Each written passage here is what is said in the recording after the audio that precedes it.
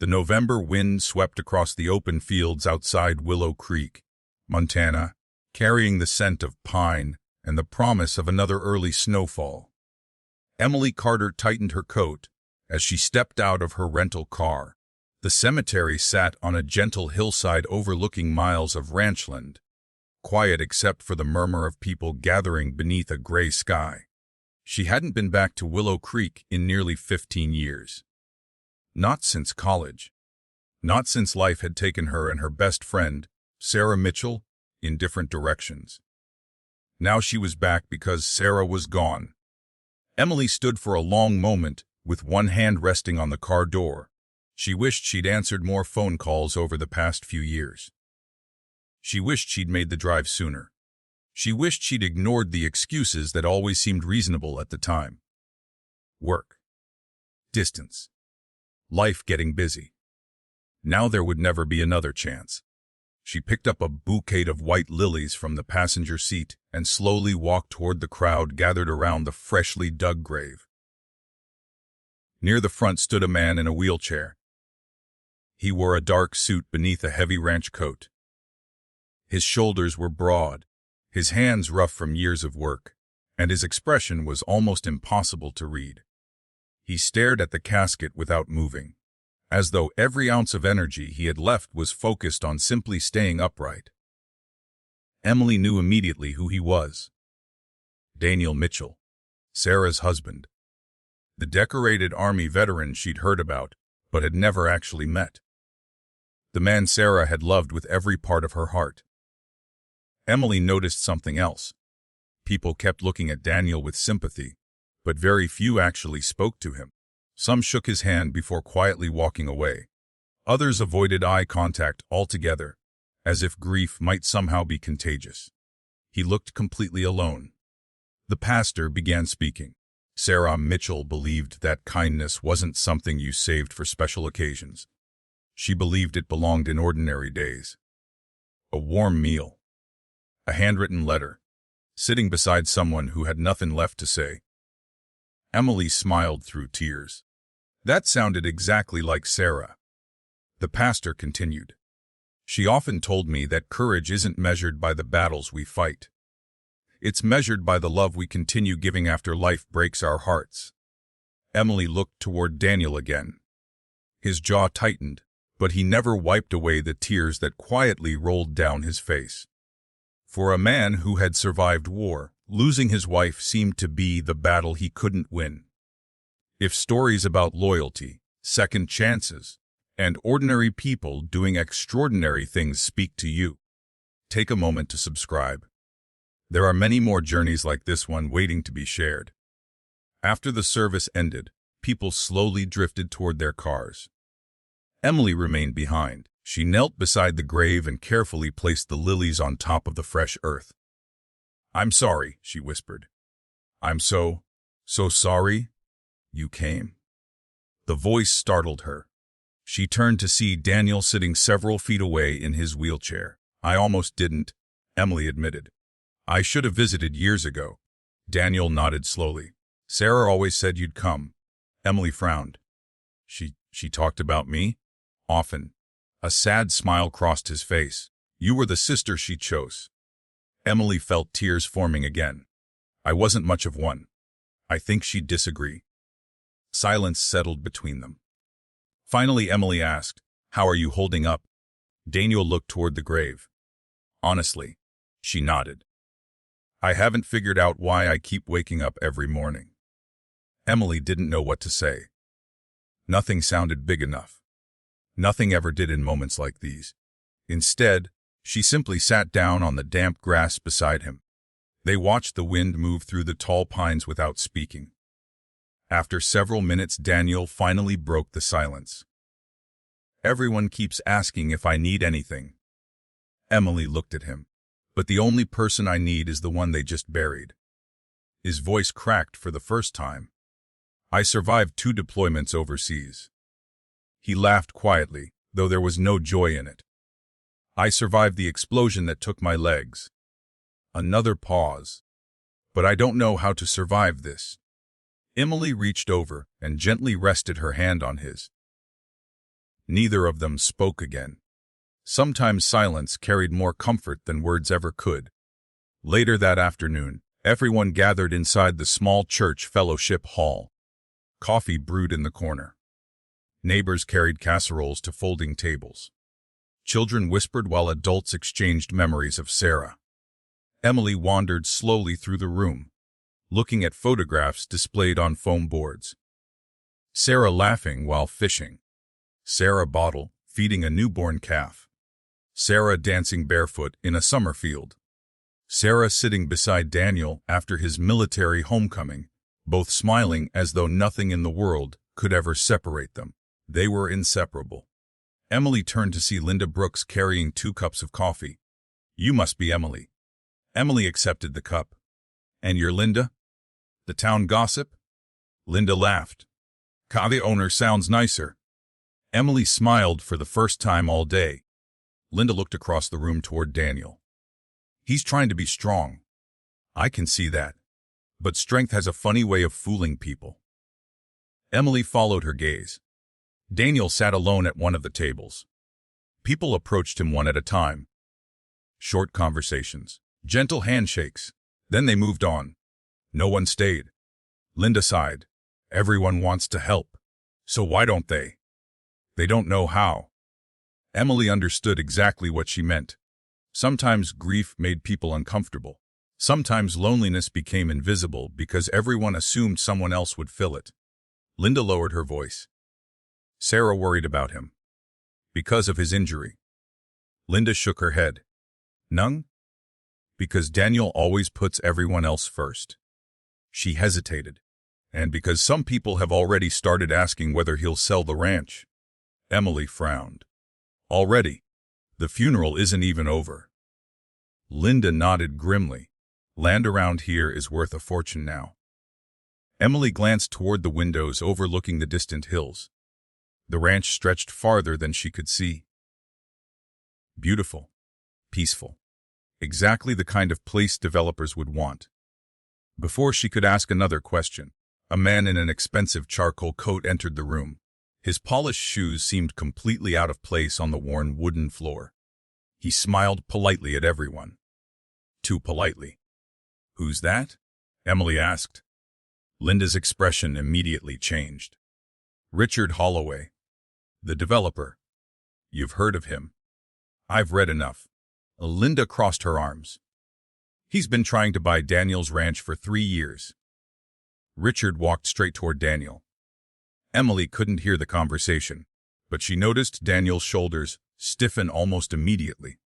The discussion lasted less than a minute. Then Daniel pointed toward the door. Richard gave a small smile, nodded once, and calmly walked away. "What was that about?" Emily asked. Linda answered quietly. "If I had to guess, I probably made another offer. Today." Linda nodded. Some people don't wait for grief to settle. That evening the church had nearly emptied. Daniel rolled toward Emily carrying a small wooden box. "I think this belongs to you." She looked confused. "To me," he nodded. "Sarah told me to give it to you after the funeral." Emily carefully accepted it. The lid had been carved with tiny wildflowers. Her fingers trembled as she opened it. Inside rested a sealed envelope. On the front, written in Sarah's familiar handwriting, were only 5 words. For Emily. Open alone. Emily looked back up. When did she write this? About 6 months ago. Did she tell you what it says? Daniel shook his head. She said it was between the 2 of you. Emily swallowed. I don't know if I'm ready. Daniel gave a small understanding smile. I don't think any of us were ready. And an hour later Emily checked into the small bed and breakfast where she planned to spend the weekend. Rain tapped softly against the windows. She sat on the edge of the bed holding the envelope for almost 10 minutes before finally breaking the seal. Inside was a handwritten letter. She recognized Sarah's handwriting instantly. Every loop, every curve, every little imperfection. Emily began reading. My dearest Emily. The words blurred almost immediately through fresh tears. Sarah wrote about childhood memories, about scraped knees, summer camping trips, late-night phone calls, the dreams they once promised to chase together. Then the letter changed. If you're reading this, then I wasn't able to beat the cancer. Emily covered her mouth. Please don't spend your time feeling guilty. You were always exactly the friend I needed. More tears. But I do have one last favor to ask. Emily's heartbeat quickened. Promise me, you won't let Daniel spend the rest of his life alone. She stopped breathing. The next line made her hands shake. He'll tell everyone he's fine. He'll say he doesn't need help. He'll try to protect everyone except himself. Please don't let him disappear into loneliness. Emily stared at the page, her heart pounded. What kind of promise was this? Sarah continued, I'm not asking you to replace me. No one ever could. I'm asking you to stay long enough for him to remember that life is still worth living. Emily closed her eyes. Outside, the rain grew heavier. She read the final paragraph twice. One day you'll understand why I'm asking this of you. When that day comes, don't be afraid to choose kindness over comfort. Love always begins with a decision. The letter slipped into Emily's lap. She looked out the rain-covered window toward the distant darkness where Daniel sat alone on a ranch that suddenly felt far too large for one grieving man. She had planned to leave Willow Creek in 2 days. Now, for the first time since arriving, she wasn't sure she could. The following morning arrived under a blanket of low gray clouds. Overnight, a thin layer of snow had settled across the hills surrounding Willow Creek, turning the ranch into a quiet sea of white. Emily stood on the porch of the bed, and breakfast with a cup of coffee warming her hands. She hadn't slept much. Sarah's letter had remained on the nightstand beside her bed, and every time she'd closed her eyes, one sentence had echoed through her mind. Please don't let Daniel spend the rest of his life alone. It wasn't a request she could simply ignore. By 8 o'clock, she found herself driving toward the Mitchell Ranch. The gravel road stretched nearly 2 miles from the main highway before ending at a weathered wooden gate. Beyond it stood a large white farmhouse, several barns, horse corrals, and rolling pastureland that disappeared toward the mountains. The ranch was beautiful. It was also painfully quiet. She parked beside an old pickup truck and climbed out. Before she reached the front porch, the front door opened. Daniel looked surprised. I wasn't expecting company. I hope I'm not interrupting. He offered a faint smile. I was about to make coffee. Emily lifted a small paper bag. I brought cinnamon rolls. Daniel looked at the bag for a moment before chuckling softly. Well, I guess that means you're welcome. Inside, the house felt frozen in time. Family photographs covered nearly every wall. There were pictures of Daniel in uniform, Sarah laughing beside horses, camping trips, Christmas mornings, anniversary dinners. The newest photograph sat on a small table near the fireplace. Sarah smiled into the camera while wearing a knit cap. Her face looked thinner than in the older pictures, but her eyes were just as bright. Emily stared at it. That was taken last winter, Daniel said quietly. I remember. Emily turned toward him. You do. She insisted on decorating the entire porch with Christmas lights. He smiled to himself. It took us 6 hours. Emily laughed. That sounds like Sarah. It was. The smile disappeared almost as quickly as it had come. She refused to let cancer steal Christmas. Silence settled over the room. Daniel wheeled himself toward the kitchen. You still take your coffee black. Emily blinked. You remember. Sarah talked about you. He paused. Quite a bit. Emily looked down at the floor. I should have visited. Daniel shook his head. You don't owe me an apology. I owe Sarah one. He didn't argue. Instead, he quietly poured 2 mugs of coffee before placing one in front of her. They ate breakfast in comfortable silence. It wasn't awkward.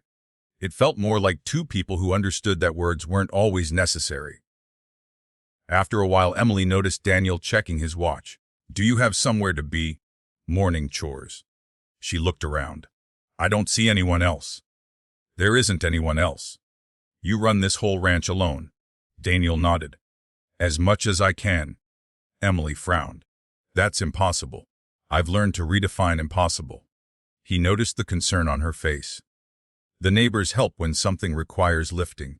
But the day-to-day work." He shrugged. "I manage." Emily followed him outside. The cold air carried the scent of pine trees and fresh hay. Daniel expertly guided his wheelchair along paved pathways, connecting the house to several buildings. She noticed the paths had been carefully widened. Handrails had been installed beside ramps. Automatic gates opened with remote switches. "You built all this?" Daniel nodded.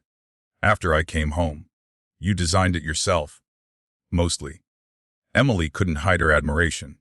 "It must have taken months." "It took almost 2 years." He smiled slightly. "I was too stubborn to quit." The first stop was the horse barn. Inside, several horses lifted their heads the moment Daniel entered. One chestnut mare walked directly toward him. Daniel scratched behind her ears. "Morning, Rosie." Emily watched the horse gently lower her head against his shoulder. "She remembers kindness," Daniel said. "Horses usually do." Emily noticed how naturally Daniel moved through the barn. He opened feed bends from his wheelchair. He maneuvered with practiced precision. He checked water troughs. Every movement had clearly been perfected over years. There wasn't a trace of self-pity, only determination. "You've done this every day." "For 11 years. Without missing one." Daniel smiled. "Animals don't care if you're having a bad day. They still need breakfast." Emily found herself smiling. Sarah had been right. There was something quietly remarkable about this man. Not because he'd survived war. Not because he'd adapted to life in a wheelchair. But because he refused to let either define him.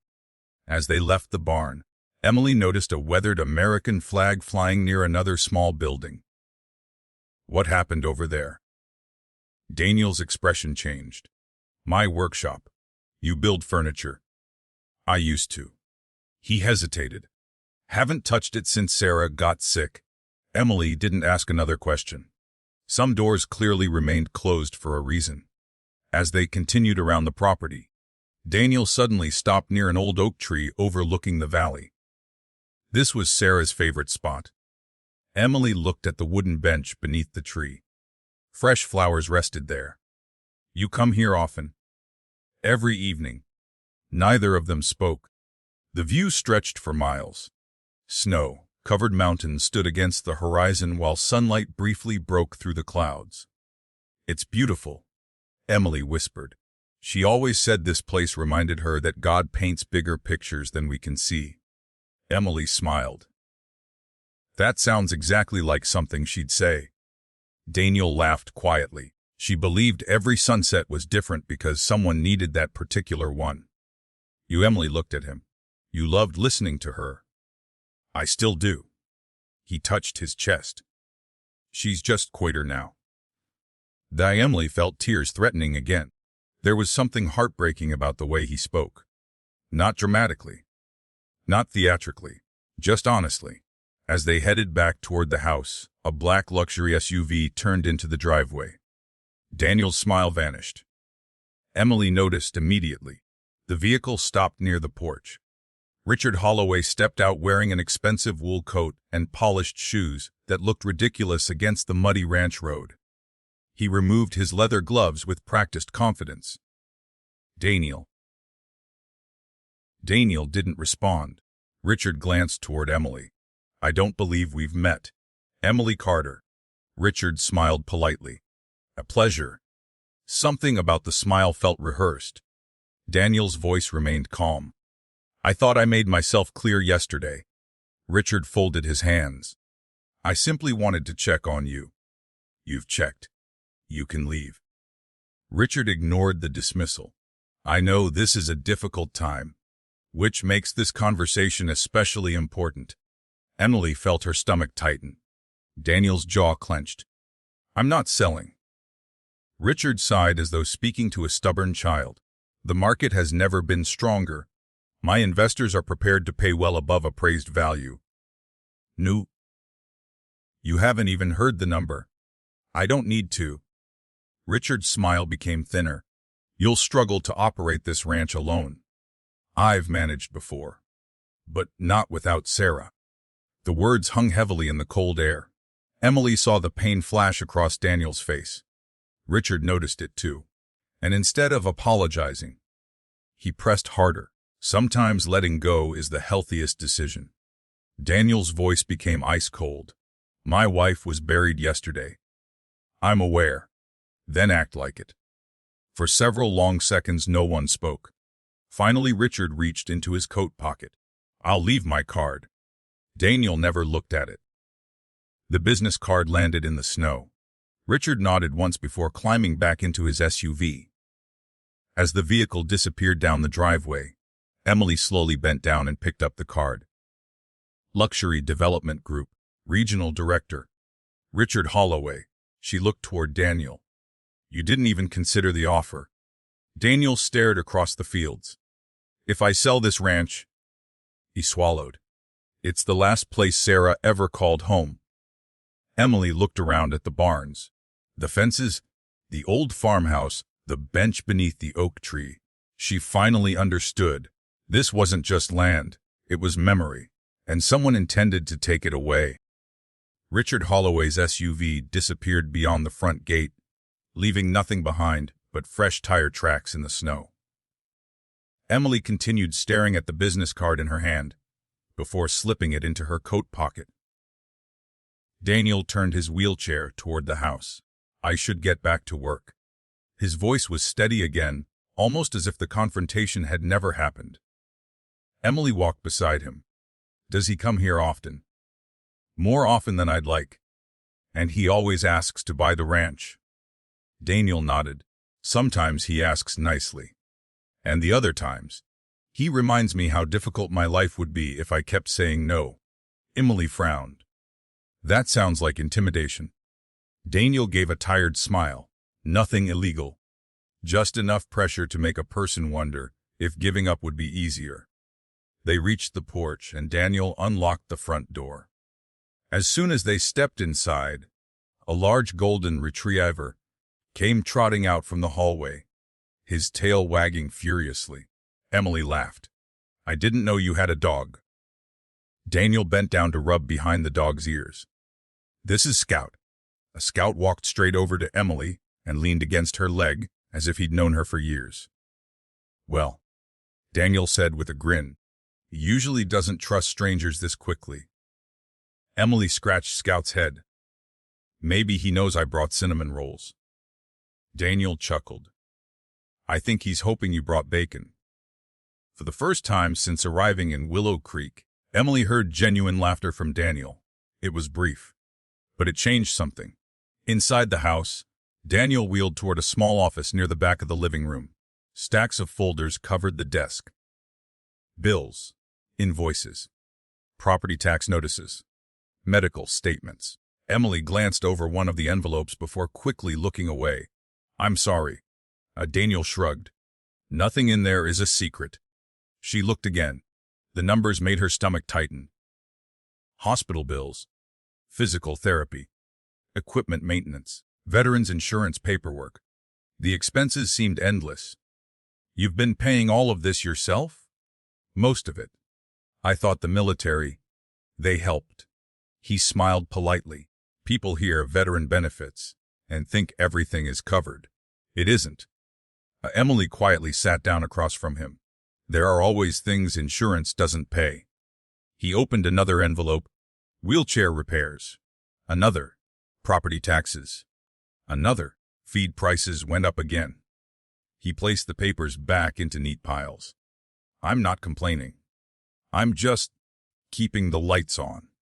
Emily noticed he never sounded bitter, only practical. That somehow made it harder to hear. A knock interrupted the conversation. Daniel looked toward the window. That'll be Ben. A few seconds later the front door swung open. A broad-shouldered man in a faded denim jacket stepped inside carrying a toolbox. "Morning, Danny." Then he noticed Emily. "Oh." Daniel smiled. "Ben Alvarez, this is Emily Carter." Ben immediately extended a hand. "The famous Emily." Emily looked surprised. "Sarah talked about me too." Ben laughed. "Enough that I figured I'd recognize you." He looked around. "I came to fix that stubborn water heater before it decides to retire." Daniel sighed dramatically. "It already retired. It's collecting a pension now." Ben laughed so loudly Scout barked in response. Emily couldn't help smiling. The easy friendship between the two men filled the house with a warmth that had clearly been missing. As Ben disappeared toward the basement, Emily quietly asked, "How long have you known him?" Daniel answered without hesitation, "Since first grade. And he's still around. I've tried getting rid of him." "You failed." "Miserably." A muffled voice echoed from downstairs. "I heard that." Emily laughed. The sound surprised even her. For a few minutes the house almost felt normal. Almost. Later that afternoon Ben joined them for coffee. He looked toward Daniel. "You eating enough?" "I'm eating." "That's not what I asked." Daniel rolled his eyes. Emily watched the exchange carefully. Ben wasn't treating Daniel like someone fragile. He was treating him like family. That mattered. After Ben left, Emily wandered into the living room while Daniel answered a phone call. Her attention drifted toward a bookshelf. Dozens of photo albums lined the shelves. One sat slightly open. She hesitated before gently lifting it. Inside were photographs from years earlier. Daniel in uniform. Sarah standing beside him during his deployment ceremony. Another picture showed Daniel returning home. He stood tall in dress uniform. Healthy. Strong. The following page was different. Hospital photographs. Machines. Bandages. Daniel lying in a hospital bed. Sarah sitting beside him, smiling despite the exhaustion on her face. Emily quietly closed the album. She heard Daniel end his phone call behind her. "I'm sorry. You don't have to apologize. I shouldn't have looked." Daniel rolled closer. "It's all right." He picked up the album. "I don't open these very often." His thumb rested on one of the photographs. "I don't remember much about the explosion." Emily remained silent. "I remember waking up. I remember looking for my legs." He paused. "And I remember Sarah pretending everything was going to be okay." He smiled faintly. "The doctors hadn't even told us yet." Emily felt tears forming again. "What happened?" "Our convoy hit an improvised explosive device." His voice remained calm. "I was lucky." Emily looked at him. "Lucky? My friends didn't come home." The room became painfully quiet. Daniel carefully returned the album to the shelf. After that, he looked around the house. Sarah became my reason to keep moving. Emily understood now why losing her had shattered him so completely. She wasn't simply his wife. She had been the person who carried him through the darkest years of his life. Without her, he was trying to stand alone again. Only this time there was no one left to catch him if he fell. As evening approached, Emily prepared to leave. She stood beside her car while Daniel waited on the porch. "Thank you for today," she said. "You didn't have to spend your day entertaining me." Daniel smiled. "I wasn't entertaining you. No. I was grateful the house wasn't silent." Those words stayed with Emily. She looked back at the farmhouse. It suddenly seemed much larger than it had that morning. Not because of its size, because of the emptiness inside it. Daniel glanced toward the sky. "Snow's coming tonight. I should get back before the roads freeze." He nodded. Emily opened her car door, then hesitated. "Daniel?" "Yeah. If you need anything." He smiled before she could finish. "I know." She drove away, watching the ranch disappear in her rearview mirror. Halfway back to town she pulled onto the shoulder overlooking the valley. The Mitchell Ranch sat alone beneath the darkening sky. Smoke drifted from the chimney. One light glowed in the front window. Everything else was swallowed by the approaching night. Emily reached into her purse and unfolded Sarah's letter once more. Her eyes settled on the same sentence that had haunted her since the previous evening. Please don't let Daniel spend the rest of his life alone. She folded the letter carefully. 2 days earlier, she'd planned to attend the funeral, pay her respects, and return to her classroom in Colorado. Now, leaving Willow Creek felt less like going home, and more like walking away from a promise she hadn't yet decided whether she was brave enough to keep. Emily woke before sunrise. The room at the bed and breakfast was quiet except for the soft ticking of an old clock hanging above the fireplace. She lay staring at the ceiling, knowing exactly what she was supposed to do. Pack. Drive to the airport. Catch her afternoon flight back to Colorado.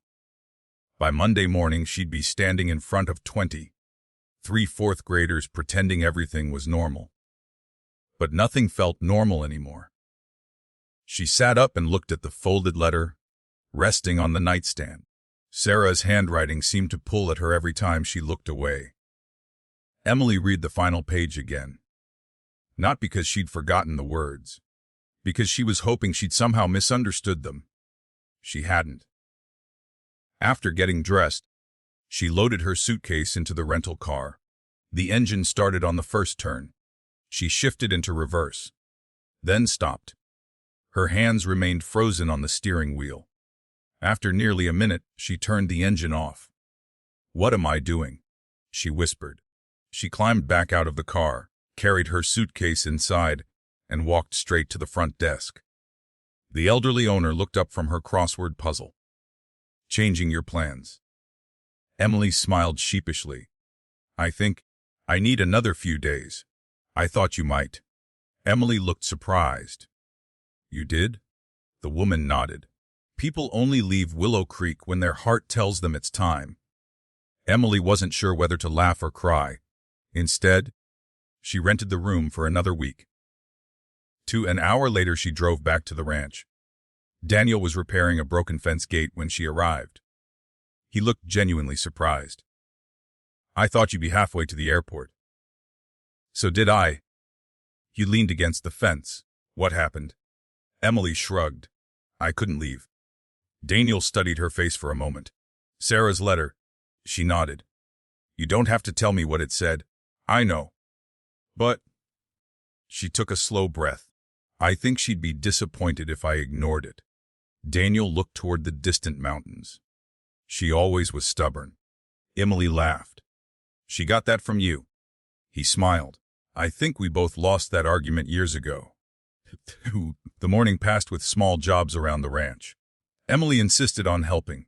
Daniel handed her a pair of work gloves. "You ever repaired fencing?" "No." "Good." She looked confused. "That means you won't argue when I show you how." She laughed. "I've taught children for 20 years. I know how to follow directions." "We'll see." An hour later, Emily accidentally tangled herself in a roll of fencing wire.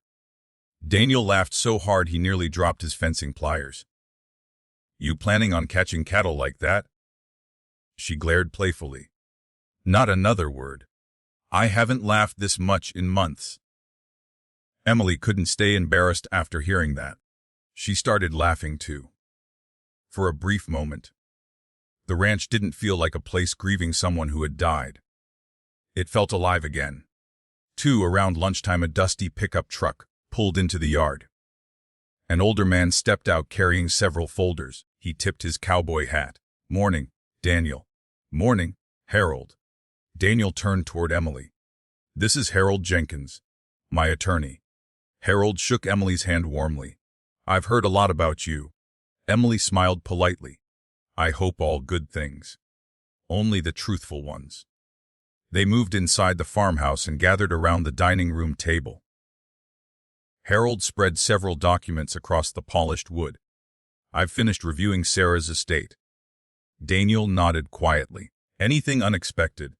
Harold hesitated. "Actually," he glanced toward Emily, "there is one thing." Emily immediately felt uneasy. Harold removed a sealed envelope from his briefcase. This was delivered with Sarah's will. It's addressed to both of you. Daniel frowned. Both of us? Harold nodded. Sarah instructed me not to open it until after her funeral.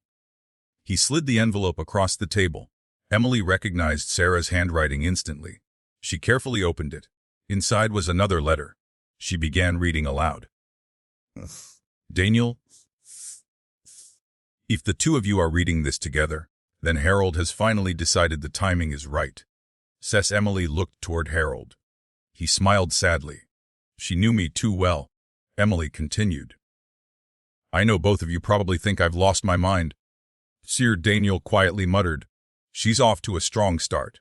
Emily smiled before reading further. Daniel will never ask for help. Emily will never offer if she thinks she's interfering. So I'm interfering for both of you. Emily exchanged another glance with Daniel.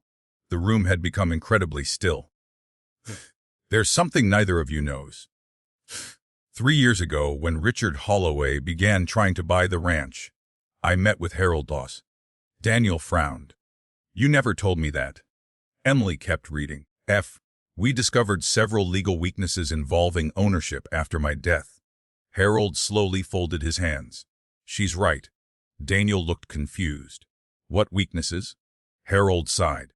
Your ranch sits on land that has been in your family for generations.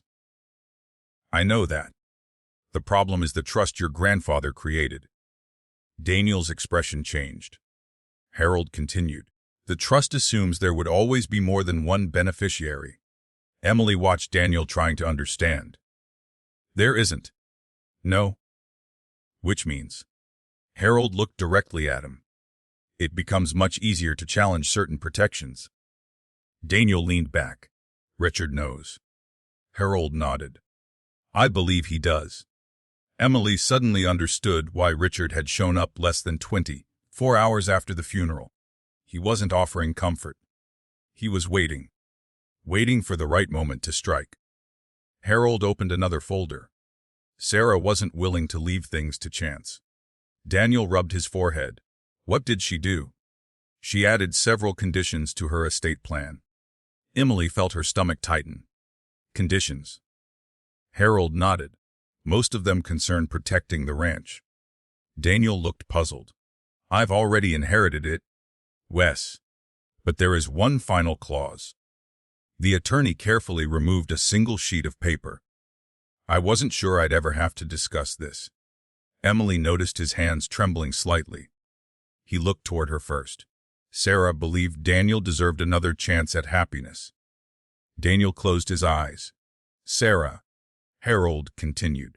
She also believed the ranch would only survive if Daniel wasn't completely alone. Emily's heartbeat began to quicken. Harold slid the document across the table. She created a legal pathway. Emily looked down at the page. She read the first paragraph once, then again. Her face lost all color. Daniel looked at her. What is it? Emily looked up. She struggled to find the words. I don't think Sarah expected me to simply visit. Daniel frowned. What do you mean? Emily handed him the document. As he read it, the silence inside the farmhouse became almost unbearable. Neither of them could believe what Sarah had quietly arranged before she died, and neither realized that the impossible decision waiting for them was about to change both of their lives forever. Daniel lowered the document onto the dining room table. For several long seconds, no one spoke. Finally, he looked at Harold. This can't be right. Harold adjusted his glasses. I've reviewed it more times than I can count. There has to be another interpretation. I wish there were. Emily's eyes remained fixed on the papers. Sarah had arranged for a protective family trust years earlier, but shortly after Daniel's injury and the growing interest from developers, she'd quietly updated the legal documents. If Daniel remained completely alone after her death, several portions of the trust could be challenged in probate court. Richard Holloway's attorneys would have an opportunity to force negotiations, potentially leading to the sale of large portions of the ranch. Sarah had anticipated that. She had also written a provision that would dramatically strengthen the trust if Daniel established a legal family partnership before the challenges began. Emily slowly looked up. She wasn't trying to control our lives. Harold nodded. No. She was trying to protect the ranch. Daniel rubbed both hands across his face. Sarah never mentioned any of this. She didn't want you worrying while she was sick. The room fell quiet again. Emily folded Sarah's letter carefully. She trusted both of us. Daniel's voice was barely above a whisper. More than we trusted ourselves. Harold stood. I don't need an answer today. I only wanted you to understand what you're facing. He gathered the remaining documents into neat piles.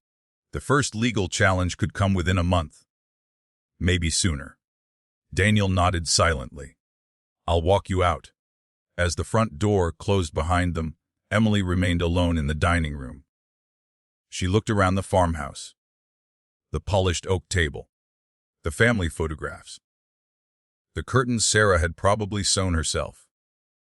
Every corner of the house carried her presence. Emily found herself wondering how many evenings Sarah had sat exactly where she was sitting now, trying to prepare for a future she knew she would never see. The thought broke her heart. A few minutes later, Daniel returned. Neither of them seemed eager to speak. Finally, Emily broke the silence. Are you angry? Daniel looked surprised. Ate who? Sarah. He shook his head immediately. No. He stared out the kitchen window. I'm angry she had to spend her final months planning for a world without her. Emily swallowed hard. So am I. Daniel wheeled over to the coffee maker. You want another cup? I'd like that. He poured 2 mugs before handing one to her. Sarah always said difficult conversations go better with coffee. Emily smiled softly. She wasn't wrong. Daniel sat across from her. I need you to know something. She waited. I never expected anything from you. I know. I still don't. Emily nodded. I believe you. He looked down into his coffee. If you leave tomorrow, I'll understand.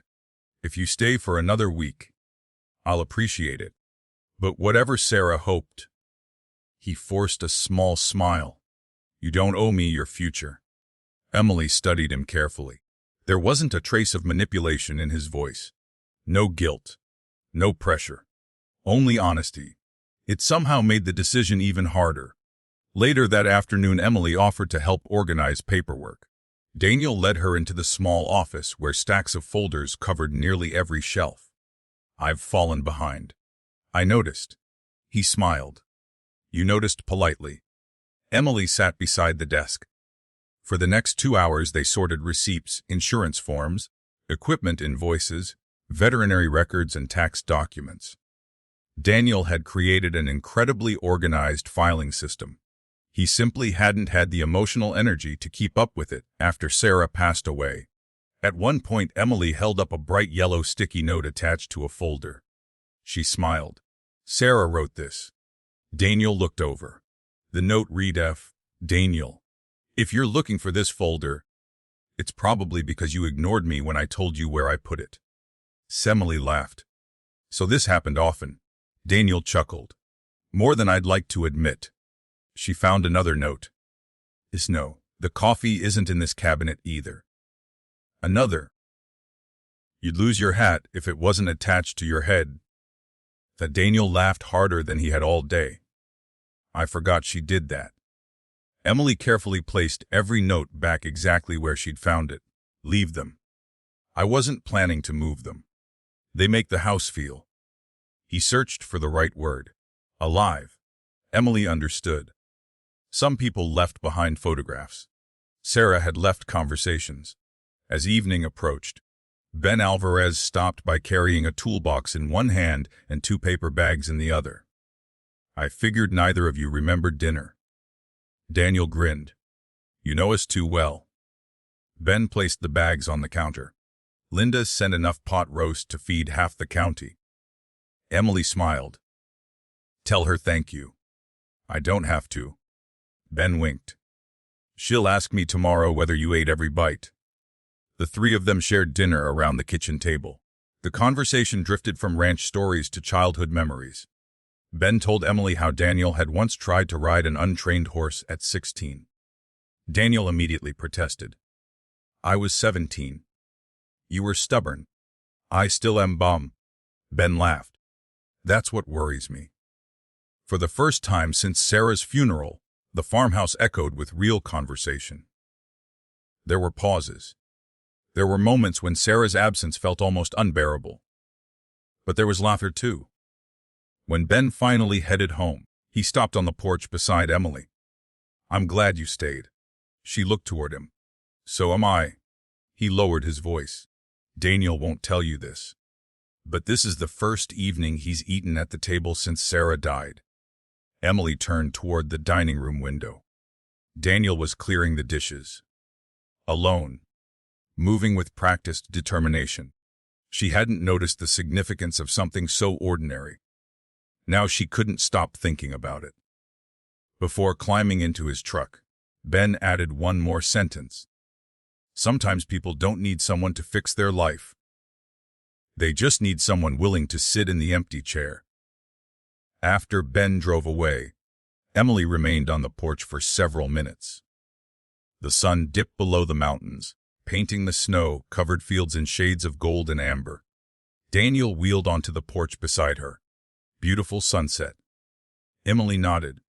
Sarah would have loved this one. He smiled. She would have should God was showing off. Emily laughed softly. I can almost hear her saying it. So can I. They stood together without speaking. Not because there was nothing to say. Because silence no longer felt uncomfortable. As darkness settled across the ranch, Emily realized something had quietly changed. When she'd arrived after the funeral, Daniel had seemed like a stranger connected only through Sarah. Now, he felt like someone she genuinely wanted to know. And somewhere deep inside her heart, another realization began taking shape. She hadn't extended her stay because she felt guilty. She had stayed because leaving no longer felt right. She still had no idea how she could possibly honor Sarah's impossible promise. But for the first time, she stopped asking herself whether she should stay. Instead, she began asking a far more dangerous question. What if Sarah had seen something in both of them, long before either of them could ever see it themselves? A week passed faster than Emily expected. Each morning she woke before sunrise, drove to the ranch, and found another way to make herself useful. Sometimes she helped organize paperwork. Sometimes she cleaned out storage rooms that hadn't been touched in years. Other days she simply made coffee while Daniel finished the morning chores.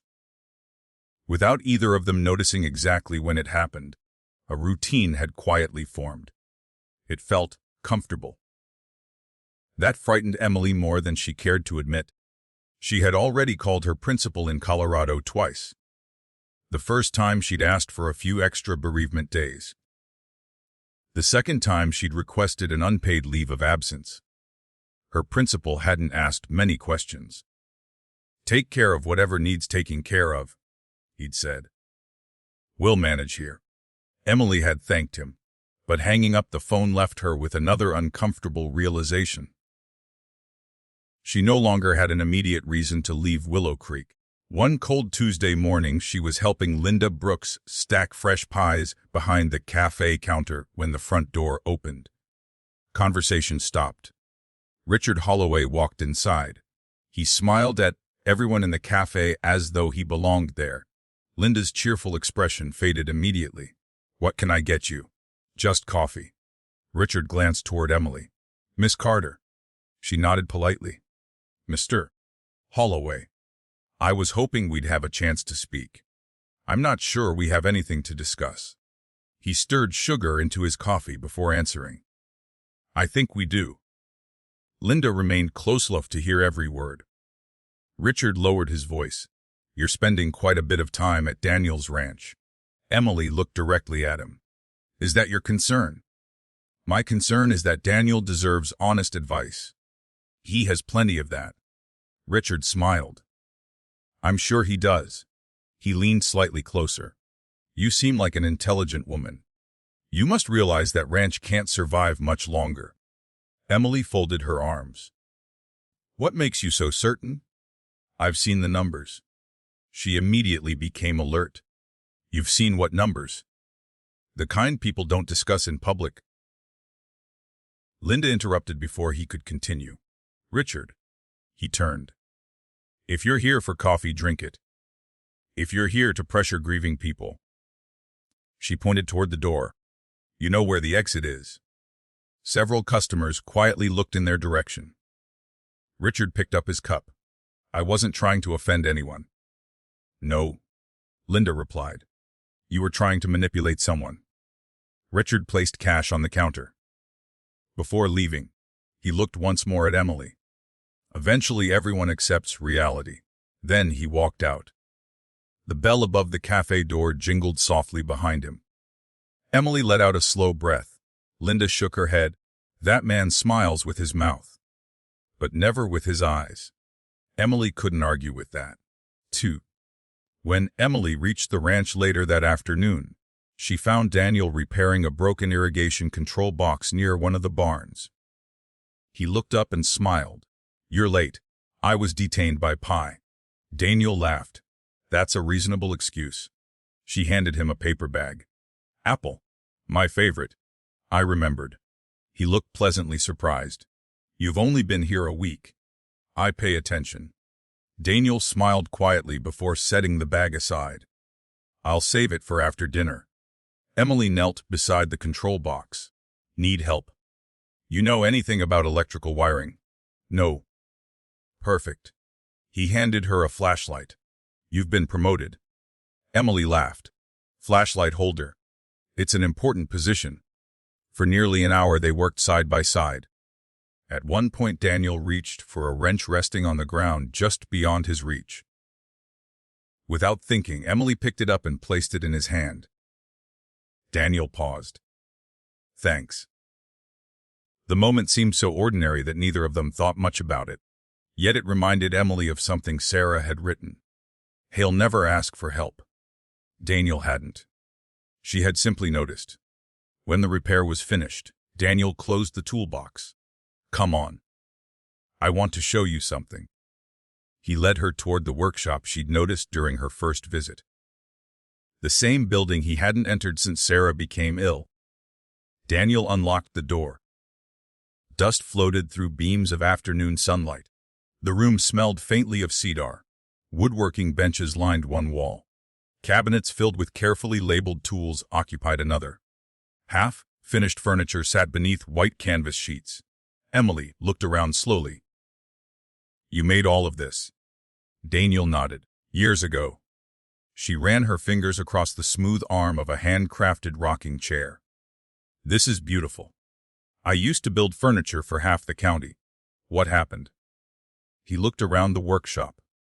When Sarah got sick. His voice trailed off.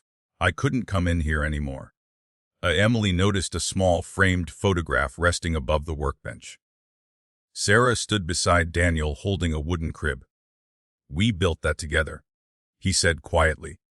For friends who were having twins. Emily smiled at the picture. You two made a good team. We did. Daniel wheeled toward another corner of the workshop.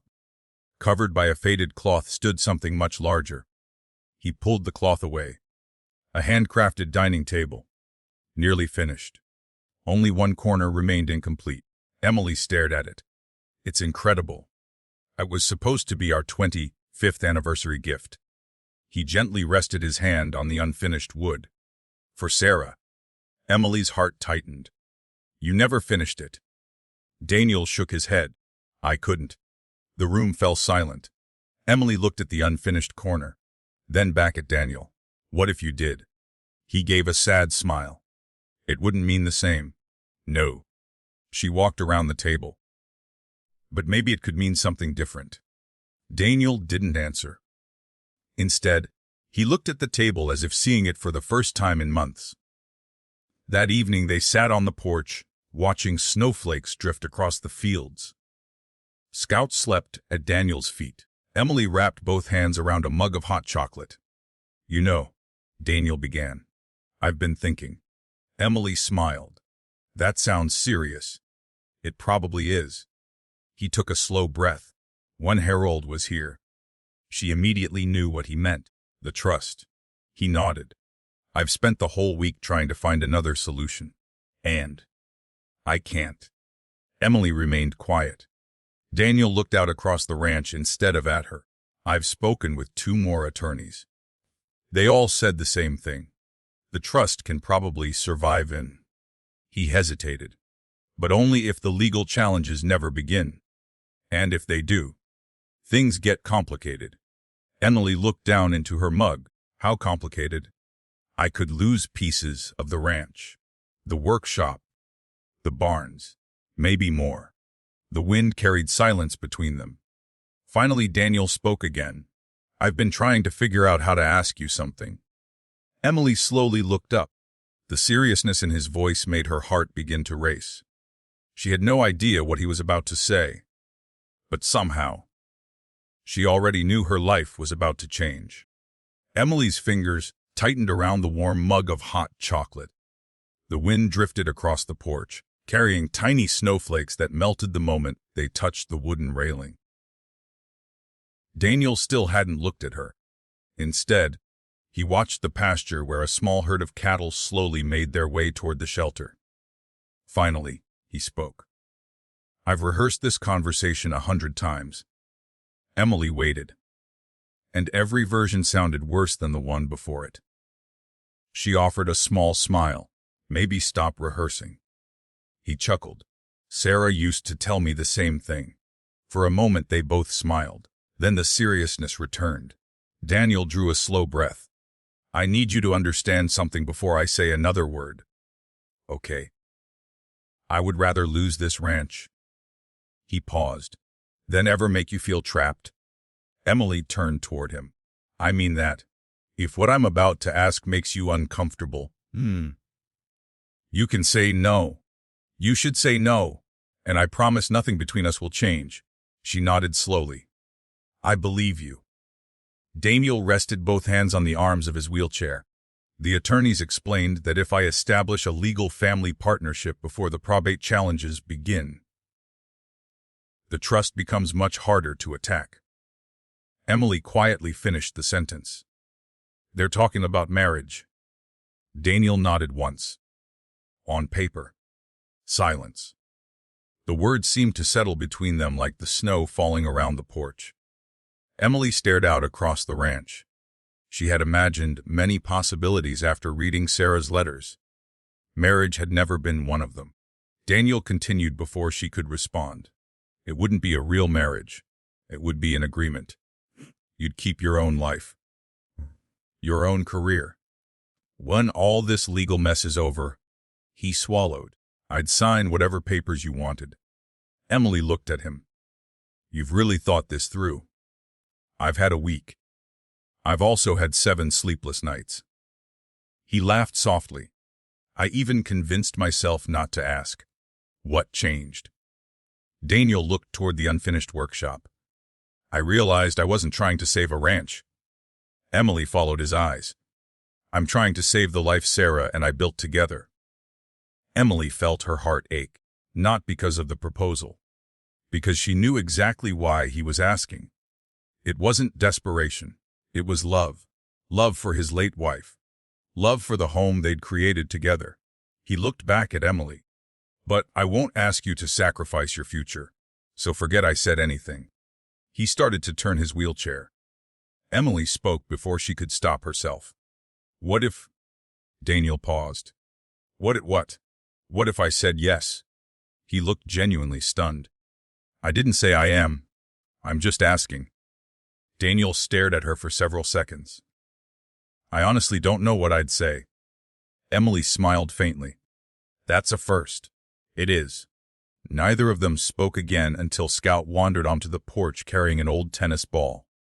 The dog dropped it at Emily's feet and looked up expectantly. Emily laughed. I think I've been challenged. Daniel nodded. He believes every serious conversation should end with someone throwing a ball. Emily picked it up and tossed it into the yard. Scout raced after it with the enthusiasm of a puppy. Watching him somehow eased the tension. Daniel smiled. He's smarter than both of us. I think you're right. That evening, Emily drove back to the bed, and breakfast in complete silence. She barely remembered the drive. Her thoughts kept returning to one sentence.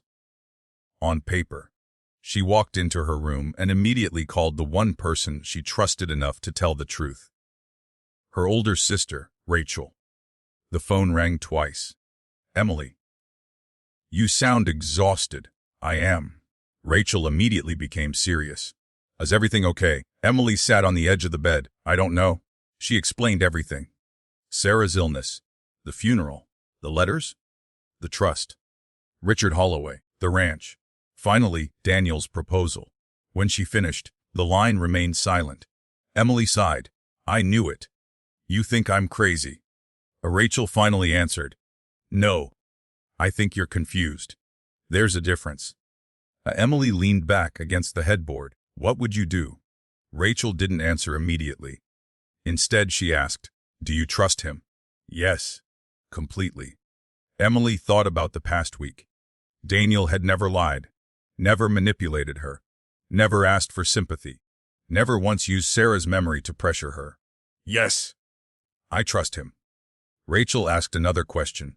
Are you afraid of him? No. Do you think he'd ever intentionally hurt you? Never. Rachel's voice softened. Then don't make the decision because people might judge you. Make it because you can live with it. Emily looked toward the window. What if everyone thinks I married him for money? Rachel laughed. What money? Emily smiled despite herself. Exactly. People always invent stories. You can't build your life around their imagination. Emily was quiet for a long moment. Finally, Rachel spoke again. One more question. Okay, when you picture yourself leaving tomorrow, how does it feel? Emily didn't even have to think. It feels wrong. And staying. Emily closed her eyes. Scary. But it also feels right. Rachel smiled through the phone. I think you already know your answer. Whereas the next morning, Emily arrived at the ranch earlier than usual. Daniel was in the workshop. Not building. Simply sitting. The unfinished anniversary table stood in front of him. He looked up as she entered. Morning. Morning. I made coffee. It's in the kitchen. She didn't move. Daniel noticed. Everything okay? Emily slowly walked farther into the workshop. I talked to my sister. Oh. She gave me advice. I hope it was good advice. It was. Daniel nodded politely. I've been thinking too. I shouldn't have asked. You were grieving. I wasn't fair. Emily interrupted him. You weren't being unfair. You were being honest. He looked down. Still, I put you in an impossible position. Emily stepped closer. I haven't made a decision. I know. But she looked around the workshop, at the unfinished table, at the carefully organized tools, at the photographs covering the walls. Then finally at Daniel. I do have one condition. He looked surprised. A condition. If we're even going to consider this out, we stop pretending it's only about paperwork. Daniel frowned slightly. I don't understand. You deserve honesty. So do I. We do this. She spoke slowly. We treat each other like partners, not strangers. We don't hide behind legal language. We don't make decisions alone. We don't spend every day apologizing for the situation. Daniel studied her face. Then, after several seconds, he smiled. It wasn't a big smile. It wasn't dramatic. But it was the first hopeful smile Emily had seen since she arrived in Willow Creek. I think, he said quietly, Sarah would approve of that. Emily smiled back. I think she probably would. Neither of them realized someone was watching from the road beyond the front gate. Richard Holloway's black SUV sat parked beneath a line of pine trees.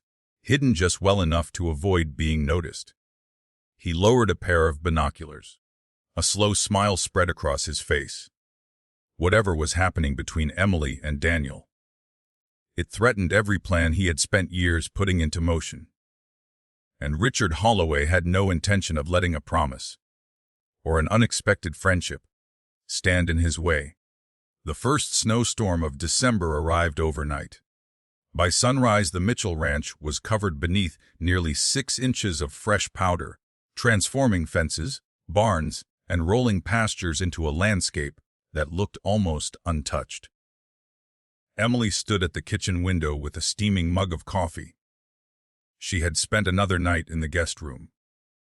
Not because she'd already made a decision.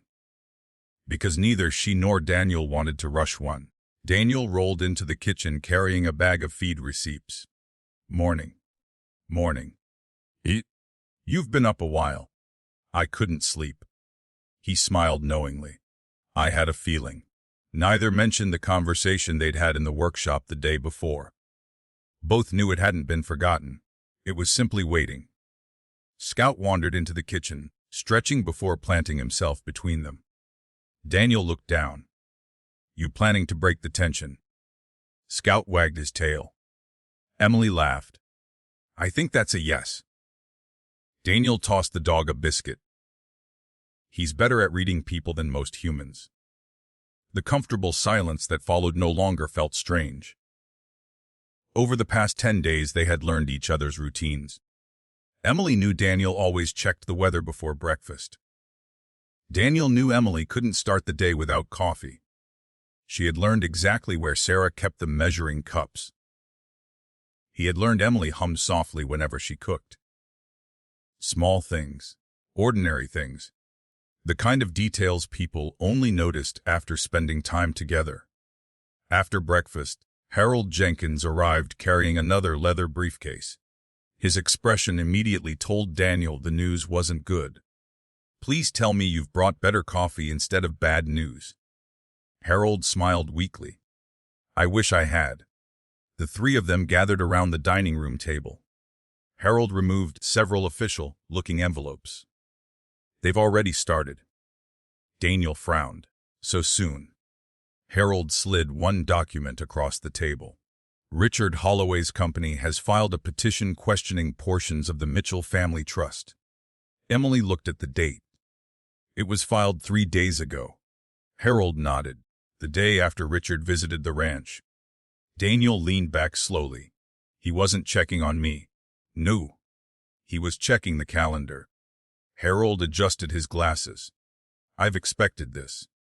I just hoped we'd have more time. Emily looked from Harold to Daniel. What happens now?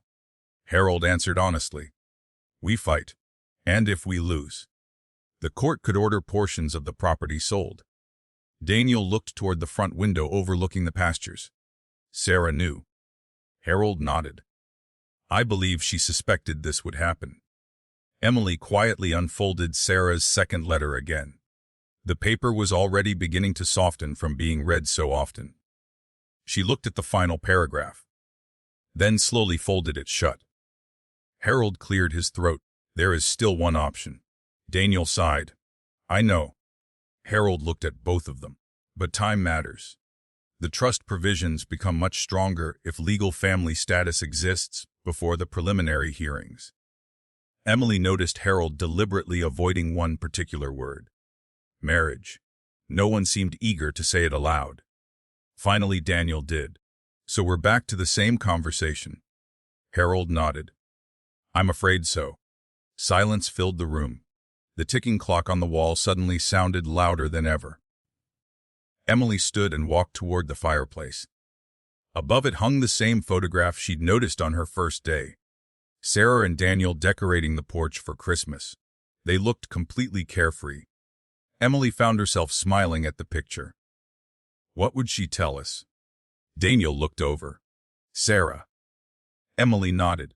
If she were standing here, Daniel thought for a long moment. She'd probably tell us to stop overthinking everything. Emily smiled. That sounds like her. Then she'd make pancakes. Harold laughed softly. I remember those church breakfasts. She never let anyone leave hungry. The memory lightened the room for only a moment. Reality quickly returned. Harold closed his briefcase. I'll leave these papers with you. I don't expect an answer today, but I do need one before Friday. That's 4 days. Daniel nodded. We understand. After Harold left, neither Emily nor Daniel moved. Scout wandered into the dining room and rested his head against Daniel's knee. Daniel absent-mindedly scratched behind the dog's ears. I hate this. Emily looked at him. Because of the proposal. No, because it feels like your kindness is being used against you. She slowly sat back down. I don't feel that way. I do. He met her eyes. You came here to bury your best friend, not to have your entire future turned upside down. Emily looked around the farmhouse, at the photographs, the Christmas decorations Sarah had carefully packed away the previous year, the unfinished anniversary table visible through the workshop window. Finally, she looked back at Daniel. My future changed the day I opened Sarah's letter. Daniel didn't know how to answer. Emily continued quietly. I've been asking myself one question every night. What question? If I leave. She swallowed. Will I spend the rest of my life wondering if I abandoned both of you? Daniel's expression softened. You wouldn't be abandoning me. Maybe not, but it would feel like it. Outside, the church bell in town rang 11 times. The sound carried faintly across the snow-covered valley. Daniel took a slow breath. I think we both need some fresh air. Emily nodded. I was about to suggest the same thing. They bundled into their winter coats and stepped outside. Fresh snow crunched beneath Emily's boots as they walked toward the old oak tree overlooking the valley. Daniel guided his wheelchair along the cleared path. Neither spoke. Sometimes thinking was easier beneath an open sky. When they reached the bench, Emily brushed the snow from the seat. Fresh white roses rested beneath Sarah's memorial plaque. Someone had visited before sunrise. Daniel smiled. Linda. How do you know? She always brings white roses. Emily sat beside the bench while Daniel faced the valley. The mountains stretched endlessly beneath a bright winter sun. Everything looked peaceful. Almost too peaceful. Emily finally broke the silence. If we do this... Daniel looked toward her. It has to be because we both choose it. He nodded. Not because we're trapped. Agreed. Not because we feel guilty. Agreed. And never because we think we owe Sarah. Daniel took a long breath. I can promise you that. Emily looked at him carefully. For the first time since meeting him, she realized she wasn't looking at Daniel as Sarah's husband anymore. She was looking at him as Daniel, a man who had endured unimaginable loss, a man who still found reasons to laugh, a man who never once asked life to feel sorry for him.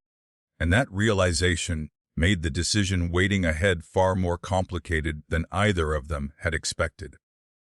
Friday arrived with clear blue skies and bitter cold.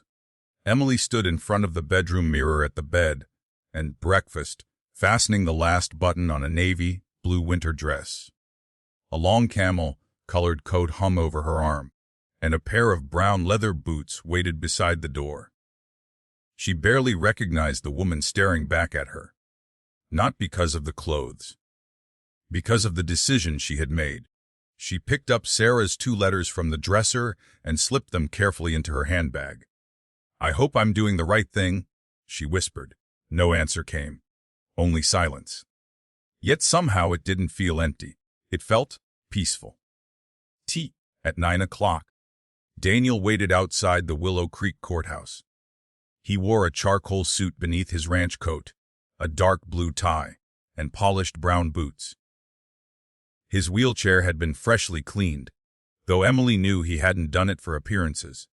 He simply believed some days deserved respect. Ben Alvarez stood beside him holding 2 cups of coffee. You still have time to run. Daniel smiled nervously. I've thought about it.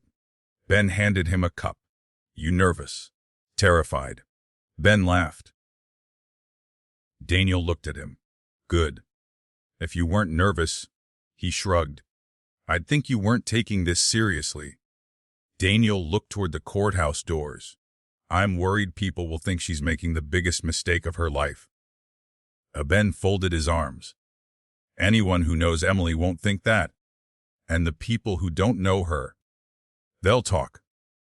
Daniel sighed. They always do. A silver sedan slowly pulled into the courthouse parking lot. Emily stepped out. For a moment, no one moved. She walked toward them with calm, steady steps. Daniel looked at her. You came. Emily smiled gently. I said I would. Ben looked between them before clearing his throat. I'll, wait inside. Neither argued. As Ben disappeared into the building, Daniel spoke quietly. You still have time to change your mind. Emily looked directly into his eyes. Do you want me to? Daniel answered immediately. No. Then don't ask me again. He smiled. Fair enough. She reached into her handbag and removed Sarah's letters. I brought these. Daniel nodded. I brought my wedding ring. Emily looked surprised. You still wear it. He gently turned the gold band on his finger. I wasn't planning to take it off today. You don't have to. He looked relieved. Thank you. Emily understood. This day wasn't replacing Sarah. Nothing ever could. It was honoring a promise while beginning something neither of them fully understood. Inside the courthouse, Judge Eleanor Watkins greeted them warmly. She had known Daniel's parents years earlier. I'm sorry for your loss. Daniel nodded. Thank you, Judge. The courtroom was almost empty. Only 6 people attended: Ben, Linda, Harold Jenkins, the judge, the court clerk, and the 2 people standing quietly before the bench. No flowers, no music, no decorations. Just honesty. Judge Watkins looked at both of them. I understand this ceremony is somewhat unconventional. Emily smiled politely. You could say that. The judge smiled back. I've performed hundreds of weddings. Every one has had a different beginning. She paused. But they all begin with one choice. Emily glanced toward Daniel. He looked as nervous as she felt. The ceremony lasted less than 10 minutes. There were simple vows, simple promises, simple signatures. No grand speeches, no dramatic declarations. When the judge finally announced them husband and wife, silence filled the room. Ben quietly wiped his eyes. Linda reached over and squeezed Emily's hand. Harold simply smiled. Judge Watkins closed the official register. I wish both of you peace. Daniel looked at Emily. So do I. We 2 outside the courthouse. The group gathered on the front steps. Ben insisted on taking photographs. You'll thank me someday. Daniel laughed. I doubt it. You absolutely will. Ben lined everyone up. Okay. A smile. Emily looked toward Daniel. He gave her an awkward grin. The camera clicked. Then another, and another. One photograph captured something neither of them expected. They weren't smiling because they had just gotten married. They were smiling because, for the first time in weeks, neither of them felt alone. The drive back to the ranch was quiet. Not uncomfortable. Simply thoughtful. Emily looked out the passenger window as snow-covered fields rolled past. Finally, Daniel spoke. You hungry? Emily laughed. That's your first question. It seems important. I am. Good. I was thinking we could stop at Linda's. You planned this? I may have asked her to make chicken pot pie. Emily smiled. You've been planning more than you admit. Daniel shrugged innocently. I've learned preparation is useful. When they entered the cafe, every conversation stopped. Forks froze halfway to plates. Coffee cups paused in midair. The room became completely silent. Emily felt dozens of eyes settle on them. Linda stepped out from behind the counter. Her face lit up. Without saying a word, she walked over and hugged Emily. Then she hugged Daniel. I'm proud of both of you. The silence inside the cafe finally broke. Some customers smiled. Others whispered. A few quietly shook their heads. Emily noticed one elderly woman staring openly. Another man leaned toward his friend, whispering something neither she nor Daniel could hear. Daniel quietly reached for the door. "We can leave." Emily gently placed her hand on his shoulder. "Numb." He looked up at her. "We're staying." She walked confidently toward an empty table. Daniel followed. The whispers continued. Emily ignored every one of them. After a few minutes, Linda arrived carrying 2 large plates. "You two aren't paying today." Emily smiled. No arguments. As Linda walked away, Emily noticed the elderly woman who had been staring earlier slowly approaching their table. The woman stopped beside Daniel. Emily instinctively tensed. Instead, the woman reached out and gently touched Daniel's shoulder. "I remember when you came home from Afghanistan." Daniel looked up. "You do. My grandson served with the Marines." She smiled warmly. "He always said heroes come home in different ways." Daniel's eyes glistened. "Thank you." The woman turned toward Emily. "Young lady." Emily waited. Kindness has never been something people understand immediately. She smiled. "But give it time." With that, she returned to her table. Emily watched her go. The whispers hadn't disappeared, but something had changed. Not everyone in town was judging them. Some people simply needed time to understand. As they left the cafe an hour later, Daniel opened the truck door for Emily before climbing into the driver's side, using the adaptive controls installed in his pickup. Emily looked at him. "You really can do almost everything." He smiled. "I've had 11 years to practice." She laughed. "And I have a feeling you're about to start teaching me ranch life." Daniel started the engine. "Only if you're willing to learn." Emily looked out toward the road leading home. Home. The word caught her by surprise. She hadn't meant to think it. But somehow, the Mitchell Ranch no longer felt like a place she was visiting. For the first time, it felt like the place where the next chapter of her life was about to begin. Neither she nor Daniel noticed the black SUV parked across the street. Richard Holloway sat behind the wheel.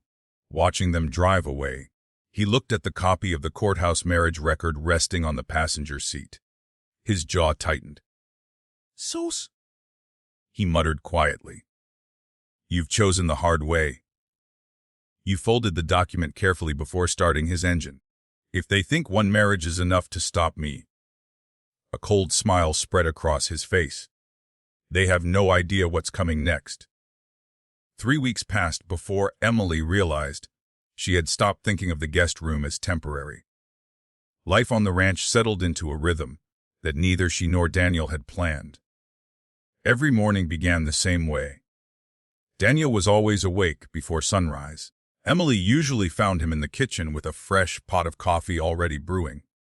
Scout waited patiently beside his food bowl, convinced breakfast should happen the moment anyone entered the room. It became their quiet tradition. Coffee, conversation, then work. On one particularly cold December morning, Emily walked into the kitchen wearing a thick cream sweater, jeans, and wool socks. Daniel looked up from the newspaper. "You've officially started dressing like a Montanan." Emily laughed. "I've also learned that wearing one pair of socks is apparently considered optimism." Daniel smiled. "Now you're catching on." A scout barked once. Daniel glanced down, and someone believes we're both talking too much. Emily reached into the pantry and grabbed the dog treats. "You only pretend he likes you better." A scout immediately trotted toward her. Daniel sighed dramatically. "Traitor." Emily tossed Scout a biscuit. "I bribed him." I noticed. The house felt different now. It still carried Sarah's presence. Her photographs remained exactly where she'd left them. Her favorite quilt still rested across the living room couch. Her handwritten recipes were still tucked inside the kitchen drawer. But the silence that had once filled every room had begun to disappear. Sometimes it was replaced by conversation. Sometimes by laughter.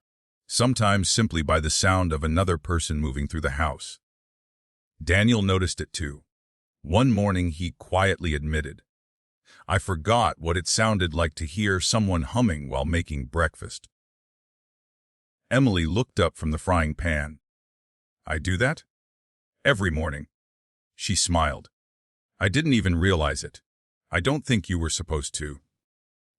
After breakfast, Daniel unfolded a map of the ranch across the dining room table. Emily looked at the faded lines covering the paper. What's this? A tour. I thought I'd finally show you the entire property. I've only seen part of it. Daniel laughed. You've seen maybe a quarter. Emily stared at the map. I had no idea it was this big. The Mitchell family has been here for almost 100 years. He pointed towards several sections. The north pasture, the creek, the western timber, the old horse barn, the original farmhouse foundation. Emily smiled. This isn't just a ranch. It's a little town. It feels that way sometimes. They spent the next several hours exploring. Daniel drove his adapted utility vehicle while Emily rode beside him. Snow covered the open fields. Cattle grazed near sheltered feeding stations. Frozen streams reflected the pale winter sunlight. Every few hundred yards, Daniel seemed to have another story.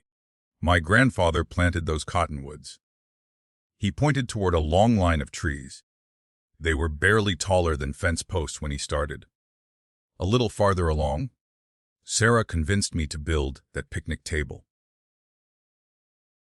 Emily noticed the weathered wooden table overlooking the creek. It took us 2 weekends, mostly because I measured everything twice and cut it wrong anyway.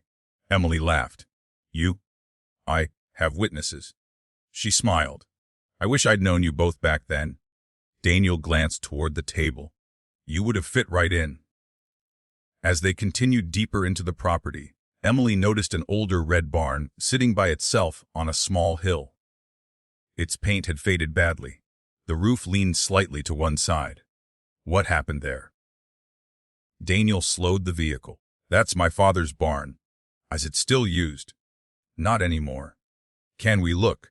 He hesitated. I haven't been inside since... His sentence faded away. Emily didn't push. If you're not ready. Daniel looked at the old building for another moment, then nodded. Nopo. I think it's time. Inside, the air smelled of aged wood and cedar. Dust floated through narrow beams of sunlight. Old saddles hung from hooks. Handmade tools rested neatly on workbenches.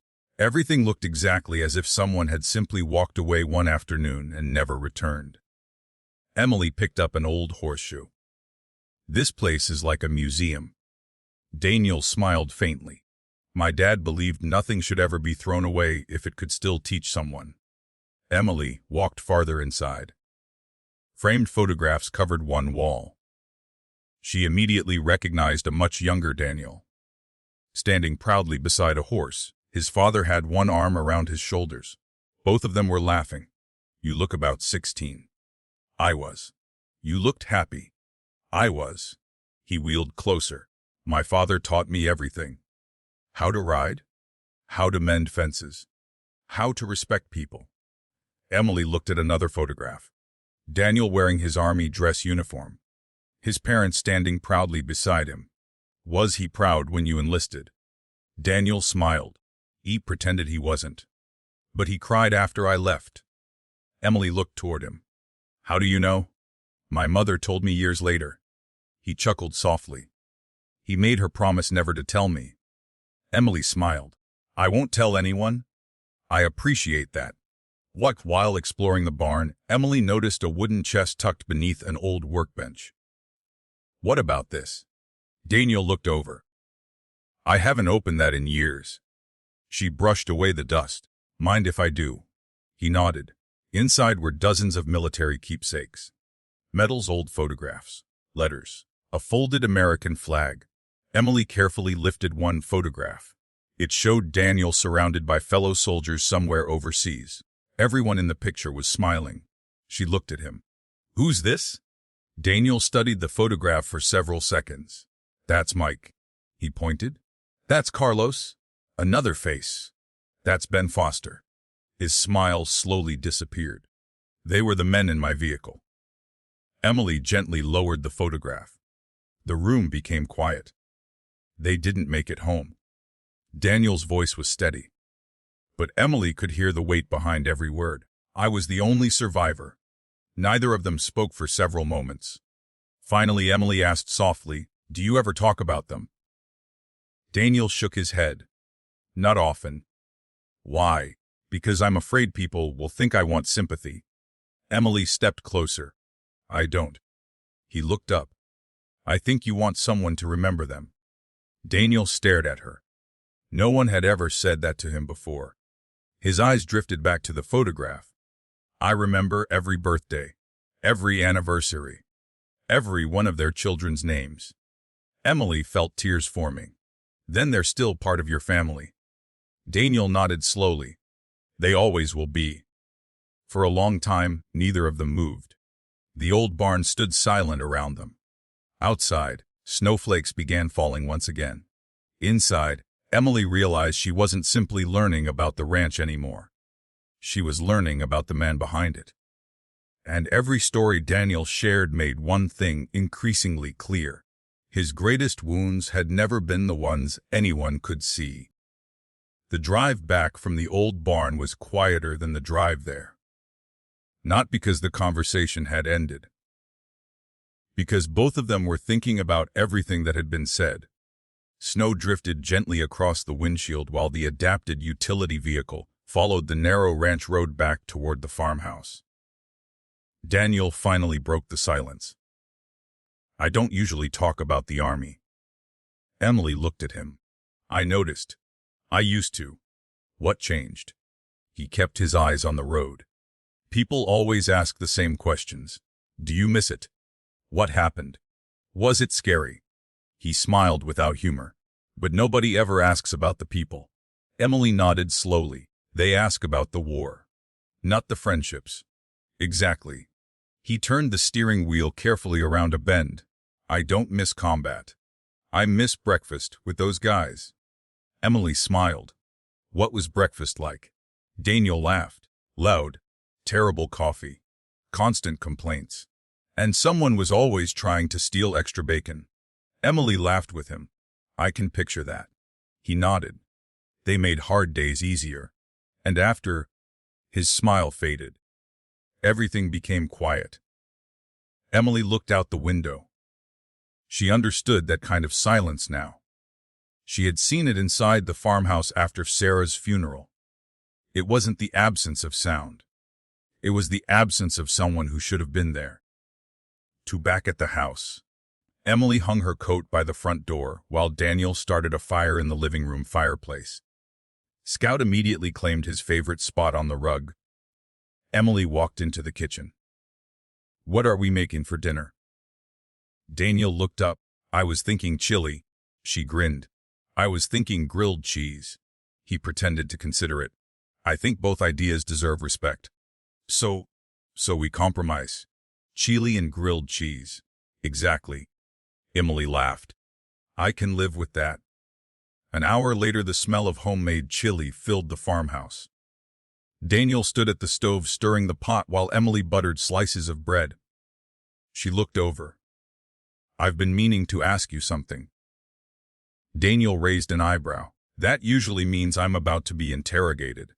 "Nothing serious." "We'll see." She smiled. "How did you and Sarah meet?" Daniel stopped stirring for a moment. A smile slowly spread across his face. "I've told that story 100 times. I've never heard it." He leaned against the kitchen counter. "It was at the county fair." Emily looked surprised. "Really?" "I'd just come home on leave. My mother insisted I help at the ranch's livestock booth." "You didn't want to?" "Not even a little." Emily laughed. "And Sarah?" "She volunteered at the first aid tent." Daniel looked toward the window as though watching the memory unfold. "I was carrying 3 boxes of feed. I wasn't paying attention. I walked straight into her." Emily smiled. "Let me guess. You spilled everything." "Every single bag." She laughed. And she laughed too. She laughed so hard she had to sit down. Emily shook her head. "I can see her doing that." Daniel smiled. The embarrassing part. There's more. I tried to impress her by lifting all 3 bags at once. Emily folded her arms. How'd that work out? I slipped in the mud. She burst into laughter. So your first impression was Dibba, an idiot covered in cattle feed. Emily laughed so hard she nearly dropped the spatula. Daniel joined her. You know, he said, I think she only agreed to go out with me because she felt sorry for me. I doubt that. I've always suspected it. The laughter slowly faded into comfortable silence. Emily realized something. Every time Daniel talked about Sarah now, he smiled more than he cried. That felt like healing, not forgetting, healing. Two after dinner, Emily offered to wash the dishes. Daniel objected immediately. You cooked. So, I wash. Emily looked at him. That's your rule. It was ours. She smiled. Then I won't argue with tradition. Instead, she sat at the kitchen table while Daniel worked at the sink. Watching him, she realized how naturally he'd adapted every part of the kitchen. Lower countertops, pull, out shelves. Easy reach cabinets. Nothing looked clinical. Everything simply worked. You designed all of this too. Daniel nodded. After rehabilitation. It took a while. Emily looked around. It doesn't even feel modified. That was the goal. He dried another plate. I didn't want the house to remind me every day of what I'd lost. I wanted it to remind me of what I could still do. Emily quietly admired him. Not because he never struggled. Because he refused to stop living. The following Saturday, Ben arrived carrying lumber in the back of his truck. I've come to steal your husband. Daniel rolled his eyes. You've been waiting to say that. For days. Emily laughed. I figured as much. Ben looked toward Daniel. Fence on the north pasture finally gave up. Daniel sighed. I'll grab my tools. Emily watched the 2 friends head outside. From the kitchen window, she could see them working together. Ben handled the heavy lifting. Daniel measured, planned, and directed every repair. Neither treated the other differently. They simply worked. Hours later, Ben stepped inside for coffee. Emily handed him a mug. Thanks for helping. Ben shrugged. He's helped me more times than I can count. Daniel looked over. I charged interest. Layar. Emily smiled. You 2 have known each other forever. Ben nodded. 40 years. I still remember the day he came home from the hospital. Daniel became very quiet. Ben continued carefully. I didn't know what to say. So, he laughed softly. I asked if he wanted to go fishing. Emily looked surprised. Fishing? Daniel smiled. I told him he was crazy. You did? Ben grinned. I came back the next morning anyway. Daniel looked at Emily. He kept showing up. Every week. Even when I told him not to. Ben shrugged. Friends don't ask permission. Emily looked between them. She suddenly understood something Sarah had once written in a birthday card she'd found tucked inside an old photo album. The richest people aren't the ones with money. They're the ones surrounded by people who refuse to leave. So Daniel had lost much in life, but he had never lost that. That evening, after Ben left, Emily found Daniel sitting alone on the porch beneath a sky filled with stars. She carried 2 blankets outside. Without saying a word, she draped one across his lap and wrapped the other around her own shoulders. Daniel looked up. You read my mind. It's freezing? I wasn't going to admit that. I know. They watched the stars in silence. Finally, Emily spoke. You've told me a lot about your past. I have. But I don't know if I've told you much about mine. Daniel turned toward her. I was wondering when you'd get around to that. She smiled. I grew up in Denver. My dad was a firefighter. My mom taught music. I always thought I'd become a lawyer. What happened? I volunteered at an elementary school one summer. And I never left. Daniel smiled. So little kids stole your career. They absolutely did. Any regrets? Emily looked out across the snow-covered ranch. Not until recently. He frowned. recently. I kept wondering if I'd made my life too small. And now. She looked toward the warmly lit farmhouse behind them. I think I was looking in the wrong place. Daniel didn't fully understand what she meant, but somehow, hearing those words filled him with a quiet hope he hadn't allowed himself to feel in a very long time. Neither of them noticed the light glowing inside Richard Holloway's downtown office. Maps of the Mitchell Ranch covered one wall. Property surveys covered another. Richard stood studying every inch of the land. Then he looked at a thick folder labeled E-Frust, Mitchell Family Trust. He closed it slowly. If kindness won't move them, he murmured, then pressure will. Outside his office window, snow continued falling across Willow Creek. The peaceful town had no idea that the battle for the Mitchell Ranch had only just begun. By the middle of December, nearly everyone in Willow Creek knew about the marriage. In a town that barely had 2,000 residents, news traveled faster than winter wind. Emily noticed it the first time she went grocery shopping alone. The cashier smiled politely. "So, how's married life?" Emily returned the smile. "It's been an adjustment." The woman nodded. "I imagine." Nothing about the conversation sounded rude, but Emily could feel the curiosity behind every word. As she loaded groceries into her cart, two women standing near the produce section lowered their voices. She wasn't trying to listen. She simply couldn't avoid hearing them. "That's her, the teacher." "Yeah, the one who married Daniel Mitchell.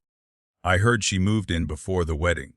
I heard she came because of the inheritance." Emily kept walking. She reminded herself they didn't know the truth. They couldn't. Still, the words stayed with her all the way home. 2. The farmhouse was unusually quiet when she arrived. Scout greeted her at the door, wagging his tail so hard his entire body seemed to sway from side to side. "Hi, buddy." She scratched behind his ears. "Where's Daniel?" Scout immediately trotted toward the workshop. Emily smiled. "I should have known." She found Daniel sanding the unfinished anniversary table. A thin layer of fresh sawdust covered the floor. He looked up when she entered.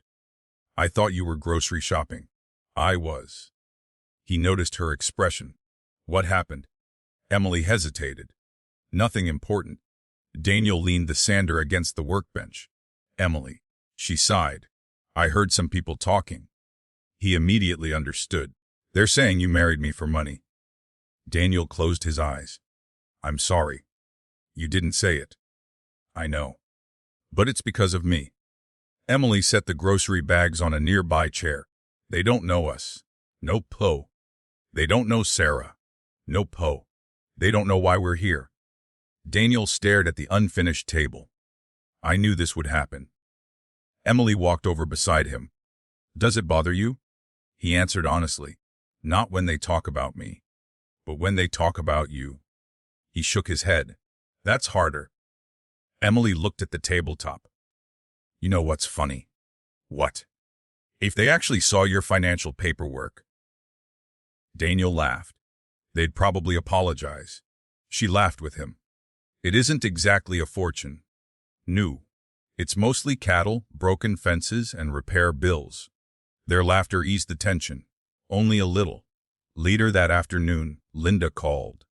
"I'm hosting the Christmas charity dinner Friday." Emily smiled. "I remember you mentioning it. I need volunteers." "You've already volunteered us, haven't you?" Linda laughed. "I know you too well." Emily looked toward Daniel, who was repairing one of the kitchen cabinet hinges. "What do you think?" Daniel shrugged. "We should help." Emily covered the phone. He said yes. I knew he would. Linda sounded pleased. "Tell him he's carving the turkey." Daniel immediately looked up. "What?" Emily laughed. "Too late. He already volunteered." Daniel pointed toward the phone. "I've been ambushed." Linda called loudly enough for him to hear. "See you Friday, Daniel." The line disconnected. Daniel sighed dramatically. "I've been set up." Emily grinned. "You absolutely have." Yuffie Friday evening arrived with fresh snowfall. The Willow Creek Community Center had been transformed for the annual Christmas dinner. Garlands hung from every beam. White lights wrapped around wooden pillars. A large Christmas tree stood in the center of the hall. Families filled nearly every table. Children chased one another while Christmas music played softly through old speakers. Emily helped Linda arrange desserts. Daniel and Ben worked in the kitchen preparing food. For a while, everything felt normal. Then Emily noticed Grace Whittaker approaching. Grace was one of the town's real estate agents. Always perfectly dressed. Always smiling. Emily had met her only once before. "Emily? Grace. I wanted to congratulate you." "Thank you." Grace glanced toward the kitchen. "Daniel's lucky." Emily smiled politely. "So am I." Grace hesitated. "There have been conversations." Emily wasn't surprised. "I know." Grace lowered her voice. "People don't understand." Emily nodded. "I've noticed." Grace looked genuinely uncomfortable. "I'll be honest. When I first heard about the marriage," Emily waited, "I assumed you married him because the ranch was valuable." Emily appreciated the honesty. "And now?" Grace looked across the room. "I've watched the two of you for the past half hour." Daniel was helping an elderly veteran carry a tray to his table before returning to the kitchen without drawing attention to himself. Grace smiled softly. "I was wrong." Emily felt some of the weight she'd been carrying begin to lift. "Thank you for saying that." Grace nodded. "Sometimes we owe people the truth." She walked away. Emily watched her disappear into the crowd. One person had changed her mind. Maybe others would too. Dinner began just after 6. Daniel stood behind the serving table slicing turkey, while Ben joked with children waiting in line. Emily poured coffee for several elderly guests. The atmosphere was warm. Comfortable. Exactly the kind of evening Sarah would have loved. Then the front doors opened. Richard Holloway walked inside wearing a tailored black overcoat. Conversation didn't stop. But Emily noticed several people glance toward him. Richard smiled pleasantly as he greeted familiar faces. He looked every bit the successful businessman. He carried himself with quiet confidence. When he reached the serving line, Daniel looked up. Their eyes met. Richard smiled. "Merry Christmas, Daniel." Daniel answered politely. "Merry Christmas." Richard accepted his plate before turning toward Emily. "Mrs. Mitchell." Emily gave a small nod. "Mr. Holloway. I hope married life is treating you well." "It's treating us just fine." Richard smiled a little wider. "I'm glad to hear it." His tone remained friendly. But Emily sensed something beneath the surface. Something calculated. He walked away without another word. Ben leaned closer. "I don't trust anyone who smiles that much." Daniel quietly replied. "Neither do I." The evening continued. Children laughed. Families gathered around tables. Christmas carols filled the room. Yet Emily couldn't shake the feeling that Richard hadn't come simply to enjoy dinner. He had come to be seen. And somehow, she knew this wasn't the last move he intended to make. Richard Holloway stayed at the Christmas dinner for less than 30 minutes. He shook hands, complimented the food, made a generous donation to the charity raffle, then quietly left. To anyone watching, he looked like a respected businessman supporting his community. Emily watched his SUV disappear through the falling snow. Something about the visit unsettled her. "He didn't come here for dinner," she said quietly. Daniel placed another slice of pie onto a dessert plate. "No, I came to remind everyone he exists." Ben carried an empty tray back toward the kitchen. "And to remind us." Daniel nodded. "Exactly." By 8 o'clock the dinner had ended. Volunteers stacked chairs while Christmas music continued playing softly in the background. Emily and Daniel stayed behind to help Linda clean the kitchen. Linda placed another tray into the dishwasher and smiled.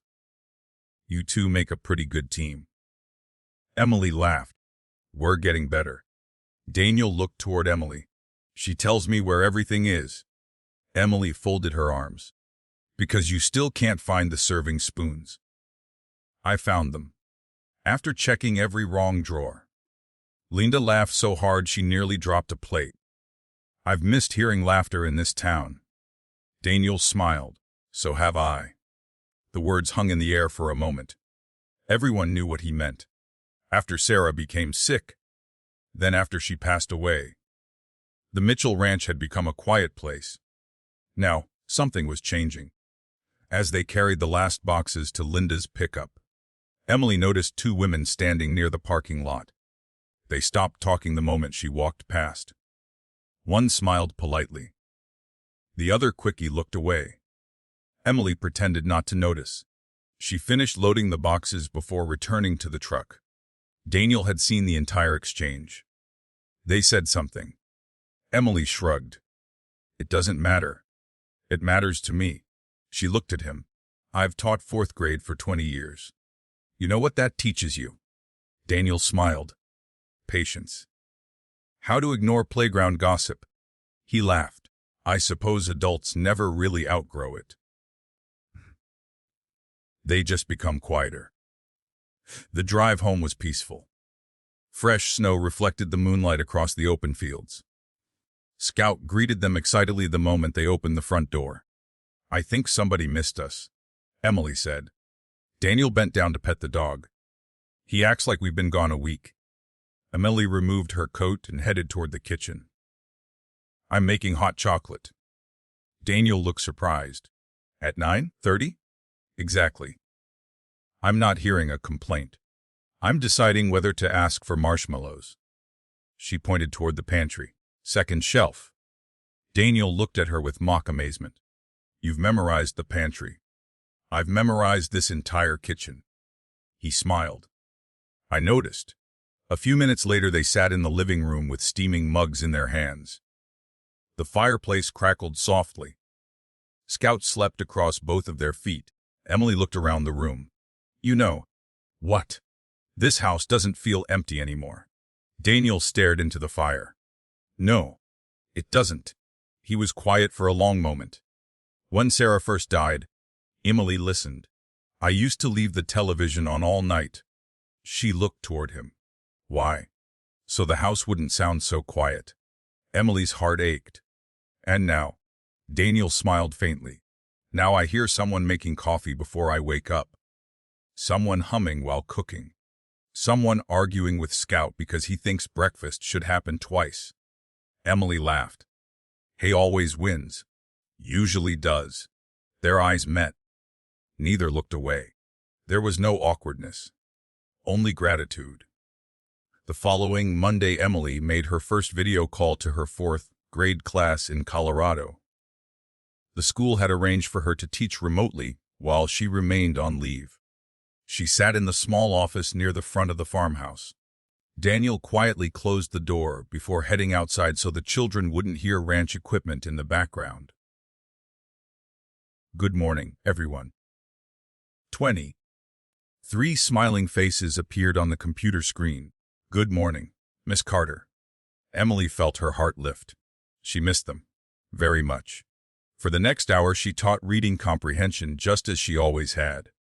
When the lesson ended, one little girl raised her hand. Miss Carter. Yes, Lily. My grandma said you got married. Several children suddenly became very interested. Emily smiled. I did. Another hand shot into the air. Is he nice? Emily didn't hesitate. Yes. Has one of the kindest people I've ever met. The children smiled. One little boy grinned. Then I think that's good. Emily laughed. I think so too. After ending the call, she sat quietly for a moment.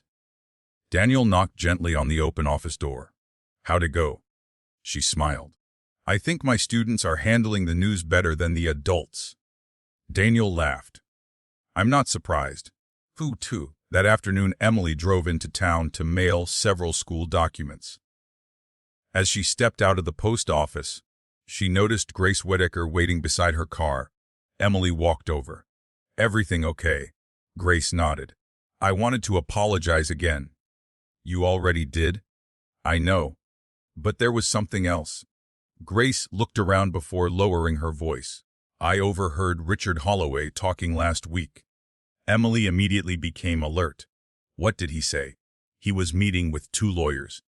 Emily frowned. About the ranch. I don't know for certain. But I heard him say. Grace hesitated. If public opinion turns against them, the legal fight becomes much easier. Emily's stomach tightened. He actually said that. Grace nodded. I thought you should know. Emily thanked her before driving home. The entire way back she replayed those words. Public opinion. Richard wasn't only fighting in court. He intended to turn the town against them. To that evening she found Daniel repairing one of the barn doors. She told him everything Grace had shared. Daniel remained quiet. Finally he nodded. It makes sense. Emily looked surprised. It does. He knows the law. But he also knows people. Daniel tightened another bolt. If enough people believe we're dishonest, he looked toward the farmhouse. They'll stop standing beside us. Emily folded her arms. So what do we do? Daniel answered without hesitation. Nothing. She blinked. Nothing. We'll keep living honestly. We keep helping our neighbors. We keep treating people with respect. And eventually, he smiled. The truth usually gets there before the lies can settle in. Emily admired the quiet confidence in his voice. He wasn't pretending the problem didn't exist. He simply refused to let bitterness decide how he lived. As they walked back toward the house together, neither noticed a photographer standing across the road, near the entrance to the ranch. Hidden behind a long camera lens, he captured several pictures. Daniel laughing, Emily smiling, the 2 of them walking side by side toward the farmhouse. Within 24 hours, those photographs would appear somewhere neither of them expected, and they would become the spark that ignited the biggest rumor Willow Creek had ever seen. Emily didn't think much about the photographer. In fact, she never noticed him at all. Life on the ranch had become busy. Winter demanded constant attention. Water troughs had to be checked before they froze. Barn doors needed clearing after every snowfall. Feed deliveries arrived almost daily. Each morning seemed to begin before sunrise and end long after dark. Emily had discovered muscles she didn't know she had. She was pulling on a pair of insulated gloves when Daniel walked into the mudroom carrying 2 snow shovels. I've got good news. Emily smiled. I could use some. The tractor finally started. She laughed. So that's considered good news around here. It absolutely is. What was the bad news? Daniel handed her the second shovel. We have 6 inches of snow to move.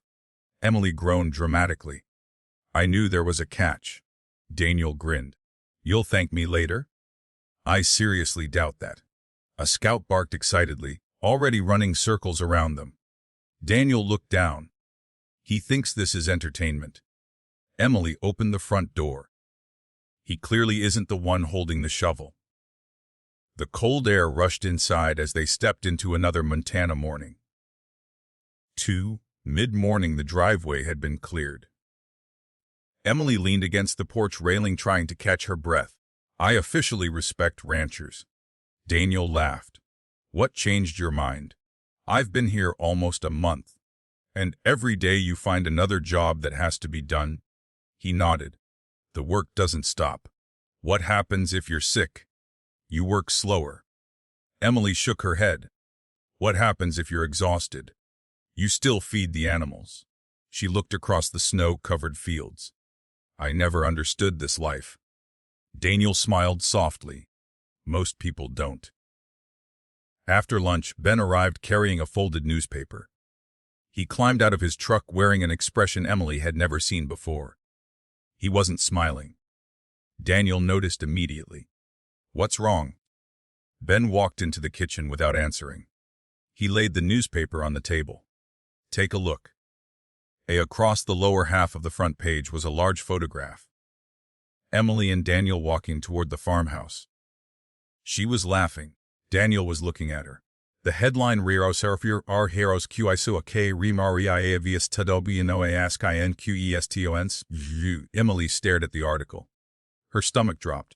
Daniel quietly read the first paragraph, then the second. The article never accused them of anything directly. It didn't have to. Every sentence was carefully written to create doubt. Some residents have questioned whether the marriage happened unusually fast. Others wonder whether legal complications surrounding the Mitchell ranch influenced the decision. Neither Daniel nor Emily Mitchell responded to requests for comment. 7. Emily looked at Ben. They never asked us. They didn't ask anyone. Ben replied. They wanted rumors. Daniel folded the newspaper neatly. I suppose we were expecting this. Emily looked at him. Doesn't this make you angry? It disappoints me. There's a difference. Before anyone could say another word, the telephone rang. Daniel answered. Hello? His expression softened. Morning, Linda. He listened quietly, then smiled. No. We're fine. A pause. Thank you. Another pause. We'll see you this afternoon. He hung up. Emily looked at him. Everything okay? Daniel nodded.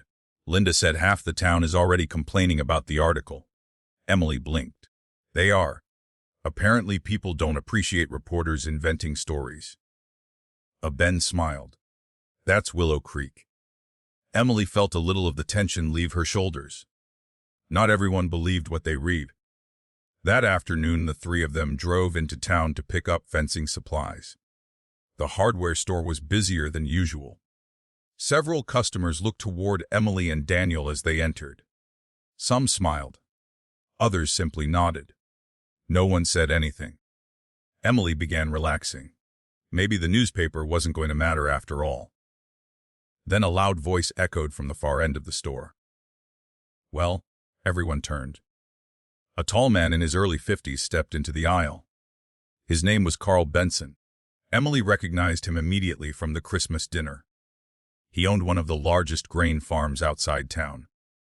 Carl folded the newspaper beneath his arm. I guess congratulations are in order. Daniel answered politely. Thank you. Carl looked toward Emily. Must have been quite the opportunity. The entire store became quiet. Emily frowned. I'm sorry.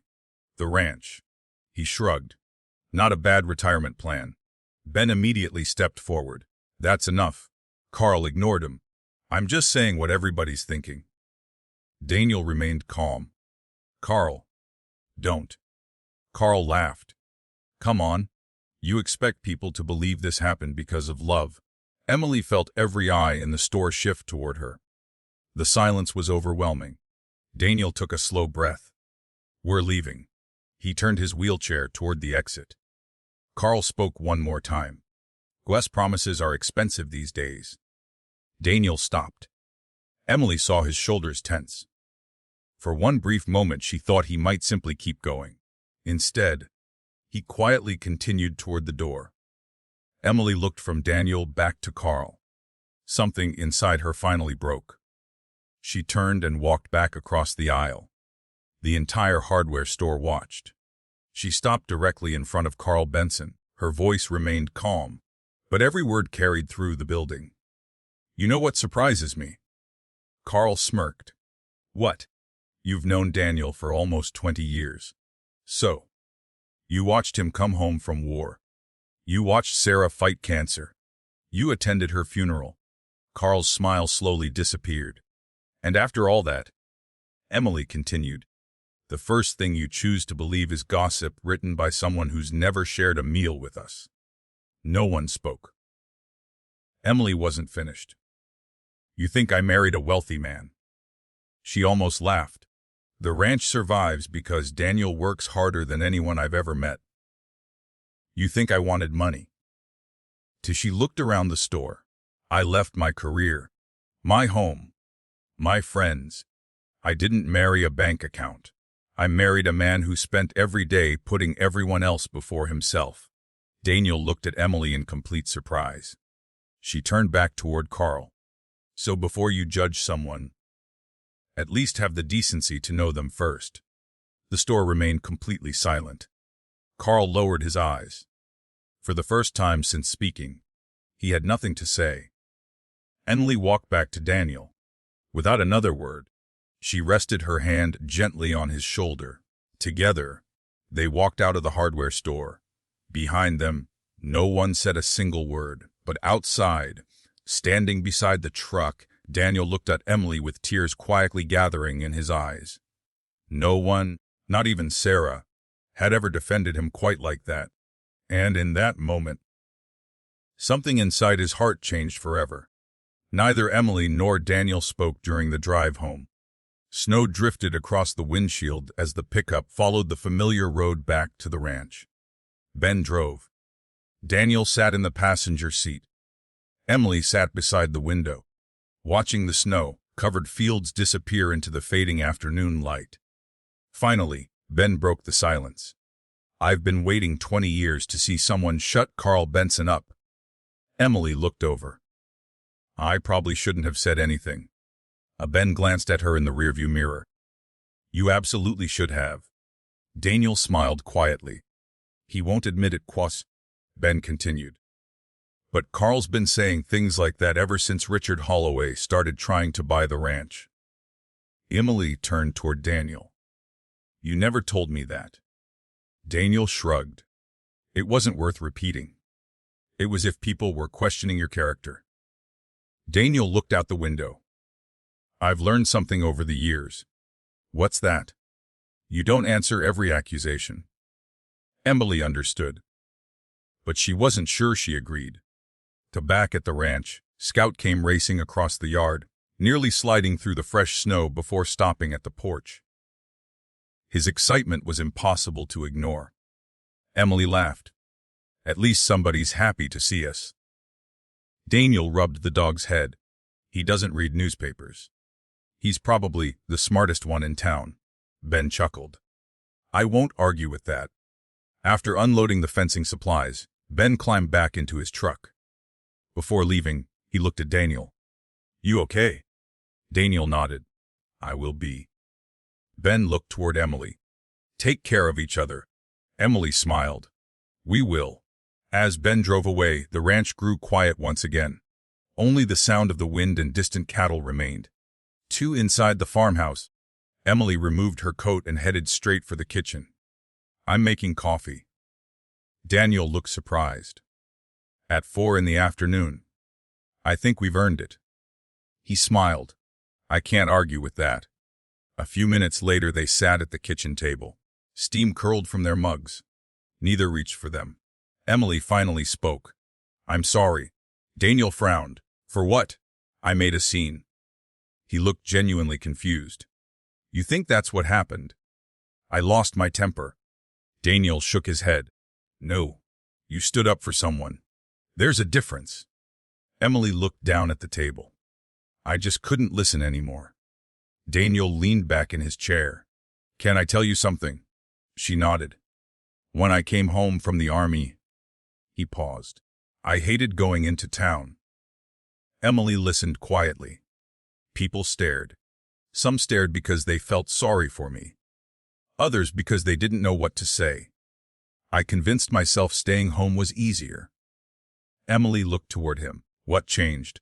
"Sarah?" He smiled softly. "She refused to let me hide." Emily smiled. "That sounds like her." "It does." He laughed quietly. "One morning she rolled my wheelchair into the truck before I was even awake." Emily laughed. "Seriously." I came downstairs. The truck was already running. The coffee was already packed. I asked where we were going. "And the grocery store," she said. Emily smiled. "You argued." "For 10 minutes." "What happened?" Daniel shrugged. "She won." "I had a feeling." He looked at the fireplace across the room. "After that, I realized people eventually stop staring. They get used to seeing you." Emily thought about the hardware store. Maybe today helped. Daniel looked at her. "It helped me." She frowned. "How?" He took a slow breath. "I've spent years believing I needed to protect the people around me." Emily waited. "Today," he smiled gently, "someone protected me." Emily felt tears forming. I didn't do anything special. You have no idea what you did. Neither spoke for several moments. The silence wasn't uncomfortable. It felt honest. The following morning the article had become the talk of the town. Emily expected another difficult day. Instead, the opposite happened. At 8 o'clock, a pickup truck pulled into the driveway. Then another. And another. Daniel looked out the front window. What in the world? Emily walked beside him. 5 trucks now lined the driveway. Ben climbed out of the first one. Behind him came nearly a dozen local ranchers. Some Emily recognized, others she'd never met. Ben grinned. Morning. Daniel opened the front door. Did I forget a meeting? Ben laughed. No. Carl Benson stepped forward. Emily immediately tensed. Carl removed his hat. He looked directly at Daniel. I owe you both an apology. The yard became completely silent. Carl continued. I shouldn't have said what I said yesterday. He looked toward Emily. And I definitely shouldn't have judged you. Emily saw genuine regret on his face. Carl cleared his throat. My wife. He smiled sheepishly. Gave me quite a speech last night. Laughter rippled through the group. Even Daniel smiled. Carl continued. I spent all evening thinking. I realized something. I listened to rumors. Instead of the people I've known my whole life. He extended his hand toward Daniel. I'm sorry. Daniel looked at the offered hand for only a second before taking it. It's over. Carl nodded gratefully. Then he looked toward the line of trucks. We're not just here to apologize. Emily looked confused. No. Carl smiled. We heard the north fence still needs replacing. Ben folded his arms proudly. So, Carl continued, we figured one rancher shouldn't have to do it alone. One by one, the men began unloading tools, post, hole diggers, lumber, wire, concrete, even a tractor. Emily looked around in disbelief. What is all this? Ben grinned. This, he spread his arms toward the gathering, is how small towns are supposed to work. For the rest of the day, more than 20 volunteers worked side by side across the north pasture. Some repaired fencing. Others reinforced gates. A few women from town arrived carrying homemade soup, sandwiches, and fresh pies. Children chased Scout through the snow. Laughter echoed across the fields. The ranch, which had once felt painfully empty, was suddenly full of life. Emily stood beside the old oak tree watching everyone work. Daniel rolled up beside her. I don't think Sarah would believe this. Emily smiled. I think she would. He looked across the pasture. You know what? I've spent weeks worrying Richard would turn everyone against us. Emily followed his gaze. Instead, Daniel smiled. He reminded everyone who they really are. Emily slipped her gloved hand into his. It wasn't planned. It wasn't dramatic. It simply happened. Daniel looked down at their hands, then back at Emily. Neither of them pulled away. Across the pasture, Ben noticed. He smiled to himself but said nothing. Some moments didn't need an audience. As the winter sun began setting behind the mountains, the repaired fence stretched farther than either Emily or Daniel could see. The community had given them far more than lumber and labor. They had given them something both of them desperately needed. Hope. Neither of them realized that inside Richard Holloway's office, another envelope had just arrived. It contained financial records and a discovery that would convince Richard he finally knew exactly how to separate Emily and Daniel forever. The repaired fence stood as a reminder that not every battle had to be fought alone. For nearly a week afterward, neighbors continued stopping by the ranch. Some brought homemade bread. Others dropped off firewood or extra hay. A retired mechanic spent an afternoon servicing one of Daniel's tractors without charging $1. Every act of kindness seemed to erase another piece of the loneliness that had settled over the ranch after Sarah's death. One snowy morning, Emily stood in the mudroom pulling on her boots when she noticed Daniel studying a long handwritten list. What are you looking at? He smiled. A list Sarah made. Emily stepped closer. The paper was yellowed around the edges. Across the top, in Sarah's unmistakable handwriting, were the words S. Winter Projects. Below that was a long checklist. Repair the west gate. Replace the porch light. Clean the attic. Organize the storage room. Finish sorting old family keepsakes. Daniel chuckled. I completely forgot about this. Emily looked at the list. You've already finished half of it. He glanced down. I guess we have. She pointed to one item. Organize attic storage. Daniel sighed dramatically. I was hoping you wouldn't notice that one. Emily laughed. That bad? You'll see. An hour later they climbed the narrow staircase leading into the attic. Well, Emily climbed. Daniel used the small lift that had been installed years earlier so he could access the second floor independently. When the lift stopped, Emily looked around in surprise. The attic was enormous. Boxes stretched from one end to the other. Old trunks, Christmas decorations, family furniture, shelves filled with carefully labeled containers. Sarah had apparently organized everything. Daniel smiled. She believed labels could solve almost any problem. Emily picked up a storage bin. She wasn't completely wrong. They spent the next 2 hours sorting through family keepsakes. Old quilts. Baby clothes that had belonged to Daniel's grandparents. Military uniforms from generations of Mitchell men. Christmas ornaments dating back decades. Each box seemed to hold another story. Emily carefully unfolded a faded American flag. This one looks old. Daniel nodded. My grandfather's. He served in Korea. Emily gently folded it again before placing it back exactly where she'd found it. As she reached for another box tucked behind an old rocking chair, something small slipped onto the wooden floor. It landed with a soft thud. Emily bent down. It was a leather-bound journal. Dark blue. Worn from years of use. She brushed away the dust. There was no title. Only one name embossed in gold letters. Sarah Dosk Sex. Emily looked toward Daniel. I think I found something. Daniel wheeled closer. The moment he saw the journal, his expression changed. I've been looking for that. You have. He nodded slowly.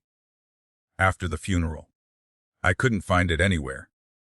Emily turned it over in her hands. It was hidden behind the chair. Daniel reached out but stopped before touching it. I've never read it. You didn't? He shook his head. Sarah always kept journals, but they were private. Emily looked down at the worn leather cover. It still feels private. Daniel smiled softly. It probably is. Neither of them moved. Finally, Daniel spoke. If you're comfortable, I think you should read it first. Emily looked surprised. Me. He nodded. Sarah trusted you. She trusted both of us. Maybe. He smiled gently. But she wrote those letters to you. I think. Emily wasn't sure. Part of her felt she should hand the journal to Daniel immediately. Another part remembered Sarah's words. One day you'll understand why I'm asking this of you. She slowly opened the cover. The first page contained only a date. Nearly 8 years earlier. Beneath it, Sarah had written F. Daniel laughed today. Seen. Emily smiled. She looked at Daniel. You want me to read? He nodded. She began. Daniel laughed today because Scout chased a chicken across the yard. Daniel burst into laughter. Oh no. Emily grinned. He laughed so hard he nearly fell out of his wheelchair. Daniel covered his face. I can't believe she wrote that down. Emily continued. Some people think courage looks dramatic. I think courage sometimes looks like laughing after you've forgotten how. The smile slowly faded from Daniel's face. Emily carefully turned another page. The journal wasn't filled with dramatic events. Instead, it documented ordinary days. Daniel fixing a fence, sharing coffee, watching sunsets, helping neighbors, comforting grieving families. Every entry focused less on Sarah and more on the people she loved. Emily quietly said, she really noticed everything. Daniel nodded. That was her gift. What to Sue? As they continued reading, Emily noticed the dates becoming more recent. The handwriting also changed. It grew slightly shakier. The entries became shorter. Sarah had clearly begun writing during her cancer treatments. Emily hesitated before reading one entry aloud. Daniel thinks I don't notice when he cries after I fall asleep. Daniel immediately looked away. Emily continued gently. He sits on the porch every night pretending he's watching the stars. He's really asking God to let me stay a little longer. The attic became completely silent. Daniel stared at the wooden floor. Emily carefully closed the journal for a moment. You don't have to keep reading. Daniel wiped at his eyes. No. His voice was steady despite the tears. I want to hear her. Emily nodded. She opened the journal again.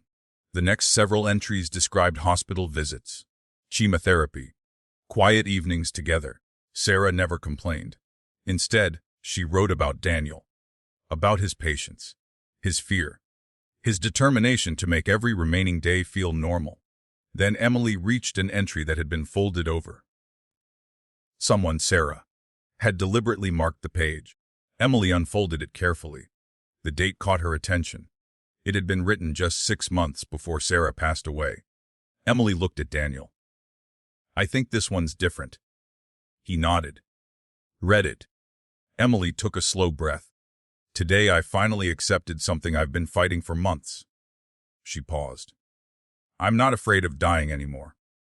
Daniel closed his eyes. Emily continued quietly. I'm afraid of what happens to Daniel after I'm gone.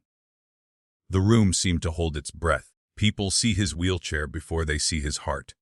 They see his injuries before they see his kindness. Emily looked toward Daniel. Tears rolled silently down his face. She kept reading. One day, her own voice began to tremble. Someone will love him the way I do. I pray that when she arrives. Emily stopped. She swallowed hard. Daniel looked up. What is it?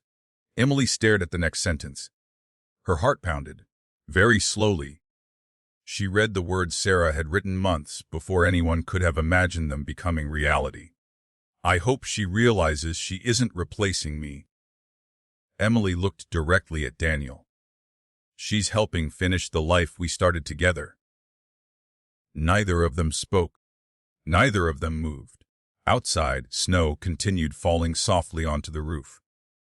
Inside the attic, Sarah's words had changed everything. For the first time, Emily understood that Sarah had never asked her to carry a burden. She had asked her to continue a legacy built on kindness.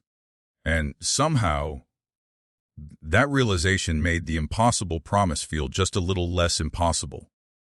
Neither Emily nor Daniel spoke for several minutes after she finished reading the journal entry. The attic seemed unusually still. Even the wind outside had quieted. Emily carefully rested the journal on her lap. I've been thinking about Sarah all wrong. Daniel looked at her. What do you mean? I kept believing she was asking me to carry her responsibility. She shook her head.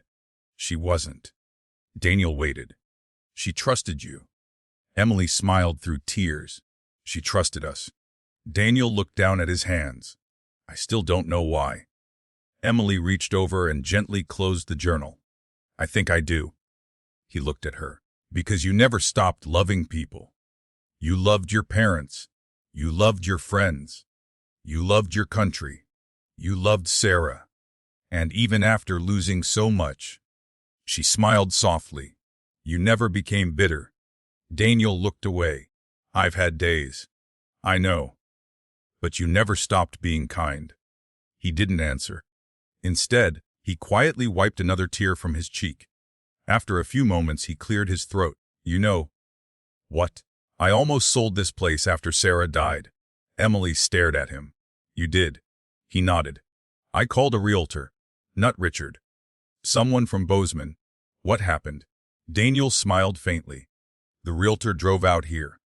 We walked around the property. He looked at the barns, the fields, the creek. And then he asked me one question. What was it? Do you actually want to sell? Emily already knew the answer. I couldn't say yes.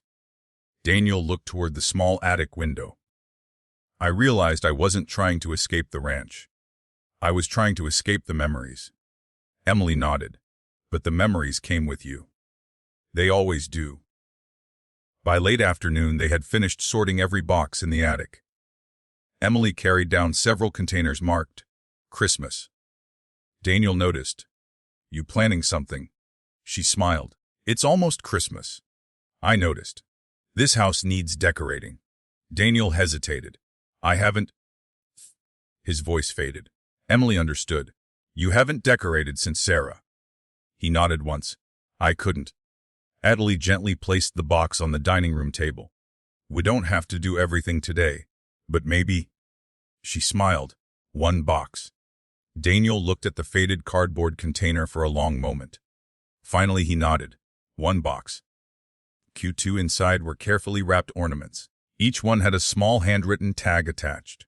Sarah had labeled them all. Emily picked up a wooden snowflake. The tag read S. Kitchen window, another ornament. A small ceramic horse. A front tree left sidey. Daniel laughed quietly. She mapped the Christmas tree. Emily smiled. I think I love her a little more every day. So do I. She unfolded another piece of tissue paper. Inside was a tiny clay handprint painted green. What is this? Daniel smiled. A Christmas gift from one of Sarah's pediatric patients. Emily turned it over. The back read, Sis, thank you for making hospitals less scary. Jessica. Emily swallowed. She kept everything. Daniel nodded. If someone gave it with love, she believed it deserved a place. They spent the next 2 hours decorating the farmhouse. Garland around the staircase.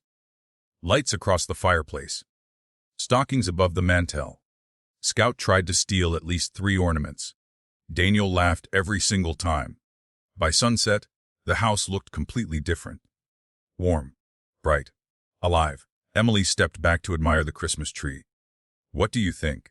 Daniel looked around slowly. His eyes lingered on the lights reflected in the living room windows. It feels. He searched for the right word. Like home again. Emily smiled. I was hoping you'd say that. That evening, Linda stopped by carrying 2 apple pies. She froze the moment Emily opened the door. Ouch! Emily looked confused. What?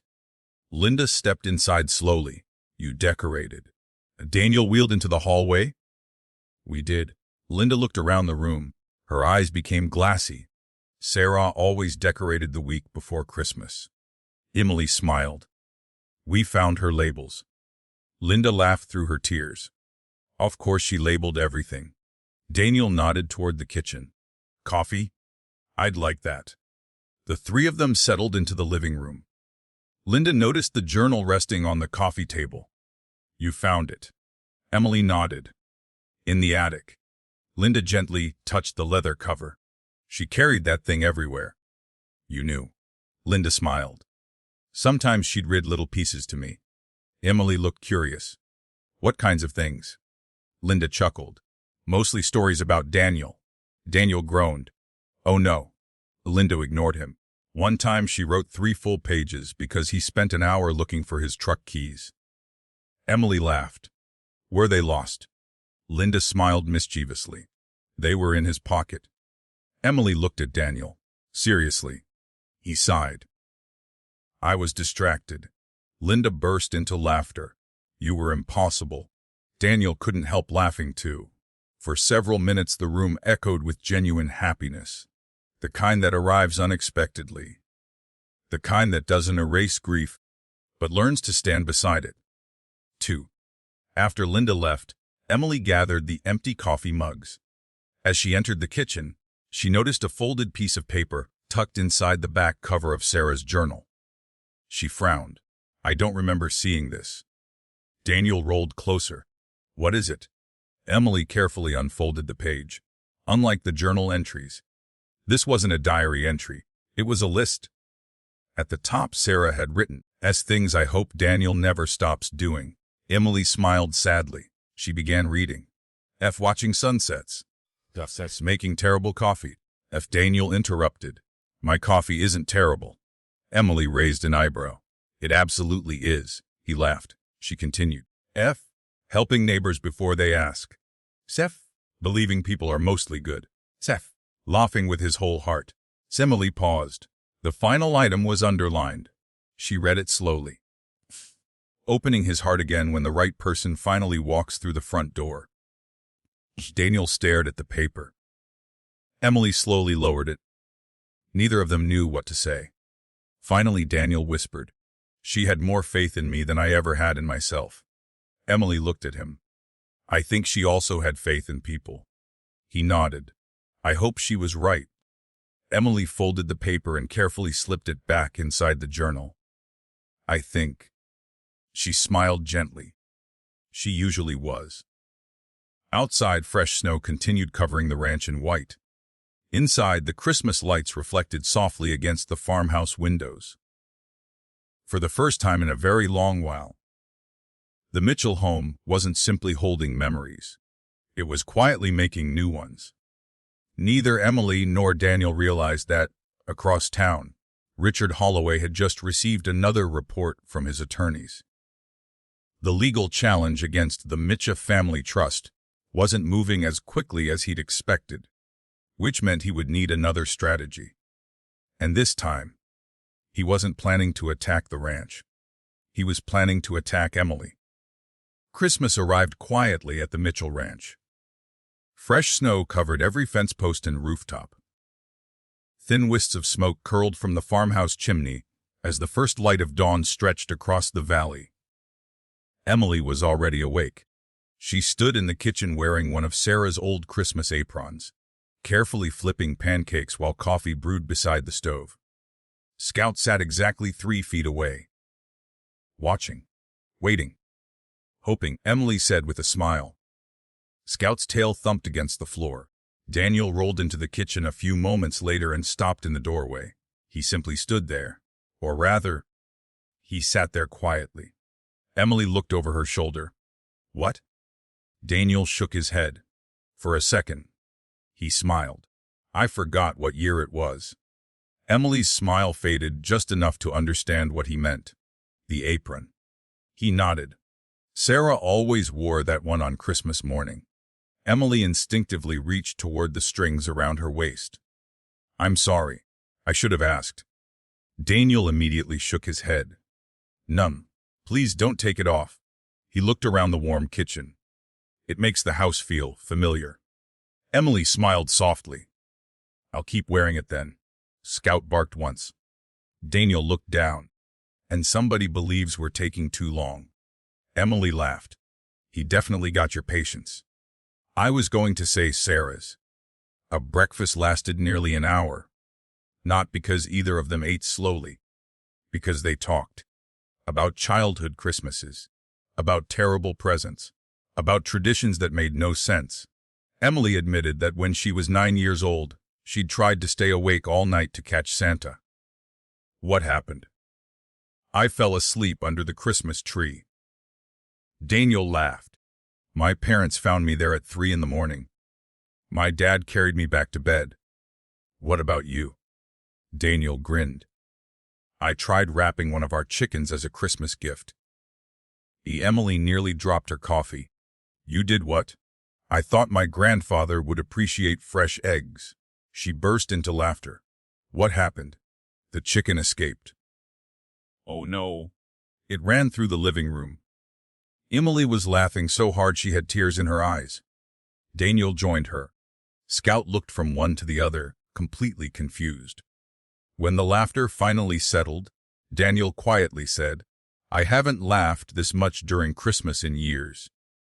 Emily looked at him. "I'm glad." "So am I." After breakfast, they carried several boxes of donated winter coats into town. Linda's cafe had become the collection point for families needing extra winter clothing. When they walked inside, Linda smiled immediately. "My favorite volunteers." Emily laughed. "I think we're your only volunteers this early." Linda winked. Details. For the next hour they sorted coats, gloves, scarves, and blankets. Several elderly residents stopped by simply to chat. One older gentleman recognized Daniel. "Staff Sergeant Mitchell."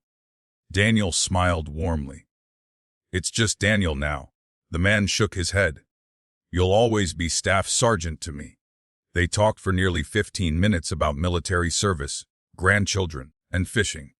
As the gentleman prepared to leave, he quietly looked toward Emily. You married a good man. Emily smiled. I know. The man nodded. So did Sarah. Then he gently squeezed Daniel's shoulder before walking out. Emily noticed Daniel watching him through the cafe window. You know him well? Daniel smiled. His name's Walter. I lost his son in Iraq. Emily's expression softened. He still comes every Veterans Day. We usually have coffee together. Emily realized there were dozens of people in Willow Creek whose lives Daniel had quietly touched over the years. He never spoke about it. He simply showed up whenever someone needed him. That afternoon, Emily sat in the farmhouse office finishing lesson plans for her students. Daniel knocked lightly on the open door. You've been working for hours. I know. He held up 2 mugs. Coffee break. She smiled. I was hoping you'd say that. They carried the mugs onto the porch. Snowflakes drifted lazily through the cold afternoon air. Neither spoke for a while. Finally, Daniel asked, Do you miss Colorado? Emily thought carefully before answering. I miss my students. But I don't miss being there. Daniel looked at her. I didn't expect that answer. I'm a little surprised by it myself. She wrapped both hands around her mug. When I first came here, I couldn't wait to go home.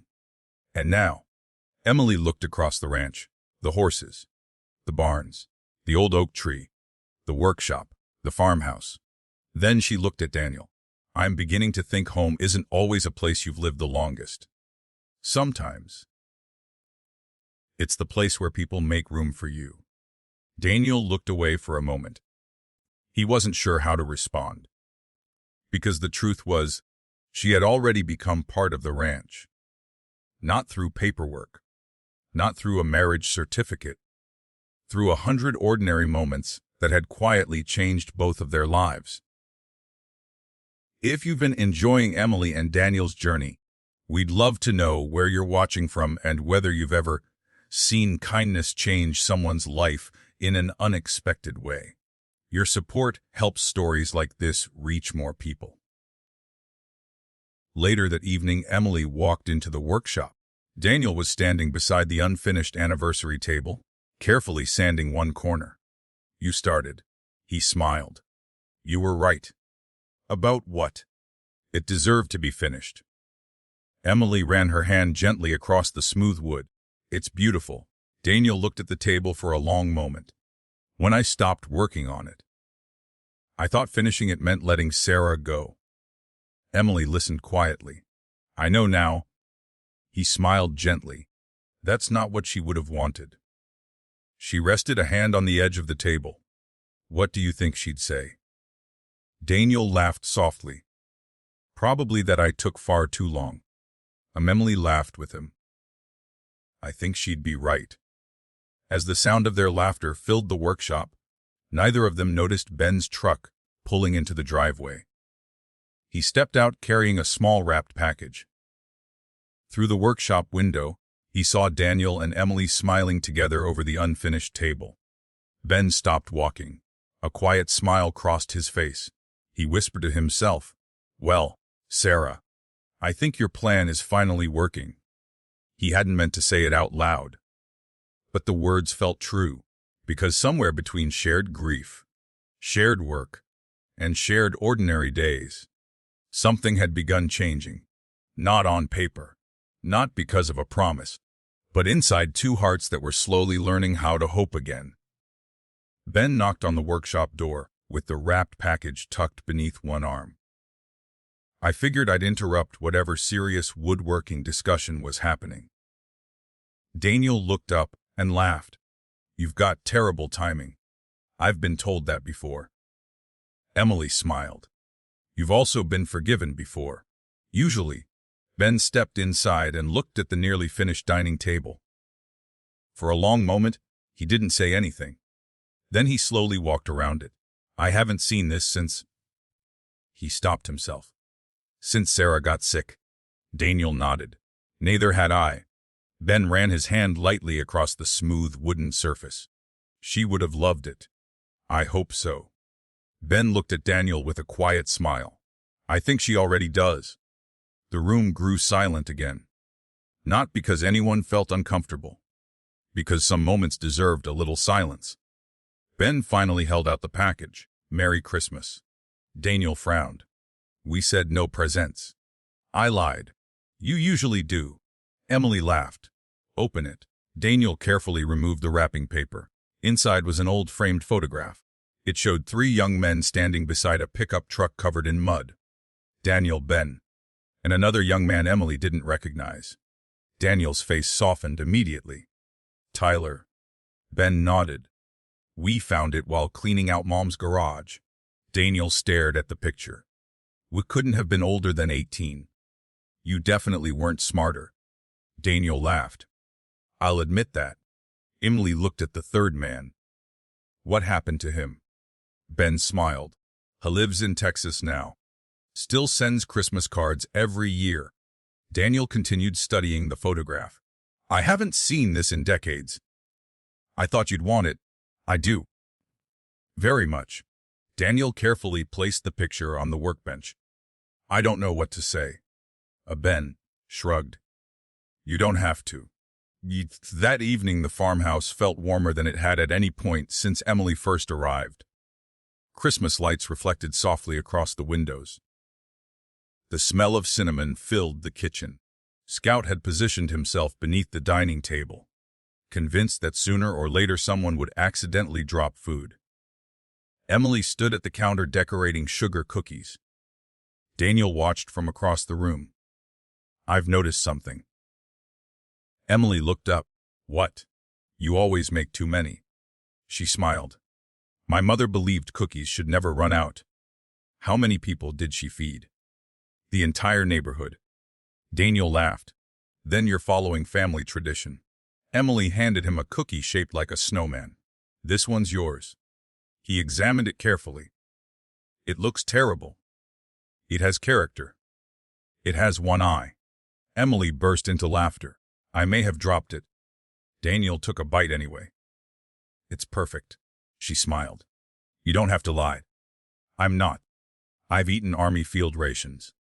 Everything after that tastes wonderful. She shook her head. That's not exactly a compliment. It was meant as one. Later that night, Emily stepped outside onto the porch with a blanket wrapped around her shoulders. The ranch was completely still. Fresh snow covered the fields. The stars seemed brighter than she'd ever seen. A few moments later, Daniel joined her. You disappeared. I wanted some air. He looked toward the sky. Sarah loved Christmas Eve. And Emily smiled. I've figured that out. We never exchanged expensive gifts. What did you do? Daniel leaned back slightly. We made promises. Emily looked at him. Promises? Every Christmas Eve. He smiled at the memory. We each promised to do one thing better the following year. What kind of things? He chuckled. One year I promised to stop leaving muddy boots in the hallway. Did you? No. Emily laughed. What about Sarah? She promised to stop buying houseplants. Emily looked confused. Why? Because she kept forgetting to water them. Emily laughed even harder. So she stopped. Nuke. We eventually had 32 plants. Emily wiped a tear from laughing. I wish I'd known her longer. Daniel was quiet for a moment. So do I. The sadness was there, but it no longer consumed every memory. Instead, Sarah's stories had begun bringing smiles more often than tears. That alone felt like a miracle. 2. The next morning was Christmas Day. Emily woke to the smell of coffee and bacon. She walked into the kitchen to find Daniel carefully arranging breakfast plates on the table. You cooked. He looked proud. I did. Emily looked closer. The bacon's a little crispy. I was trying to be kind. Daniel laughed. I got distracted. Be what? He pointed toward the living room. Beneath the tree. Emily walked over. There were only 2 wrapped presents. One with her name, One with Daniel's. She turned back. I thought we agreed. We agreed on no expensive gifts. He smiled.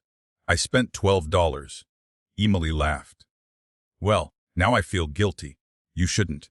She handed him a small package she'd hidden behind the couch. I may have ignored the agreement too. Daniel raised an eyebrow. I knew it. They opened their gifts together. Emily's present was a handmade wooden bookmark, beautifully carved with tiny mountain pine trees. On the back were simple words burned into the wood. Guess every great story deserves another chapter. Emily traced the letters with her fingertips. You made this? Daniel nodded. In the workshop. She looked at him.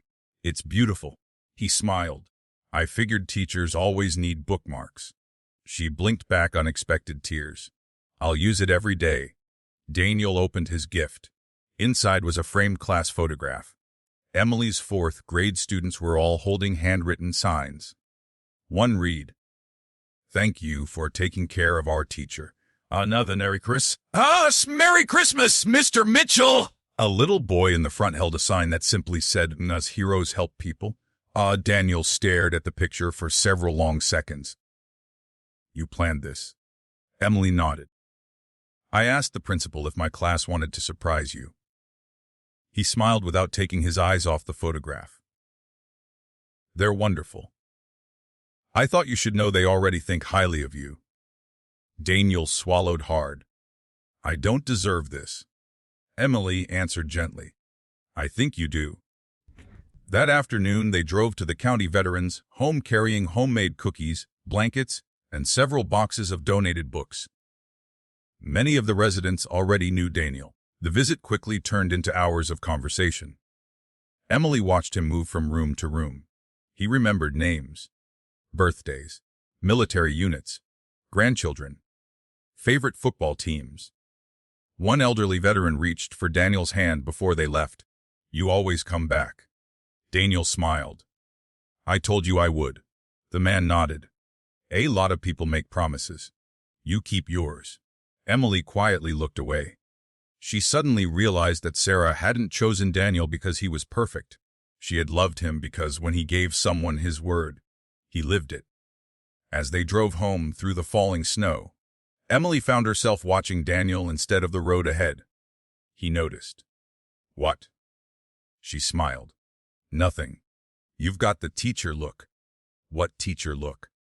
The one that says you're thinking. Well, she laughed. I probably am. What about? Emily looked out at the snow-covered fields before answering. I've been trying to figure out exactly when this place started feeling like home. Daniel smiled softly. Have you figured it out? She nodded. I think it happened little by little. One cup of coffee. One conversation. One ordinary day at a time. Daniel looked ahead through the windshield. So did I. Neither of them said anything else. They didn't need to. Because without either of them noticing the exact moment, their marriage had quietly stopped feeling like an arrangement, and it had started feeling like the beginning of something neither of them had ever expected. The week after Christmas brought a different kind of quiet. The holiday decorations still filled the farmhouse with warmth, but everyday life slowly returned. Emily resumed teaching her fourth grade class remotely each morning. Daniel settled back into the endless rhythm of ranch work. Yet something had changed. The awkwardness that had once existed between them was gone.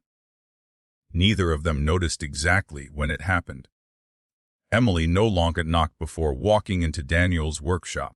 Daniel no longer apologized every time he asked for help reaching something on a high shelf. Their conversations had become effortless, comfortable, natural. One Monday morning, Emily finished her online class just as Daniel stepped into the office carrying 2 steaming mugs. Recess, she smiled. I think teachers deserve recess too. He handed her a mug. How'd the lesson go? Lily lost another tooth. Daniel laughed. Is that important? In 4th grade. Emily nodded seriously. It's breaking news. Daniel pretended to understand. I'll make a note of it. She laughed. And one of my students asked if ranches have fee. What'd you tell them? I said ours works most of the time. Daniel grinned. That's optimistic. It was kinder than telling them the truth. They carried their coffee onto the porch. Fresh snow sparkled beneath a bright blue sky. Scout chased a rabbit across the yard before quickly realizing the rabbit was much faster than he was. Emily laughed. Never learns. New. Daniel smiled, but he never gives up either. Little after noon, a white pickup truck pulled into the driveway. Emily didn't recognize it. A middle-aged woman stepped out carrying a leather portfolio. She wore hiking boots instead of dress shoes and smiled the moment she saw Daniel, Staff Sergeant Mitchell. Daniel rolled toward her. That's me. She extended her hand. Rebecca Lawson. I'm with the Montana Veterans Recovery Foundation. Daniel looked surprised. I don't think we've met. We haven't. But we've heard quite a bit about you. Emily glanced curiously toward Daniel. He looked just as confused. Rebecca continued, May we talk? Daniel nodded. Of course. They gathered around the dining room table. Rebecca opened her portfolio and removed several photographs. The first showed a group of disabled veterans gathered around horses. Another showed men and women learning woodworking. A third showed families sitting around a campfire. Emily studied the pictures. What is this? Rebecca smiled. Recovery ranches. Daniel looked intrigued. For veterans? And their families. She nodded. We've partnered with working ranches across several states. Adaptive ranch work. Horse therapy. Peer support. Family retreats. She looked directly at Daniel. Your name came up during one of our board meetings. Daniel frowned. My name? Rebecca nodded. A former Army medic volunteered with us last year.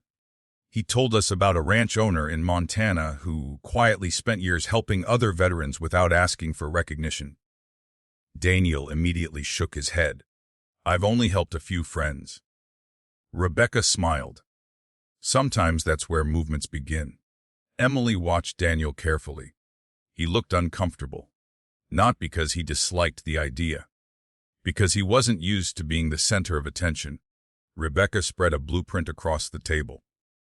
We're looking for one more partner ranch. Emily leaned forward. What would that involve?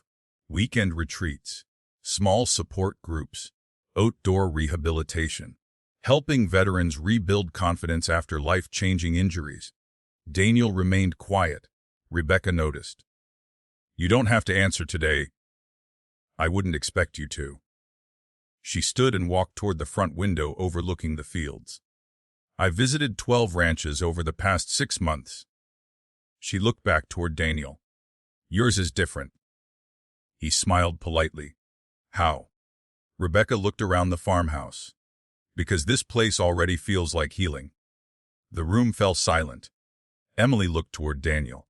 She could almost see his mind racing. Rebecca continued. Think about it. She handed him a folder. My phone number's inside. If the answer is no. She smiled warmly. I'll completely understand. Daniel walked, or rather rolled, with her to the front porch. Emily remained inside. She watched through the window as the two of them talked quietly for another minute before Rebecca climbed into her truck. As the pickup disappeared down the driveway, Daniel stood motionless on the porch.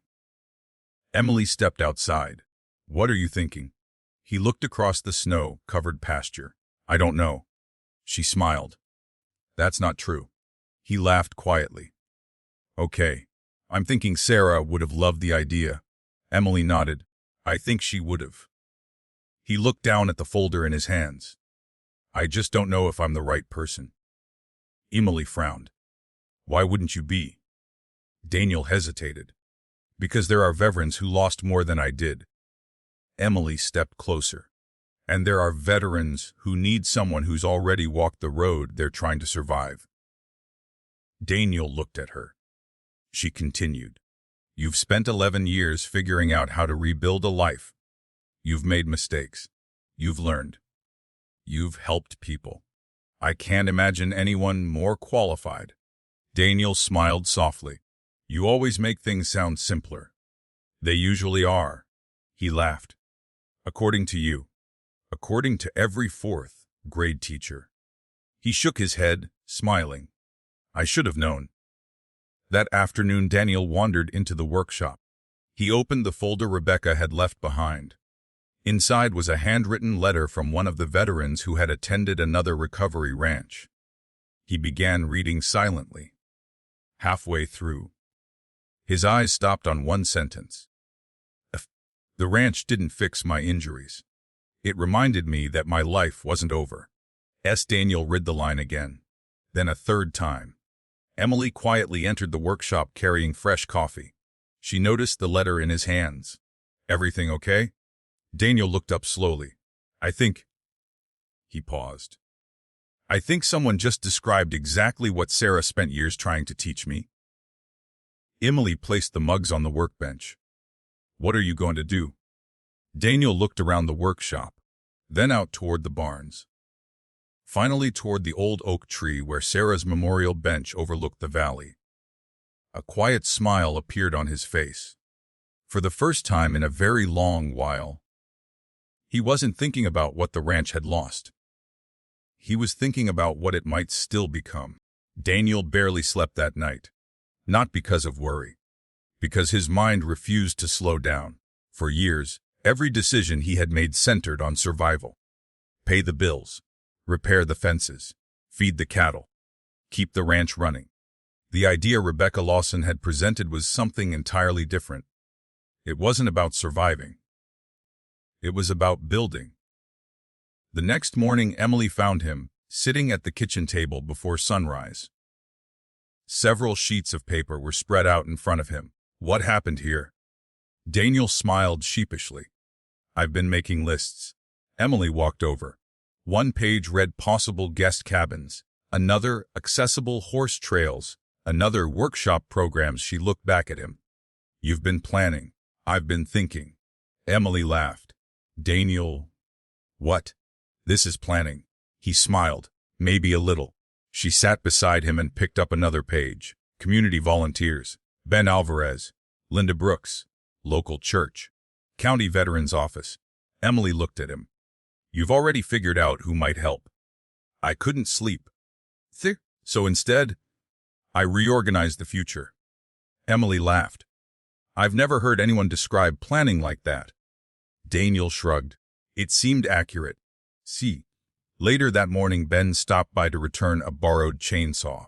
He found the dining room table covered with sketches and notebooks. What happened? Emily grinned. I think someone had an idea. Daniel looked embarrassed. It's probably impossible. Ben picked up one of the drawings. It showed the old red barn converted into a meeting hall. You drew this? Daniel nodded. Last night. Ben looked around the room. You've been busy. Daniel leaned back. Rebecca Lawson came by. Ben listened carefully while Daniel explained the Veterans Recovery Foundation. When he finished, Ben remained unusually quiet. Finally, he folded the drawing and set it back on the table. I've been waiting 10 years for somebody to ask you. Daniel frowned. What do you mean? Ben smiled. You've already been doing this. I have. Every veteran who stops by this ranch leaves feeling better than when they arrived. You just never noticed. Daniel looked at Emily. She smiled. I was thinking the same thing. Ben pointed toward the workshop. You've taught guys how to build furniture. You've helped them fix equipment. You've sat on that porch talking people through some of the darkest days of their lives. Daniel shrugged. They were friends. Ben laughed. They were veterans. There's a difference. Nupu. Ben shook his head. Not to them. That afternoon, Emily drove into town to meet Linda for lunch. The cafe was unusually busy. Linda brought 2 bowls of soup before sitting down. You look happy. Emily smiled. I think Daniel finally found something that excites him. Linda leaned forward. The Veterans Program. Emily blinked. How did you know? Linda laughed. Rebecca stopped here before visiting the ranch. Emily smiled. Of course she did. Linda stirred her soup. Sarah talked about something like this. Emily looked surprised. She did. Years ago. She always believed the ranch could become something bigger. Emily sat back quietly. It keeps happening. What does? Every time we think we're discovering a new dream. It turns out Sarah had already imagined it. Linda smiled gently. That's because she saw people differently. How? She never asked. Linda paused. What has life taken from you? She asked. What can you still become? Emily smiled. I miss her. Linda reached across the table and squeezed her hand. So do I. When Emily returned to the ranch, she found Daniel sitting beneath the old oak tree with a notebook balanced on his lap. Scout slept beside him. Emily walked over quietly. What are you writing? Daniel smiled. I've been trying to answer one question. What question? If a veteran came here tomorrow, he looked across the valley. What would I want them to feel before they left? Emily sat beside the memorial bench. Have you figured it out? He nodded slowly. Hope. She smiled. I think that's enough. He looked toward Sarah's memorial plaque. I used to think surviving the explosion was the hardest thing I've ever done. Emily listened. I was wrong. What was harder? Losing Sarah. His voice was calm, not broken, just honest. And after she died, he looked down at the notebook. I stopped believing I had anything left to offer. Emily quietly reached for his hand. You were wrong about that too. Daniel smiled. I know.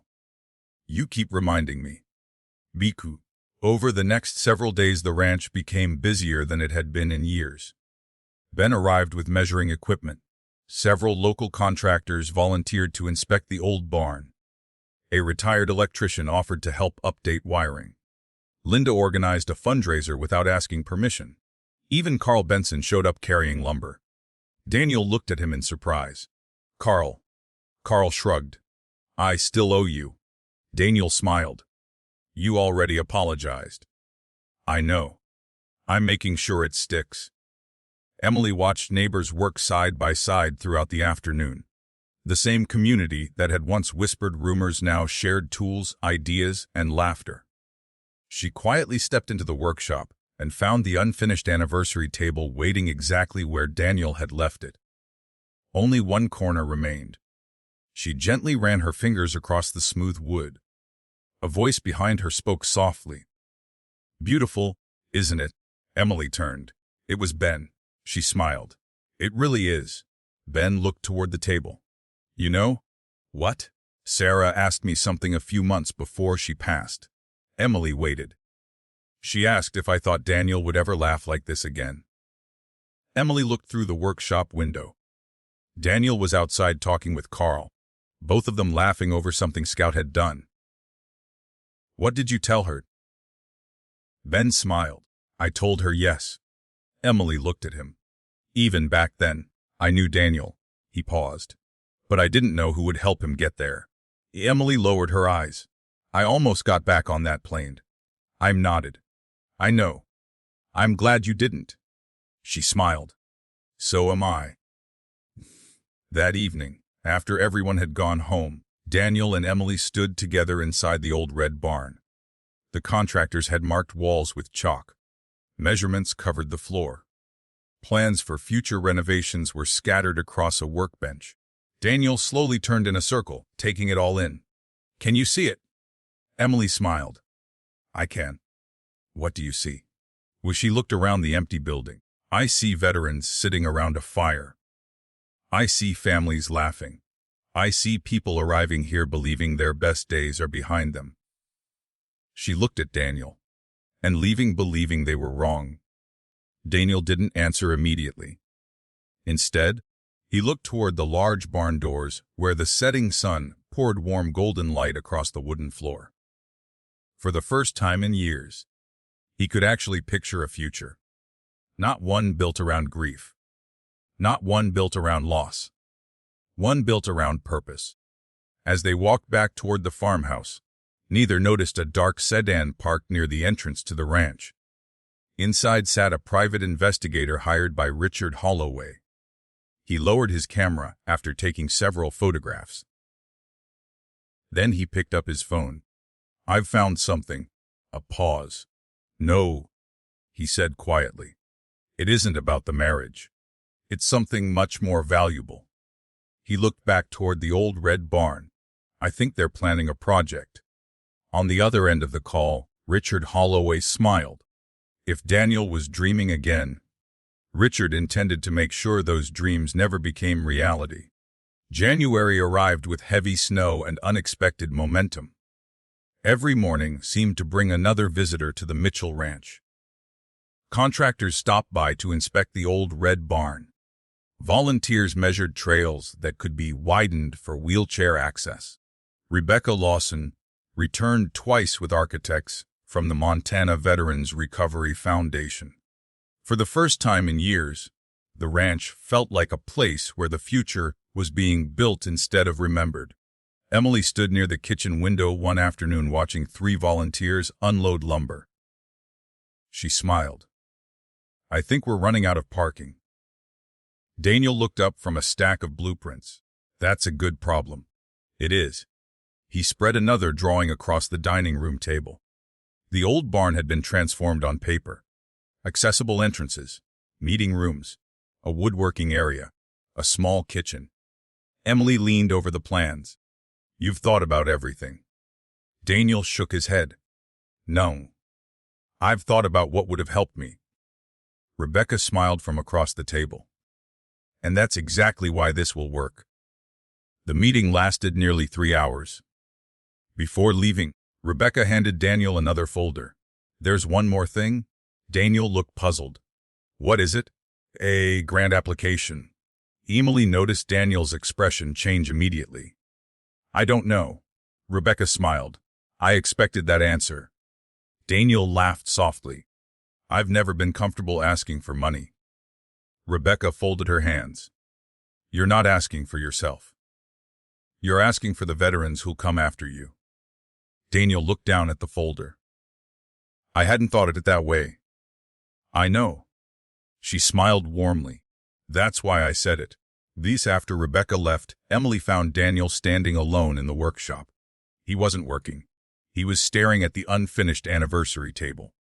"You okay?" Daniel nodded slowly. "I think so." "You don't sound convinced." He smiled. "I spent years believing my life was getting smaller." Emily walked beside him. "And now?" He looked around the workshop.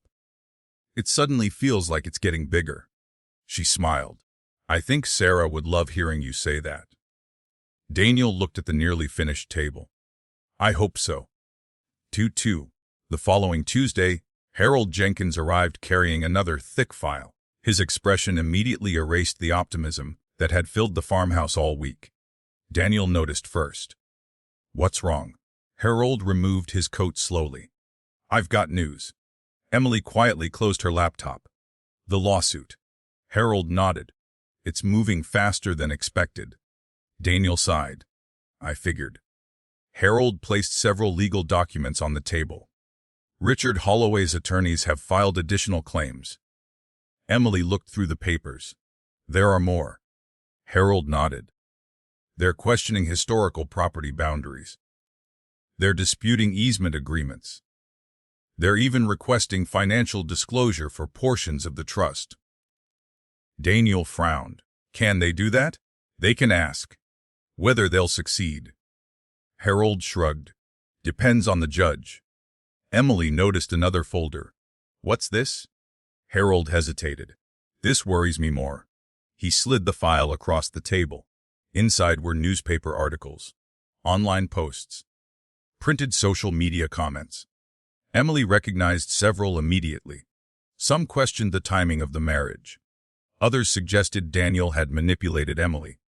A few accused Emily of marrying for financial gain. Emily looked sick. "People actually wrote this." Harold nodded. "Richard isn't writing the comments, but he's making sure they spread." Daniel looked toward Harold. "Why?" Harold answered quietly. Because public opinion influences juries. Emily slowly closed the folder. So this isn't just gossip. Numbo. It's strategy. That evening the farmhouse felt unusually quiet. Neither Emily nor Daniel had much appetite. Dinner sat untouched on the kitchen table. Finally Emily spoke. I have an idea. Daniel looked up. I'm listening. We tell people the truth. Harold had already gone home, leaving them alone to think. Daniel leaned back in his chair. All of it? Emily nodded. The trust. Sarah's letters. The promise. Daniel was quiet for a long moment. Finally he shook his head. I can't. Emily frowned. Why? He looked toward Sarah's photograph on the fireplace. Those letters were private. They belonged to Sarah. I won't use her words to win public opinion. Emily understood. But she also saw the danger. What if staying silent costs us the ranch? Daniel smiled sadly. Then we'll find another way. What? The next morning, Emily drove into town for groceries. As she pushed her cart through the market, she noticed several people smiling politely. Others looked away. Nothing seemed openly hostile. Until she reached the checkout. The young cashier hesitated. I'm sorry. Emily looked confused. For what? The woman lowered her voice. My sister shared one of those stories online. Emily smiled gently. You don't have to apologize for someone else. I know. But she was wrong. Emily nodded. Thank you. As she gathered her bags, an older man approached. He removed his cap respectfully. Mrs. Mitchell? Yes? My name's Earl Simmons. I served with Daniel's father. Emily smiled. It's nice to meet you. He nodded. I don't know what's being said online. And frankly, he smiled warmly. I don't care. Emily felt emotion rising unexpectedly. Earl continued.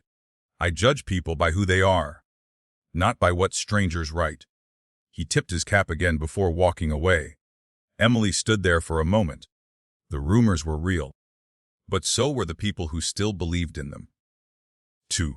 Back at the ranch, Daniel was repairing one of the horse stalls when Ben's truck raced into the yard much faster than usual. Ben jumped out before the engine had fully stopped. Daniel immediately knew something was wrong. What happened? Ben held up an envelope. This was delivered to my place by mistake. Daniel took it. The envelope had no return address. Inside was a single sheet of paper. No signature. Only one typed sentence. Sell the ranch before you lose everything. Emily felt a chill. Daniel quietly folded the paper. Ben looked furious.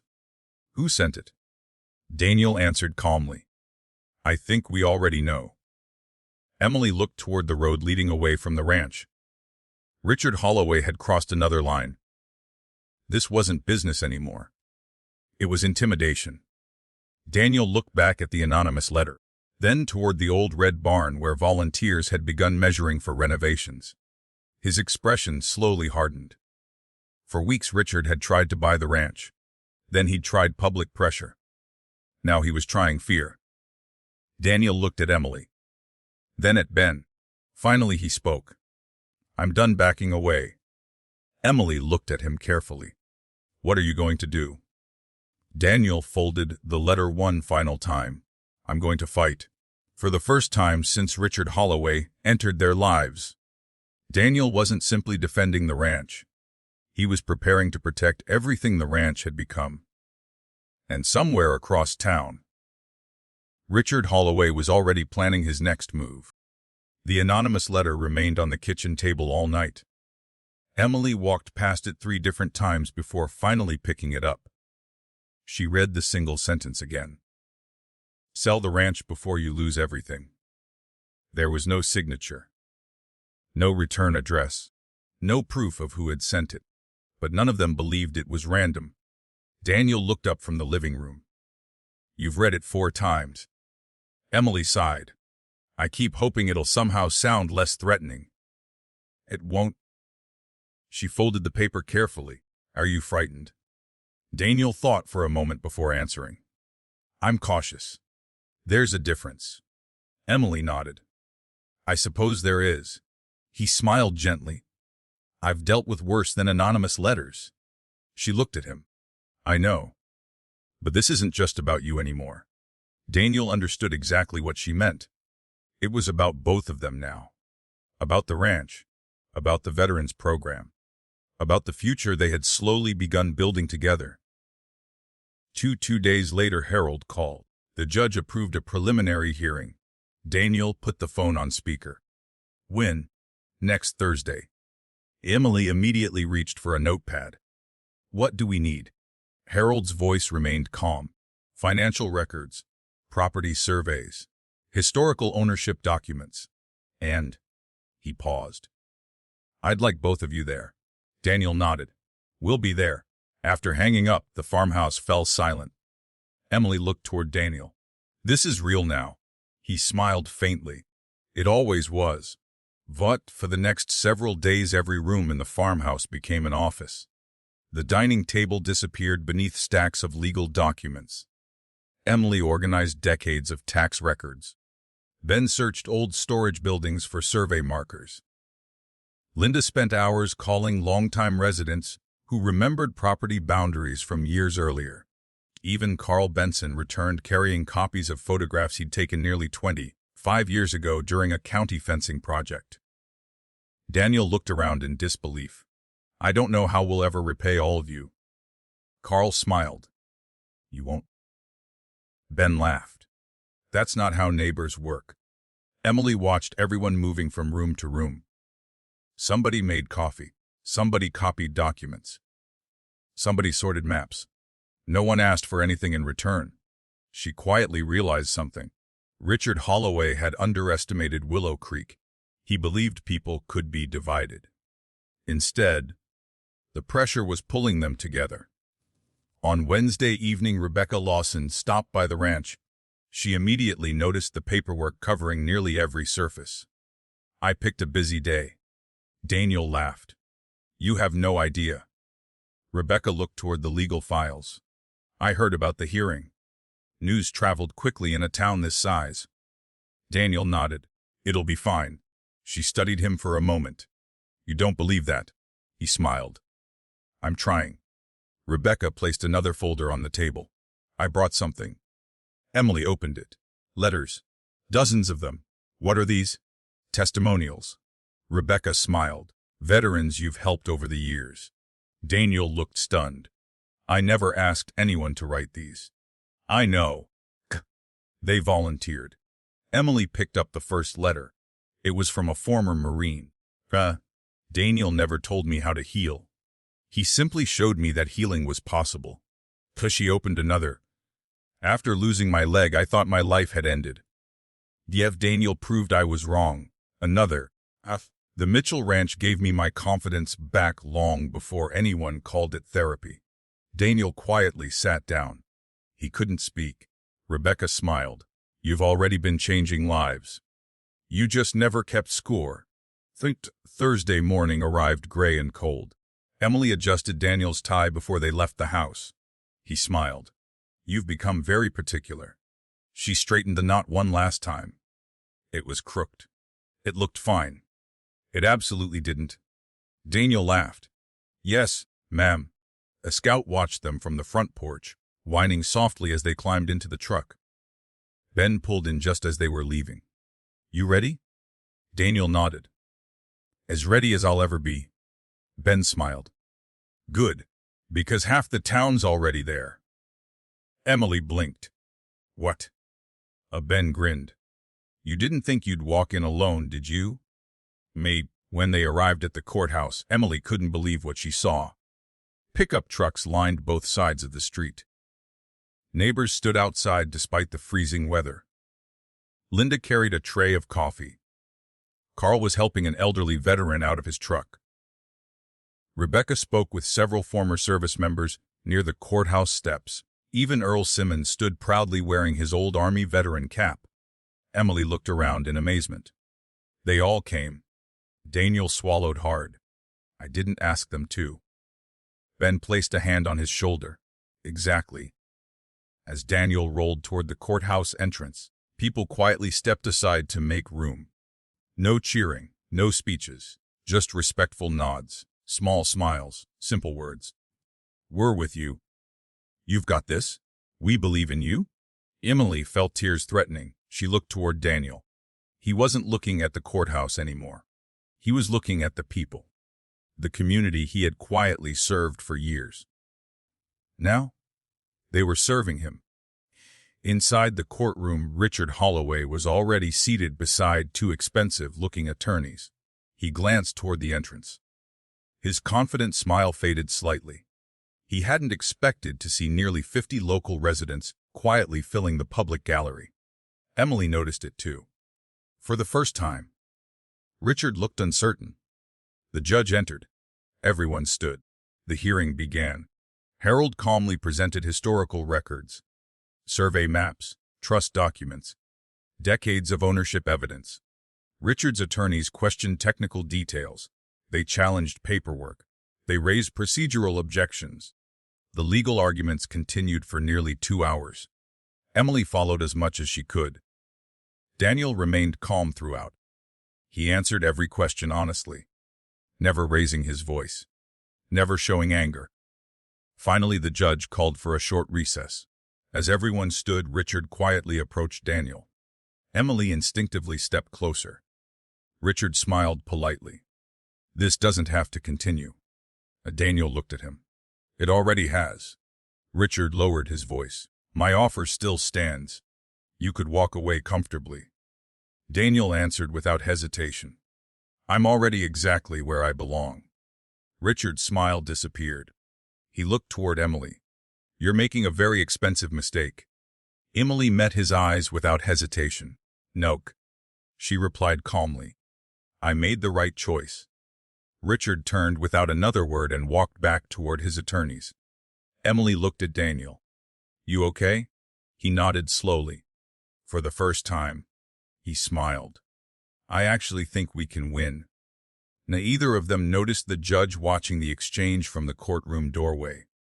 She had seen dozens of property disputes over the years. But this one was becoming about far more than land. And before the day was over, one unexpected witness would change the direction of the entire case. The courtroom slowly filled again after the recess. People returned to their seats carrying cups of coffee and quiet conversations. No one seemed eager to leave. Emily noticed something she hadn't expected. The atmosphere had changed. When the hearing began that morning, everyone seemed tense. Now, there was confidence. Not arrogance, just quiet confidence. Daniel adjusted the papers in front of him. Emily leaned closer. You look calmer. He smiled. I am? What changed? He glanced toward the public gallery. I remembered I'm not standing here by myself. Emily followed his gaze. Ben gave a small nod. Linda smiled. Carl folded his arms confidently. Several veterans sat together in the second row. Rebecca Lawson quietly reviewed a folder. Daniel took a slow breath. For a long time, I believed asking for help meant I had failed. Emily looked at him. And now, he smiled. Now I think maybe letting people help is part of healing. Emily reached over and gently squeezed his hand beneath the counsel table. I think Sarah figured that out long before either of us. Daniel smiled. She usually did. The judge returned to the bench. Court is back in session. Everyone stood before sitting once again. Richard Holloway's lead attorney rose first. Your Honor, the plaintiff would like to call another witness. The judge nodded. You may proceed. The attorney turned toward the courtroom door. The plaintiff calls Thomas Garrison. A tall man in his early 60s walked toward the witness stand. He wore an expensive gray suit and carried himself with quiet confidence. Emily didn't recognize him. Daniel frowned. I know him. You do. He used to work for the county land office. Thomas took the oath before sitting. Richard's attorney smiled. Mr. Garrison, how many years did you work in county land records? 30? 4. And during that time, did you become familiar with the Mitchell property? Yes. The attorney nodded. Based on your experience, are there unresolved questions regarding portions of the western boundary? Thomas adjusted his glasses. There have been discussions over the years. Richard's attorney smiled. No further questions. Harold Jenkins stood. Mr. Garrison. He walked toward the witness stand. When did you retire? 5 years ago. And since retirement? Harold held up a document. Have you worked as a consultant? Thomas nodded. Occasionally. For whom? Thomas hesitated. Harold waited patiently. Finally, Thomas answered. Holloway Development. A quiet murmur moved through the courtroom. Harold nodded. So you're currently being paid by the plaintiff. Richard's attorney immediately stood. Objection. BS. The judge looked toward Harold. Where are you going with this? Harold calmly handed another document to the bailiff. This is Mr. Garrison's consulting agreement. The judge reviewed it briefly. Objection overruled. Harold continued. Mr. Garrison, how much have you been paid over the past 12 months? Thomas shifted slightly. Approximately. He cleared his throat. $80,000. Another murmur spread through the gallery. Emily glanced toward Richard. His jaw tightened. Harold thanked the witness before returning to his table. The testimony had suddenly become much less convincing. Richard's attorney called 2 additional survey experts. Both discussed maps, measurements, old property markers, legal technicalities. The testimony became increasingly complicated. Emily struggled to follow every detail. Daniel quietly leaned toward her. You okay? She smiled. I teach 4th grade. I wasn't expecting advanced property law. Daniel chuckled softly. I wasn't either. Even Harold smiled. The brief moment of laughter eased the tension. Too late in the afternoon, Harold stood once again. Your Honor. The defense requests permission to call 1 additional witness. The judge nodded. Proceed. Harold looked toward the courtroom entrance. The defense calls Margaret Ellis. Emily frowned. She didn't recognize the name. An elderly woman slowly entered the courtroom using a wooden cane. She looked to be well into her 80s. Silver hair, warm eyes, a neatly pressed navy coat. The entire courtroom became unusually quiet. Ben leaned toward Daniel. Is that? Daniel nodded slowly. It is. Emily whispered. Who is she? Daniel answered softly. She was the county clerk. For 40 years. Margaret reached the witness stand with the bailiff's assistance. After taking the oath, she smiled warmly toward the judge. Good afternoon. Harold approached. Mrs.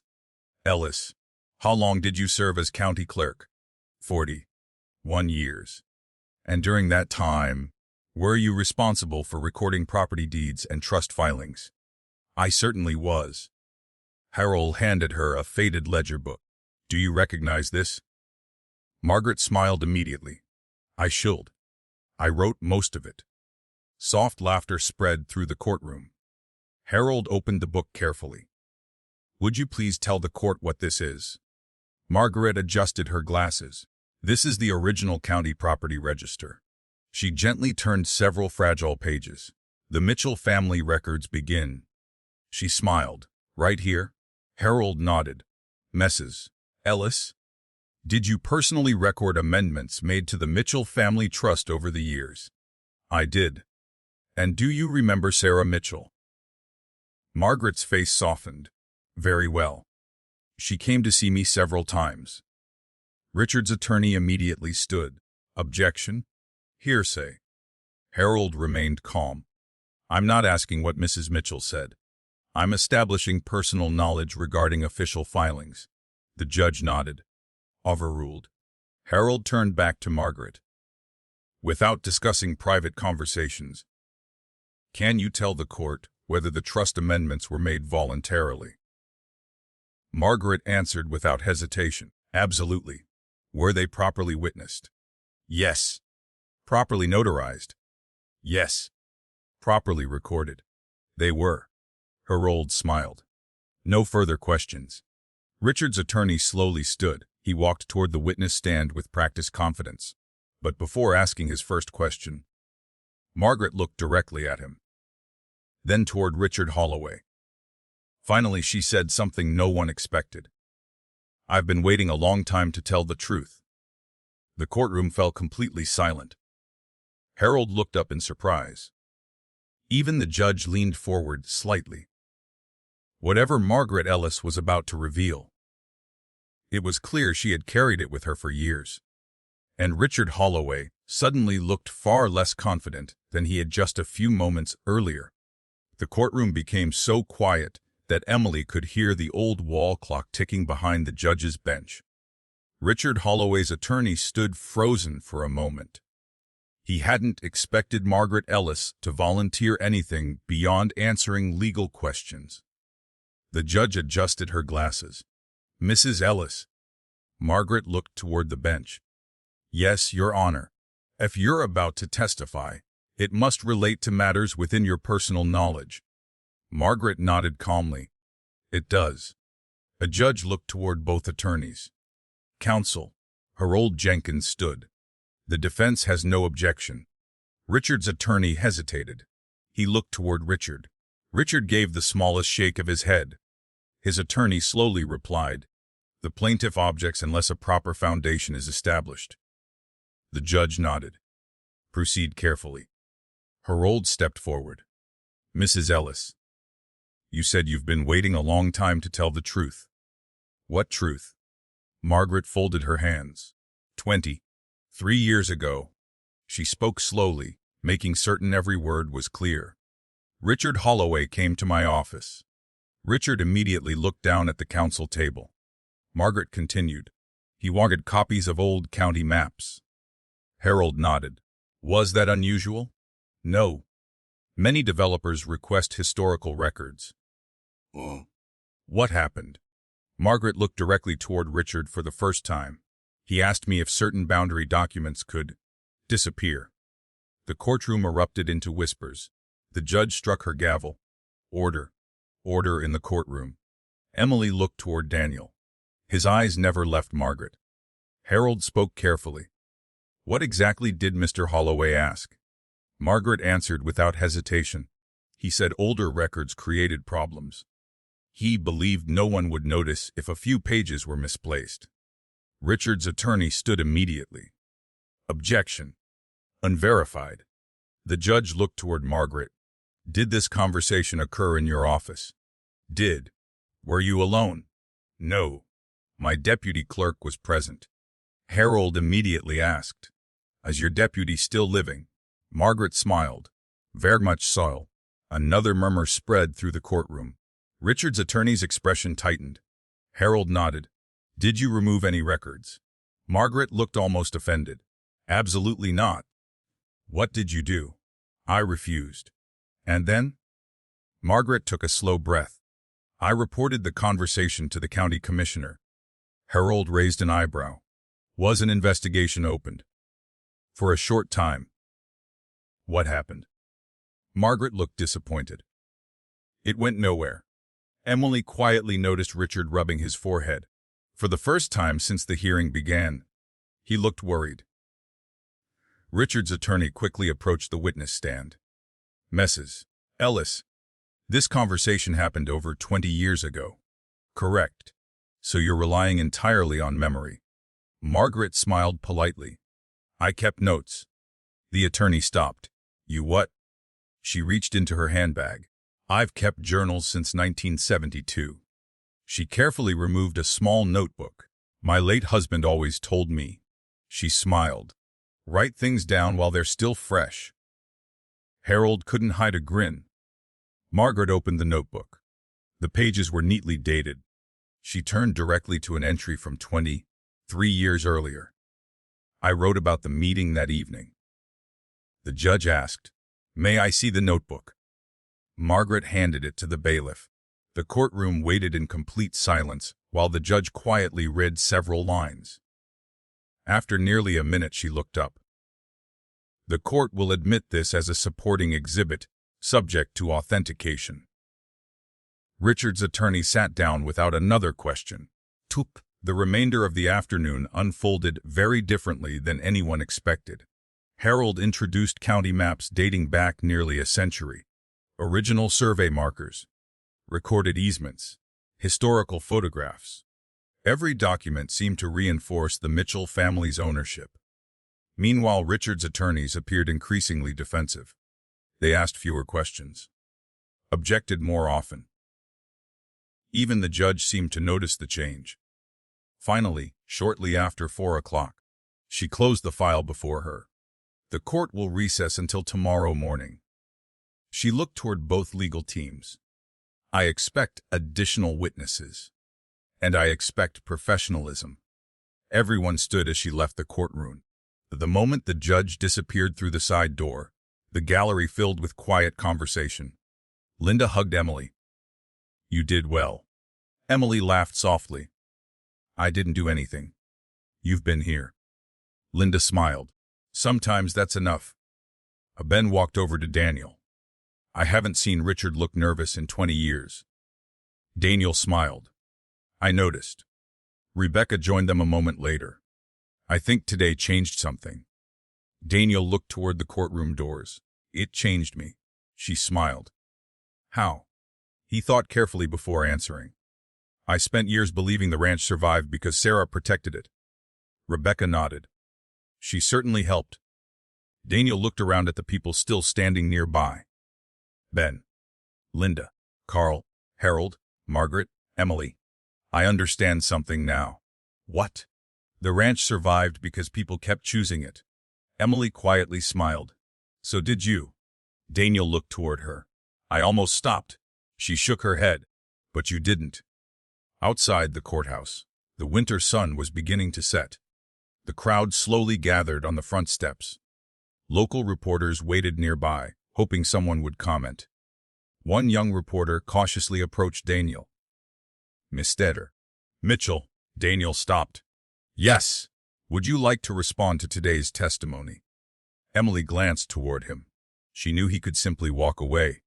Instead, Daniel smiled politely. "I only have one thing to say."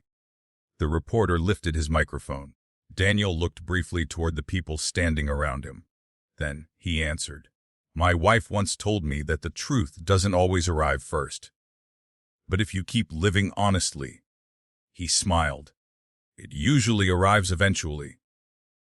Without another word, he thanked the reporter and continued toward the truck. Emily looked at him. "That was Sarah." Daniel smiled. Every word. The drive home felt lighter than any drive they had taken in months. Not because the legal battle was over. It wasn't. But for the first time, Richard Holloway no longer controlled the story. The truth had finally begun speaking for itself. As they turned onto the long driveway leading toward the ranch, Emily noticed something unusual. Several vehicles were parked near the old red barn. Daniel frowned. "We're not expecting anyone." They drove closer. Rebecca's truck, Ben's pickup, Carl's flatbed, Linda's SUV. Nearly a dozen neighbors stood outside the barn smiling. Emily looked confused. "What are they doing?" Daniel slowly stopped the truck. The moment he climbed out, everyone began clapping. Ben stepped forward holding a large wooden sign covered by a canvas cloth. "We figured," he said with a grin. "After today, it was finally time." He pulled away the cloth. The freshly carved sign read HMIT Iran. Ezra H. Daniel stared at it without speaking, his eyes filled with tears. This wasn't just a sign. It was a declaration. The community had already decided. The future of the ranch had begun. Whether Richard Holloway liked it or not. Snow still covered the fields, but the ranch looked completely different. Construction had begun. The old red barn echoed with the sound of hammers, saws, and friendly conversation. Wheelchair ramps were taking shape where rough wooden steps had once stood. The old tack room was becoming a meeting space. The workshop had doubled in size. Everywhere Emily looked, someone was building something. She carried a tray of coffee into the barn, just as Ben climbed down from a ladder. "I think this officially makes you the most popular person on the ranch." Emily laughed. "Only because everyone wants coffee." Ben accepted a mug. "I won't argue with that." Across the room, Daniel and Carl were studying blueprints spread across an old workbench. Daniel looked up. Perfect timing. Emily walked over. What happened? Daniel pointed toward the plans. We've got a problem. Emily looked closely. The accessible bathroom. Daniel nodded. We underestimated the plumbing. Ben smiled. I told him we'd figure it out. Emily looked toward Carl. What do you think? Carl scratched his chin. I think we've got 3 retired plumbers in town who owe me favors. Daniel laughed. That's the most Willow Creek solution I've ever heard. Carl grinned. Give me 2 hours. He grabbed his coat and headed for the door. Emily watched him leave. I never thought I'd say this. Daniel smiled. But I'm glad Carl Benson's stubborn. So am I. And around lunchtime, Rebecca Lawson arrived with exciting news. She walked into the barn carrying a thick envelope. I've been looking for you. Daniel smiled. You found me? Rebecca held up the envelope. The foundation board met yesterday. Emily immediately noticed the excitement in Rebecca's face. What happened? Rebecca handed the envelope to Daniel. Open it. Daniel carefully unfolded the letter. His eyes moved slowly across the page. Halfway through, he stopped reading. Emily watched his expression change. What is it? He looked up. We got it. The grant. He nodded. All of it. Rebecca laughed. Every dollar. For a moment no one spoke. Then Ben threw both hands into the air. I knew it. Workers across the barn looked over. Rebecca smiled. The board voted unanimously. They were impressed by the community. They were impressed by your plans. But, mostly, she looked directly at Daniel. They were impressed by you. Daniel shook his head. No. They're impressed by everyone standing in this barn. Rebecca smiled. That's exactly why they approved it. That afternoon Emily drove into town to buy supplies. She stopped at Linda's cafe on the way back. The lunch crowd was unusually busy. Linda waved from behind the counter. I've got something to show you. Emily walked over. What is it? Linda handed her the local newspaper. Emily immediately recognized the front page. Another story about the ranch. Her stomach tightened. Then she noticed the headline. Sco mita unentistio buald viatorans ranchital. Below the headline was a large photograph. Daniel, Ben, Carl, Rebecca, several local volunteers. Everyone smiling. Emily quickly scanned the article. This one was different. It focused on veterans, on community service, on neighbors volunteering together. There wasn't a single mention of rumors, or gossip, or controversy. Emily looked at Linda. What changed? Linda smiled knowingly. The truth finally caught up. Grace Whittaker walked over carrying her coffee. The editor received more than 50 letters. Emily looked surprised. Letters. Grace nodded. People got tired of seeing good people treated unfairly. Linda added, turns out Willow Creek has opinions too. Emily smiled. I guess it does. When Emily returned to the ranch, she found Daniel sitting beneath the old oak tree reading the same newspaper. She sat beside him. I see you've already seen it. He smiled. I've read it 3 times. What do you think? Daniel folded the paper carefully. I think. He looked across the valley. Sarah would have framed it. Emily laughed. She probably would have. Daniel looked toward the memorial bench. I wish she could see this. Emily quietly rested her hand on the bench. I think she can. Neither of them spoke. The wind moved gently through the pine trees. Scout lay sleeping at Daniel's feet. For a long moment everything felt peaceful. Then Daniel surprised her. Emily, she looked at him. I need to ask you something. His voice sounded different, more serious. Emily smiled. That sounds important. It is. Daniel took a slow breath. When we got married, she nodded. It was because of a promise. Yes. And because we wanted to protect the ranch. Yes. He looked directly into her eyes. I've been thinking. Emily felt her heartbeat quicken. I don't want our marriage to stay that way. She didn't speak. Daniel continued quietly. I know we started this because life backed us into a corner. But somewhere along the way, he smiled nervously. I stopped pretending. Emily simply listened. I don't wake up wondering how to protect the ranch anymore. I wake up wondering if you're still asleep. If you've remembered to eat breakfast. If your students made you laugh. I look forward to hearing you hum in the kitchen. I look forward to arguing about coffee. He laughed softly. I even look forward to you correcting me. Emily felt tears gathering in her eyes. Daniel looked down for a moment before continuing. I never thought I'd love anyone again. His voice was barely above a whisper. I was wrong. Emily couldn't find words. Daniel smiled gently. I'm not asking anything from you. I'm not asking you to answer today. He took one more slow breath. Needed you to know that somewhere between honoring a promise and building a future. I fell in love with my wife. Emily stared at him. Every sound around the ranch seemed to disappear. The workers. The hammers. The wind. Everything faded. Only Daniel's words remained. He waited. Not expecting an answer. Not demanding one.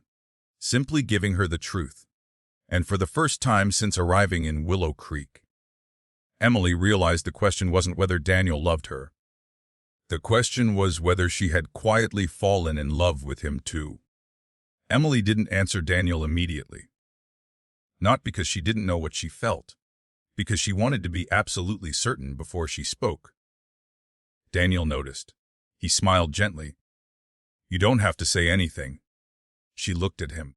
I know. I meant what I said. I wasn't asking for an answer. Emily nodded. Thank you. He leaned back against the memorial bench. I've spent enough of my life making decisions because I felt pressured. I promised myself I'd never do that to someone else. Emily smiled softly.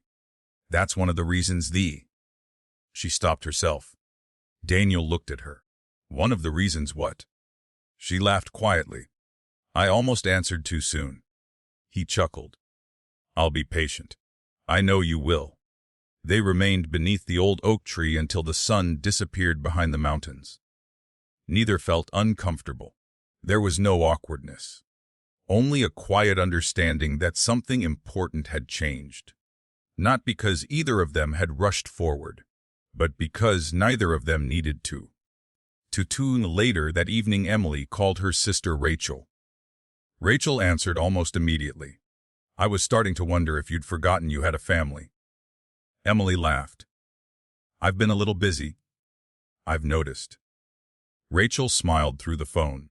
So, how's married life? Emily looked toward the living room where Daniel was quietly reading. She found herself smiling without realizing it. It's different. Rachel immediately caught the change in her voice. Oh. Emily laughed. What does "oh" mean? It means you're smiling. You can't see me. I don't need to. Emily shook her head. You're impossible.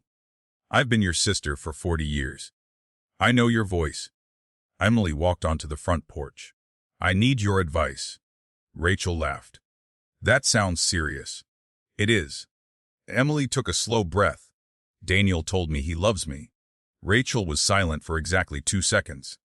Then she asked the question Emily had been expecting. And Emily looked across the moonlit ranch. I didn't answer. Because you don't love him. Emily smiled to herself. No. Rachel waited. Because I wanted to be sure. Rachel's voice softened. Are you sure now? Emily closed her eyes. She remembered dozens of ordinary moments. Morning coffee. Working in the workshop. Laughing over burnt bacon. Watching Daniel patiently help neighbors. Reading Sarah's journal. Christmas morning. The veterans' home. The courthouse. The way Daniel always noticed when someone else needed help before they asked. Then, she remembered something even simpler.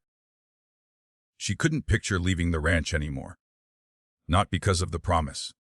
Because she didn't want to leave him. Emily smiled. Yes. Rachel laughed happily. I've been waiting months to hear you say that. Emily blinked. Months. I knew before you did. Emily laughed. Apparently everyone knew before I did. The following morning, Emily woke before sunrise. For the first time since arriving at the ranch, she wasn't thinking about Sarah's promise. She was thinking about her own future. She walked into the kitchen. Daniel was already making coffee. He looked up. "Morning. Morning.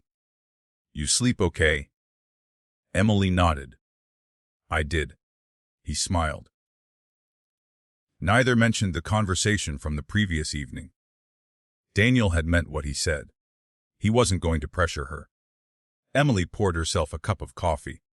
Scout wandered into the kitchen and immediately sat between them. Daniel looked down. "I think he's expecting breakfast." Emily smiled. "He's always expecting breakfast." Daniel laughed. "Fair point." Emily reached into the pantry for the dog treats. As Scout happily crunched away, she turned toward Daniel. "I've been thinking." He smiled. "So have I." She stepped closer. "I know." Daniel waited quietly. She took a slow breath.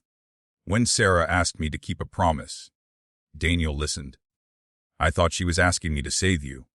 He shook his head gently. "You never had to save me." "I know that now." Emily smiled. What she really did, she looked directly into his eyes, was introduce me to the man I was supposed to meet. Daniel stared at her. She continued. "When we got married, I cared about you. I respected you. I wanted to protect the ranch." She smiled through gathering tears. But somewhere between all the ordinary days, the coffee, the snow, the laughter, the work, the stories, the quiet evenings, she laughed softly. I stopped pretending too. Daniel's eyes filled. Emily reached for both of his hands.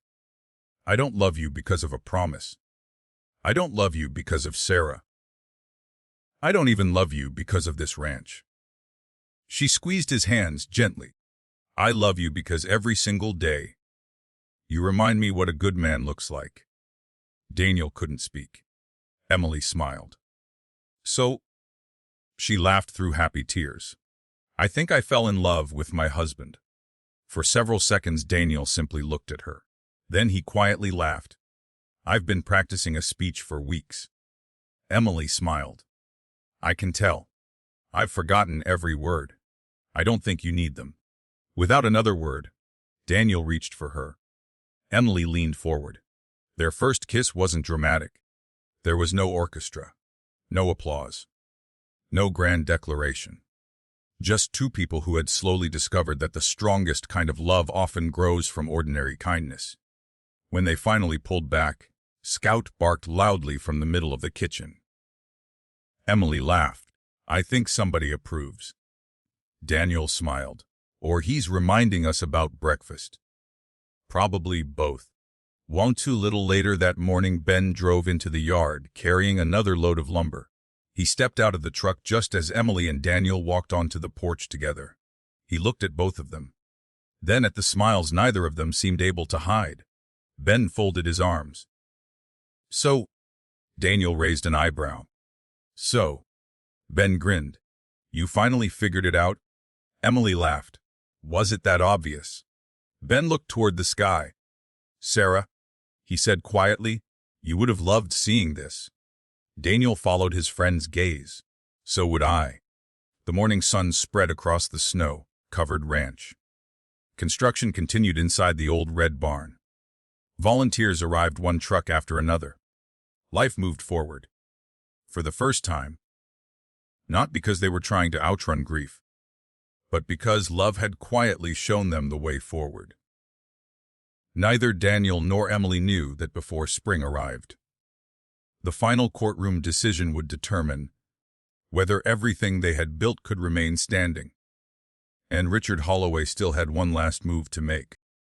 By the time the first signs of spring appeared, the ranch had taken on a life of its own. Snow still clung to the mountain peaks, but patches of green had begun pushing through the fields.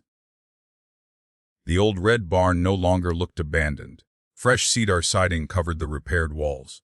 Wide ramps led to every entrance. Large windows filled the meeting room with natural light. The workshop had doubled in size. A handmade wooden sign hung above the entrance. Everythel Vaidi Rans Rayanchi every morning. Daniel paused for a moment before unlocking the front doors. Not because he was proud of the building. Because he was grateful. Emily watched him from across the yard one morning. You still do that? Daniel smiled. What? You stop before going inside? He looked toward the sign. I remind myself this almost never happened. Emily walked beside him, but it did. He nodded. Because a lot of people believed in something bigger than themselves. The first group of veterans was scheduled to arrive in less than 2 weeks. Rebecca Lawson walked through the building carrying a clipboard. She checked room after room, accessible bathrooms. Daniel nodded. Finished. Workshop. Ready. Kitchen. Emily smiled. Stocked. Rebecca laughed. I don't usually see projects finish ahead of schedule. Ben walked past carrying folding chairs. That's because you've never worked with half of Willow Creek. Everyone laughed. The atmosphere was hopeful. Busy. Exciting. For the first time in years, Daniel looked forward to tomorrow instead of worrying about it. Till late that afternoon, Harold Jenkins arrived. Emily noticed his expression before he even reached the porch. Daniel noticed it too. Harold. The attorney removed his hat. I wish I had better news. Daniel sighed quietly. What happened? Harold held up another legal envelope. The judge scheduled the final hearing.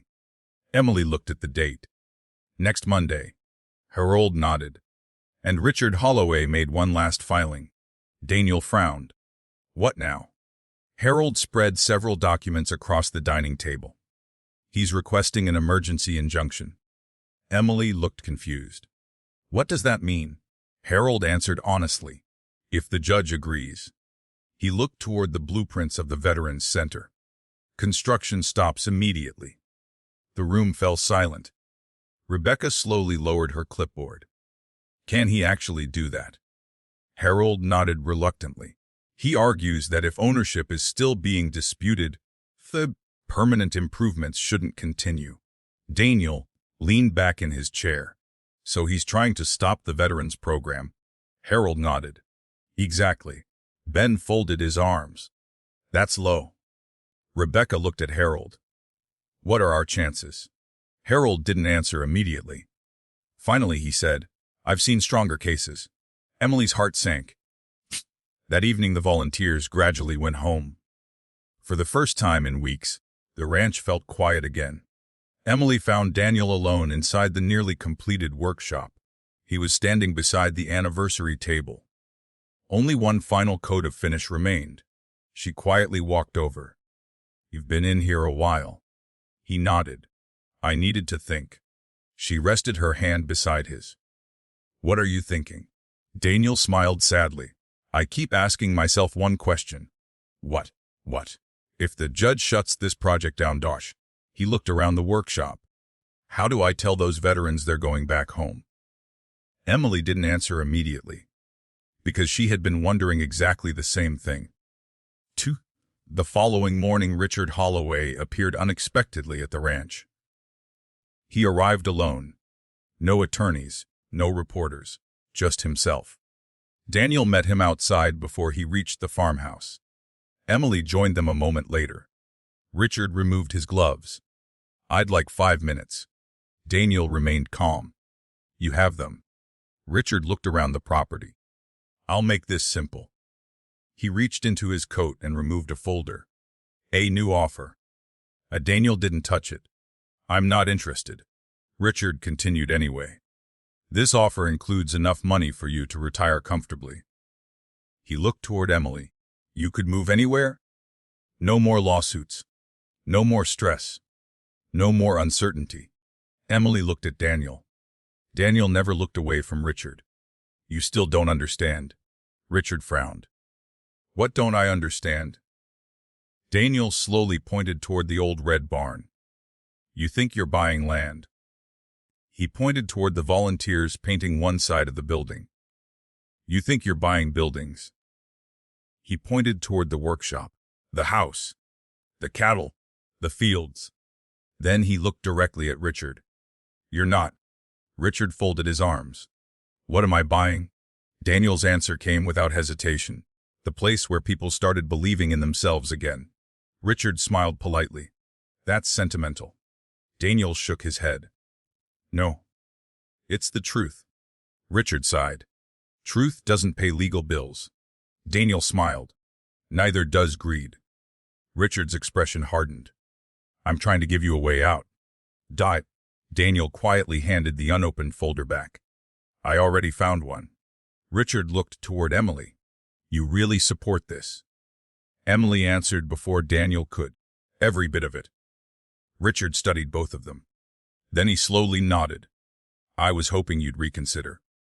Daniel smiled. "We already did." Richard placed the folder back inside his coat. He looked around the ranch one final time. Then he quietly said, "If I lose next week..." He paused.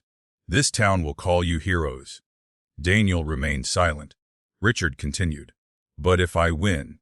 His eyes moved toward the nearly completed Veterans Center. "Everything you've built disappears." Without another word, he returned to his car. Emily watched the sedan disappear down the long driveway. She turned toward Daniel. "Do you think he's bluffing?" Daniel looked toward the road. "No, I think he's desperate." And desperate people sometimes made the most dangerous decisions of all. The weekend arrived faster than anyone expected.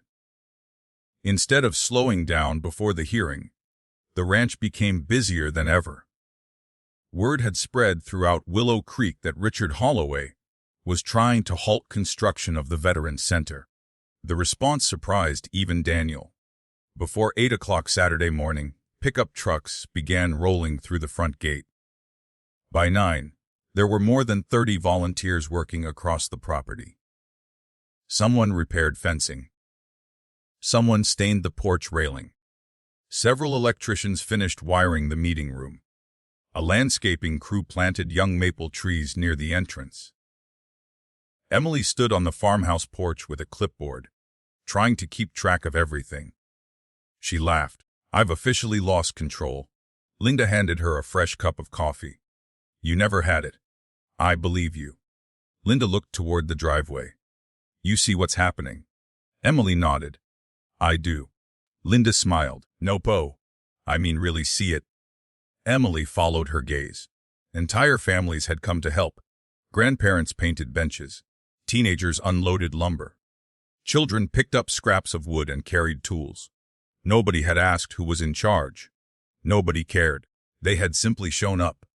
Linda quietly said, "This stopped being Daniel's dream a long time ago." Emily smiled. "It belongs to everyone now." 1 inside the workshop, Daniel applied the final coat of finish to the anniversary table. Ben watched from the doorway. "You finally did it?" Daniel looked at the smooth surface reflecting the afternoon light. "I almost didn't." Ben walked closer. "You know what Sarah would have said?" Daniel laughed. "I probably took too long." Ben grinned. "Exactly." Daniel shook his head. "She knew me too well." The two friends stood quietly for a moment. Finally, Ben spoke again. "I've got a question." Daniel looked up. "Shoot. When this whole legal mess is over." He looked around the workshop. "What's next?" Daniel thought for several seconds. "I want this place filled." "Filled with what?" "People." He smiled. "Veterans. Kids. Neighbors. Anyone who needs a reminder that their life isn't finished." Ben nodded slowly. "That's a good dream." Daniel looked toward the window where Emily was laughing with several volunteers. "It's our dream now." That afternoon, Rebecca arrived with exciting news. "I've been on the phone all morning." Daniel smiled. "Good news. The best." She held up a folder. "The Department of Veterans Affairs wants to tour the ranch." Emily blinked. "When?" Rebecca laughed. "They wanted next month. I convinced them to wait until after your hearing." Daniel looked stunned. "They're interested." Rebecca smiled. "They're very interested." She looked around the property. "If everything goes well..." She paused for effect. Mitchell Veterans Ranch could become a regional model. Silence. Daniel looked at Emily. Emily looked at Ben. Ben simply whistled. Rebecca laughed. I thought that might get your attention. Late that evening, after the volunteers had gone home, Emily found Daniel carrying the finished anniversary table into the farmhouse. Need help? He smiled. I was hoping you'd ask. Together they carefully positioned the table in the dining room. Daniel stepped back. For several moments neither of them spoke. The handcrafted oak table seemed to belong there. As though it had been waiting all along, Emily gently ran her hand across the polished surface. It's beautiful. Daniel smiled. It finally feels finished. Emily looked at him. I don't think it's just the table. He understood. Nope. It isn't. They stood quietly in the warm glow of the dining room lights. Then Emily noticed something. On the underside of one corner, tiny carved initials. SM. She looked at Daniel. You left them. He nodded. They belong there. Emily smiled. I agree. Then she noticed another set of initials beside them, DM, and below both, a small empty space. She looked toward Daniel. You planned this. He smiled sheepishly. I left room. For what? He shrugged. I wasn't sure. Emily took the carving tool lying on the workbench nearby. Daniel looked surprised. What are you doing? Without saying a word, Emily knelt beside the table. Carefully, slowly. She carved two small letters beneath the others. EM. She stood and brushed the wood dust from her hands. Daniel looked at the three sets of initials. SMDMEM. Emily smiled gently. Nobody's replacing anyone. She rested her hand over Sarah's initials. She'll always be part of this family. Then she rested her hand over Daniel's. So will you.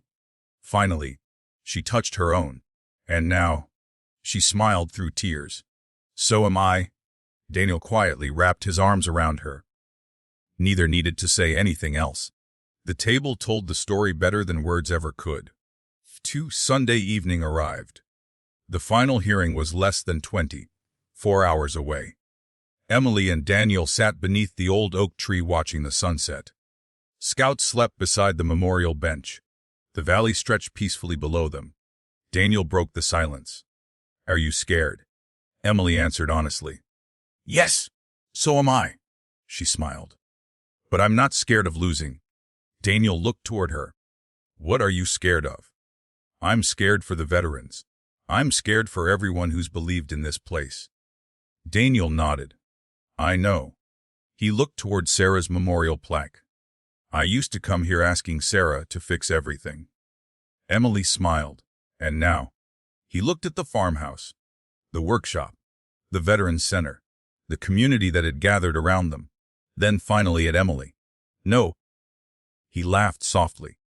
I think she'd tell me to stop asking and start trusting. Emily slipped her hand into his. I think she would too. They remained there until the last light disappeared behind the mountains. Neither of them knew what tomorrow's hearing would bring. Victory, defeat, or something neither side expected. But one thing had become absolutely certain. No matter what happened in court, Richard Holloway had already lost the one thing he could never buy. The heart of the community. And as darkness settled across Willow Creek, the final chapter of the legal battle was about to begin. The courthouse parking lot was already full before 8 o'clock. Pickup trucks lined both sides of the street. Veterans wearing old service caps stood beside ranchers in work boots, teachers, store owners, church members, retired couples, teenagers who had spent weekends helping build the Veterans Center. Nearly everyone in Willow Creek seemed to be there. Emily looked out the truck window in disbelief. I've never seen this many people. Daniel smiled quietly. I don't think I have either. Ben parked beside them and climbed out. You two ready? Daniel looked toward the courthouse. As ready as I'll ever be. Ben nodded. Good, he smiled, because nobody's letting you walk in alone. As Daniel rolled toward the courthouse entrance, people naturally stepped aside. Some reached out to shake his hand. Others simply nodded. One elderly veteran saluted. Daniel returned the salute without saying a word. Emily noticed tears in more than one pair of eyes. This wasn't simply support. It was gratitude. Inside the courtroom, every seat was filled. Several people had to stand along the back wall. Reporters occupied one side of the gallery. Television cameras waited outside. The case had become larger than anyone expected. Not because of the property dispute, because the story had captured people's attention across the state. A disabled veteran, a promise, a community refusing to give up. Judge Eleanor Watkins entered promptly at 9. Everyone stood. Once the room settled, she looked around slowly. I understand emotions are high. Her voice remained calm. I expect respect from everyone in this courtroom. Heads nodded throughout the gallery. The judge turned toward the attorneys. Mr. Jenkins, you may proceed. Harold stood. He walked slowly before the bench instead of immediately beginning. Your Honor, this case has always appeared to concern property. He paused. But it doesn't. He looked toward the judge. It concerns intent. He held up the Mitchell Family Trust. Sarah Mitchell followed every legal requirement, every amendment, every signature, every witness. He turned toward Richard Holloway. The plaintiff has challenged paperwork. But he has failed to challenge one simple fact. The courtroom remained completely silent. The Mitchell family never intended to sell. Harold carefully laid several documents before the judge. 3 generations, nearly 100 years. The evidence consistently shows one purpose: to preserve this ranch. He looked toward Daniel. And today, he smiled. That purpose continues. Harold returned to his seat. Emily quietly squeezed Daniel's hand beneath the table. Richard Holloway's lead attorney stood next. He was composed, professional, confident. Your Honor, no one disputes the Mitchell family's history. He nodded respectfully toward Daniel. Nor do we question Mr. Mitchell's military service. Emily immediately recognized the strategy. He wanted to appear reasonable. The attorney continued. However, he pointed toward several maps. History alone does not determine ownership. He spoke for nearly 40 minutes. Boundary disputes, survey discrepancies, development potential, economic growth, future housing needs. Every argument returned to one conclusion: the land should be sold. When he finally sat down, the courtroom was unusually quiet. Judge Watkins reviewed several pages of notes. Then she looked toward Harold. Any rebuttal? Harold smiled slightly. Only one. He stood once more. The plaintiff has spoken extensively about the value of this land. He turned slowly toward the gallery. I'd like to discuss its worth. Emily smiled to herself. She knew there was a difference. Harold called one final witness, Rebecca Lawson. Rebecca stepped confidently into the witness box. After taking the oath, Harold asked, Ms. Lawson A. What is the estimated economic impact of Mitchell Veterans Ranch during its first 5 years? Rebecca opened a report. Our independent study estimates approximately $6 million. A quiet murmur spread through the room.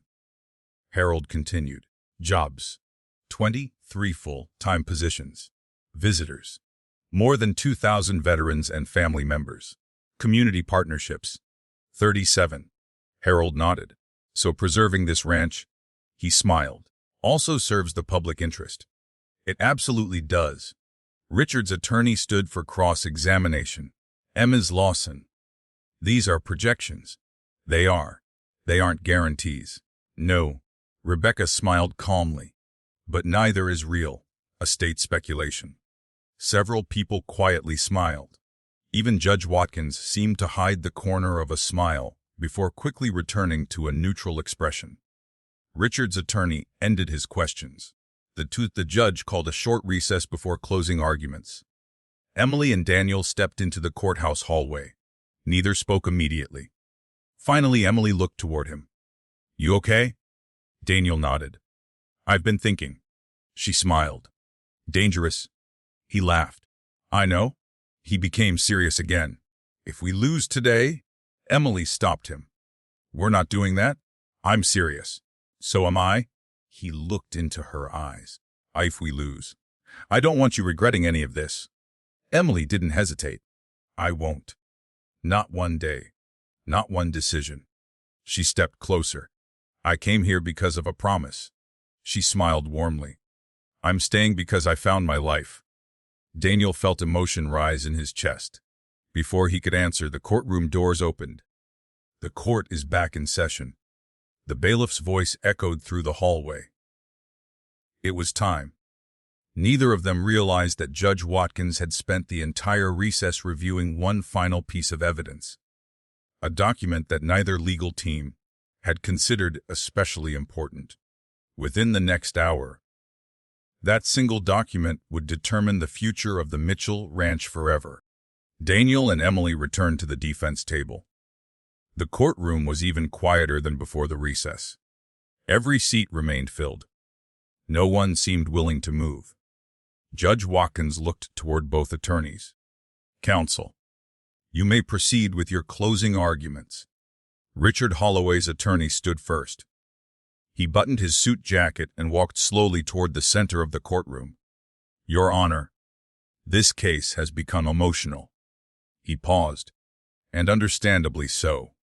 He looked briefly toward Daniel. Mr. Mitchell is a respected veteran. The community clearly cares about him. He nodded toward the public gallery, but courts do not decide cases based on sympathy. They decide them based on law. He spent the next 20 minutes reviewing statutes, surveys, property descriptions, and legal precedent. Every argument returned to one point. The law must remain separate from emotion. When he finished, he thanked the court and returned to his seat. Richard gave a small, confident nod. He believed they still had a chance. Harold Jenkins rose slowly. Unlike the opposing attorney, he carried no stack of notes. He stopped several feet from the judge's bench. Your Honor, my colleague is absolutely correct. The courtroom became still. The law cannot be guided by sympathy. Harold nodded respectfully. And fortunately, he smiled. It doesn't need to be. He lifted the original Mitchell family trust. This trust was legally created. It was legally amended. It was legally witnessed. It was legally recorded. He held up another folder. The plaintiff has questioned motives, but motives do not erase valid legal documents. He placed the folder on the evidence table. The plaintiff has questioned boundaries. Yet every certified survey ultimately confirms the Mitchell family's ownership. Then Harold turned toward Daniel. For months, my client has quietly endured rumors, public criticism, anonymous threats, and repeated attempts to pressure him into selling. He looked toward Richard Holloway. And despite all of that, never once stopped serving his community. Harold paused. The law protects ownership, but justice also recognizes intent. He looked directly at Judge Watkins. Sarah Mitchell's intent could not be clearer. Preserve the ranch, protect her husband, and ensure this place continued serving others. He smiled gently. That is exactly what has happened. Harold returned to his chair. The courtroom remained silent. Judge Watkins removed her glasses. She reviewed her notes for several long moments. No one spoke. No one moved. Finally, she looked up. The court appreciates the professionalism shown by both parties. She folded her hands. This has been an unusually complex matter. She began reviewing each legal issue separately. Historical surveys, trust amendments, boundary records, property easements, financial disclosures. Each point received careful explanation. Emily listened closely. She noticed Richard's attorney taking fewer notes as the ruling continued. Finally, the judge reached the trust itself. The Mitchell Family Trust. She looked toward Harold. Was lawfully executed. She looked toward Richard's attorney. The amendments were properly witnessed, properly notarized, and properly recorded. Richard slowly lowered his eyes. The judge continued. The plaintiff has failed to establish fraud, undue influence, or legal defect. Emily felt Daniel's hand tighten around hers. Judge Watkins continued reading. Furthermore, the evidence demonstrates a long-standing and consistent intention to preserve the property for family stewardship. She paused. The court finds no legal basis to invalidate that intention. The room became completely still. Judge Watkins picked up one final document. This court also considered correspondence submitted during these proceedings. She held up Sarah's formal letter to the trust attorney, not her private letters. A separate legal instruction. It confirms that the amendments were created after extensive consultation and without coercion. She laid the document back on the bench. Accordingly, she looked directly toward both parties. Judgment is entered in favor of the defendant. For one heartbeat. No one reacted. Then the meaning settled over the room. Daniel had won. The Mitchell family trust stood. The ranch remained theirs. Construction could continue. The lawsuit was over. The courtroom erupted into applause before Judge Watkins immediately lifted her gavel. Order. I understand your emotions. But this is still a courtroom. Even she couldn't completely hide her smile. Richard Holloway remained seated. His attorneys quietly gathered their files. No one spoke. Richard finally stood. He buttoned his coat and walked toward Daniel. Emily instinctively stepped closer. Richard stopped a few feet away. For several seconds, neither man spoke. Finally, Richard extended his hand. I was wrong. Daniel looked at the offered hand. Then he accepted it. I hope so. Richard nodded once. I spent years seeing this place as land. He glanced toward Emily. I never understood it was home. Daniel answered quietly. Most valuable things usually are. Richard looked around the courtroom. At the neighbors, the veterans, the volunteers. The people who had stood together for months. A tired smile crossed his face. I suppose there was never any chance I could compete with that. Without another word, he turned and walked away. Emily watched him leave. She wasn't sure whether he had changed. But for the first time, he looked like a man who understood exactly what he had lost. Outside the courthouse, reporters immediately surrounded Daniel and Emily. Microphones appeared from every direction. One reporter asked, Minstead, Mitchell, what does today's victory mean? Daniel looked toward the crowd gathered behind the cameras. He saw veterans, children, neighbors, friends, people who had believed in them long before the newspapers did. He smiled. It means promises matter. The reporter nodded. And the ranch? Daniel looked toward Emily before answering. The ranch stays exactly what it was always meant to be, a place where people find hope. Another reporter turned toward Emily. Mrs. Mitchell, any comment? Emily smiled. I came here because I promised my best friend I'd look after someone she loved. She reached for Daniel's hand. The truth is, her smile widened. He ended up looking after me too. The crowd laughed softly. Several people wiped away tears. Ben leaned toward Linda.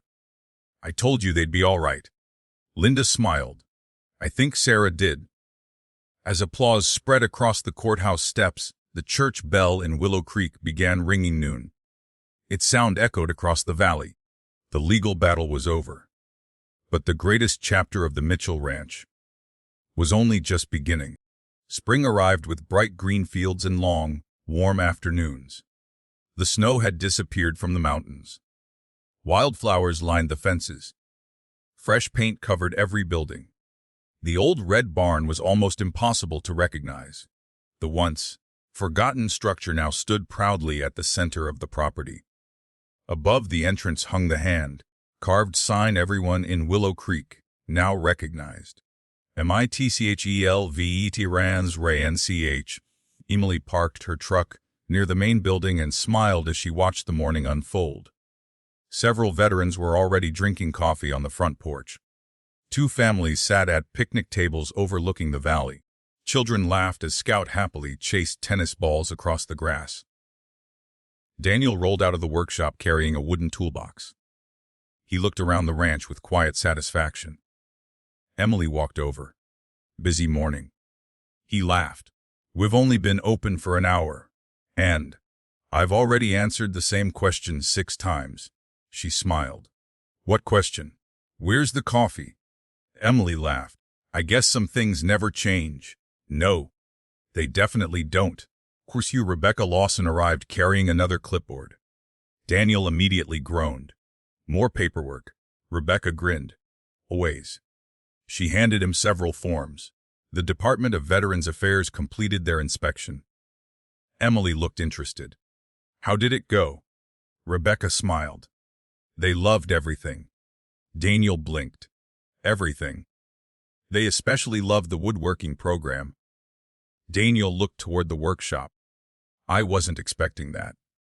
Rebecca laughed. They said the shop gives people a reason to create instead of just recover. Emily quietly looked at Daniel. She could tell those words meant a great deal to him. The first workshop of the morning began at 9. Daniel wheeled into the large woodworking room where 8 veterans waited around sturdy workbenches. Some had prosthetic legs. Others carried scars that couldn't be seen. One younger man sat quietly near the back. He couldn't have been older than 26. His name tag read James Wylkr. Daniel smiled warmly. Morning, everyone. Several voices answered together. Morning. Daniel rested both hands on the workbench. I'm not here to teach you how to become master carpenters. A few people laughed. I'm here to remind you. He picked up a rough block of wood. That broken things can still become something useful. The room became completely quiet. Daniel held up the wood. This piece isn't perfect. It has knots. It has cracks. It has flaws. He smiled. So do I. Several veterans nodded. Daniel continued. The goal isn't perfection. It's purpose. Emily watched from the doorway. She had heard Daniel tell parts of his story before. But never like this. He wasn't giving a speech. He was sharing hope. Later, that afternoon, Emily joined several military spouses beneath the old oak tree. Linda had organized a support group after noticing that families often carried invisible burdens too. Emily introduced herself. I'm Emily. One woman smiled nervously. My husband doesn't really talk. Emily nodded. Daniel didn't either. Another woman quietly asked, Does it ever get easier? Emily thought carefully. Not because time passes. She smiled gently. It gets easier when people stop trying to fix each other and start walking beside each other. The women listened quietly. Emily realized she was repeating something Sarah had once lived every day. Without even trying, Sarah's kindness continued reaching people she'd never met. That evening, Daniel found James sitting alone near the horse pasture. The young veteran stared across the fields without saying a word. Daniel rolled over beside him. Mind if I join you? James shrugged. Sure.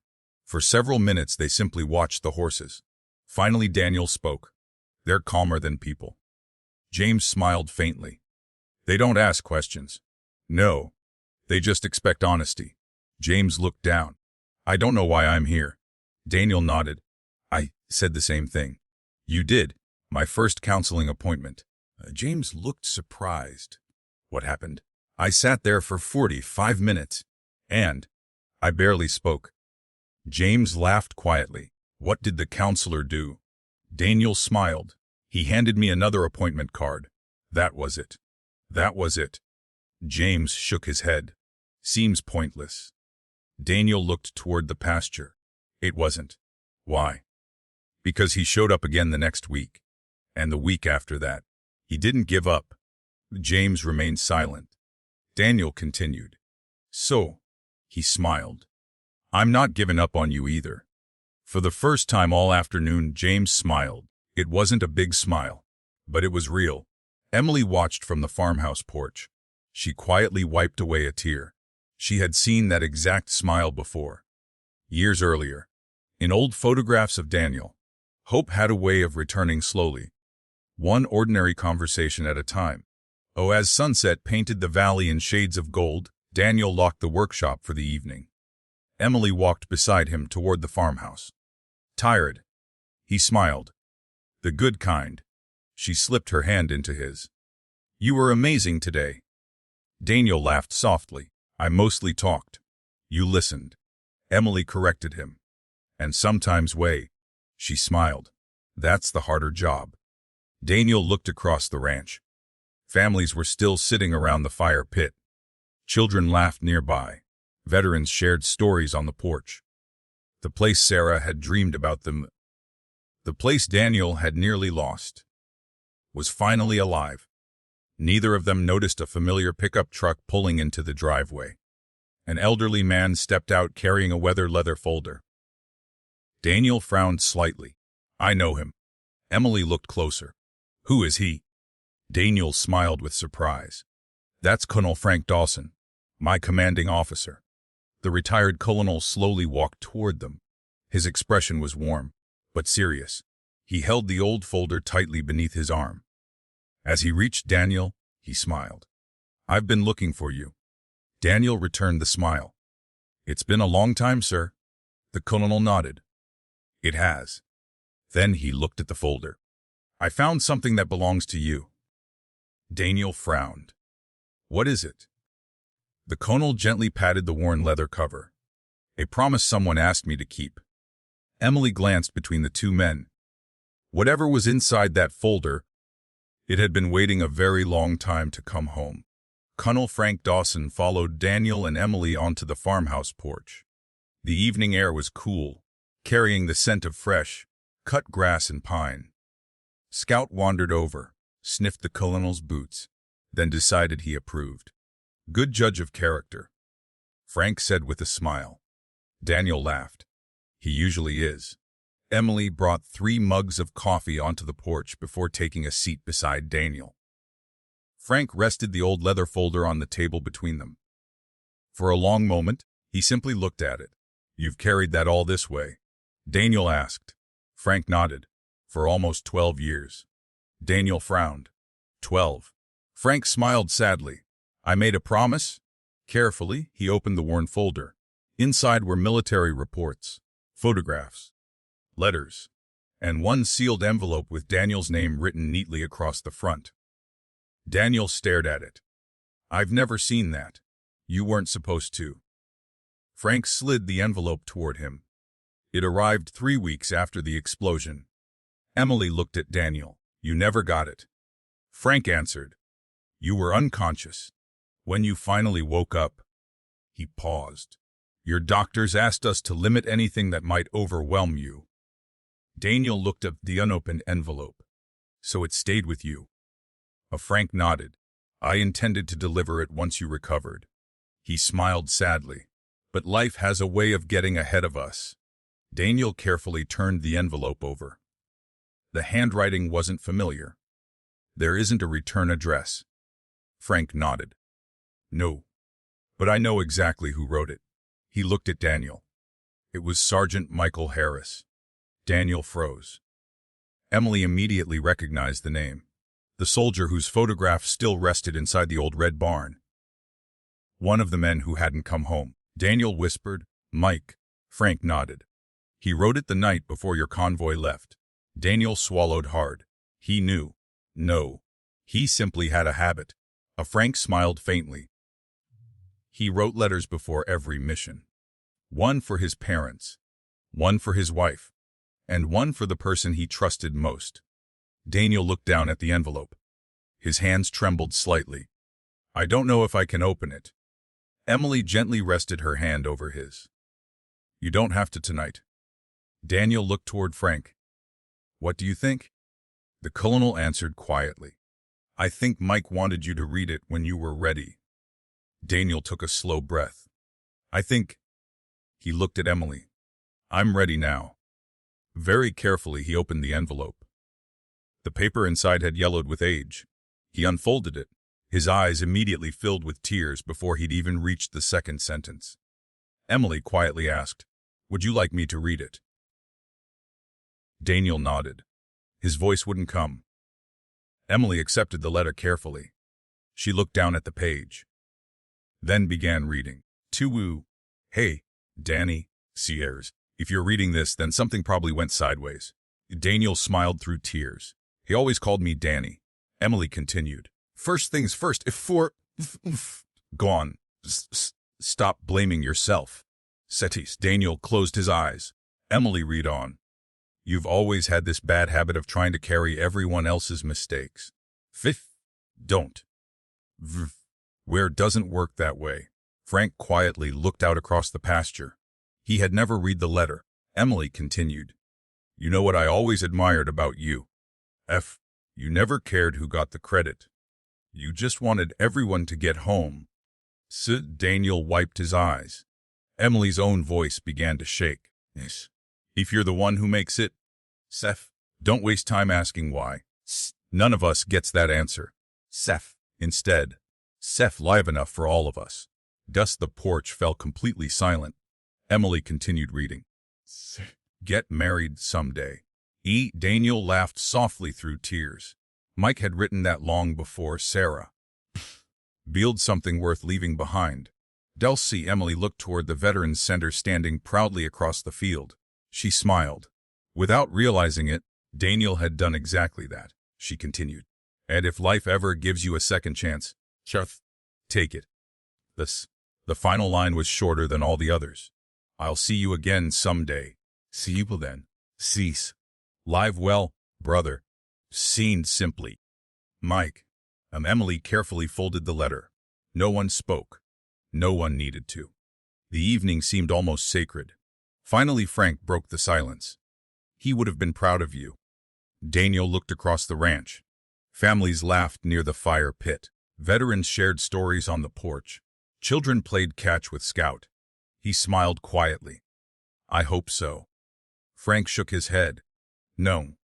He looked around the property. I know so. After left, Daniel carried the letter into the workshop. Emily followed. He opened a small cedar box resting on one of the shelves.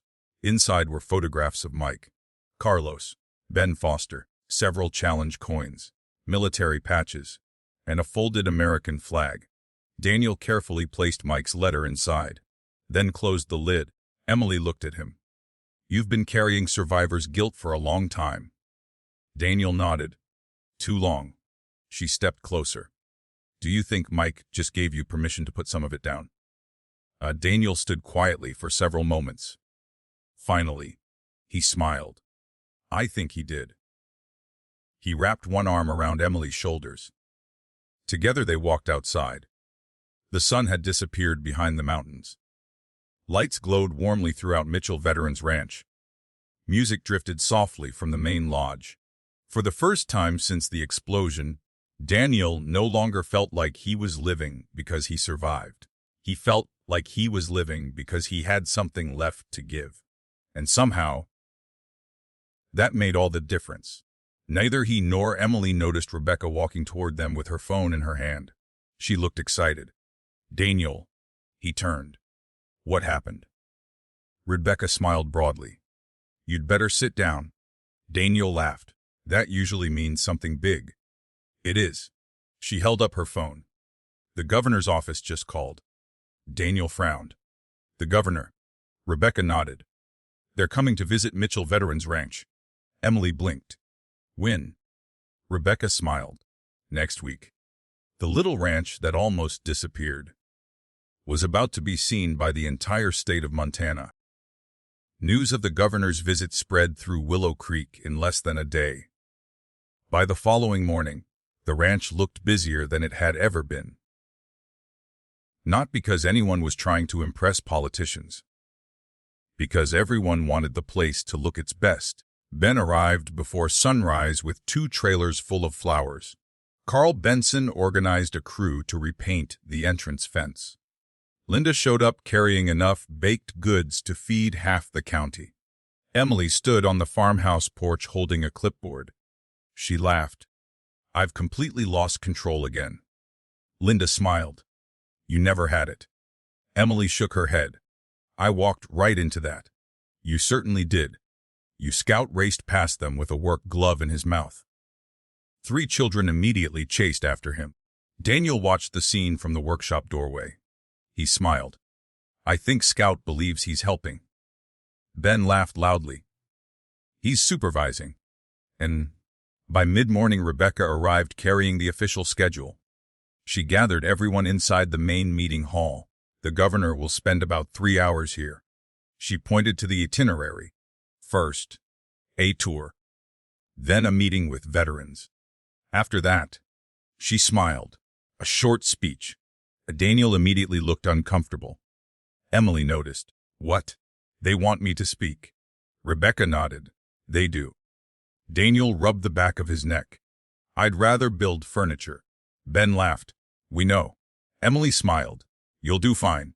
Daniel wasn't convinced. I've never liked speeches. Rebecca folded her arms. Then don't give one. Daniel looked confused. What? She smiled. Just tell your story. That afternoon James Walker stopped by the workshop carrying a small wooden box. Daniel looked up. You made something. James nodded. I did. Daniel opened the lid. Inside rested a beautifully carved wooden eagle.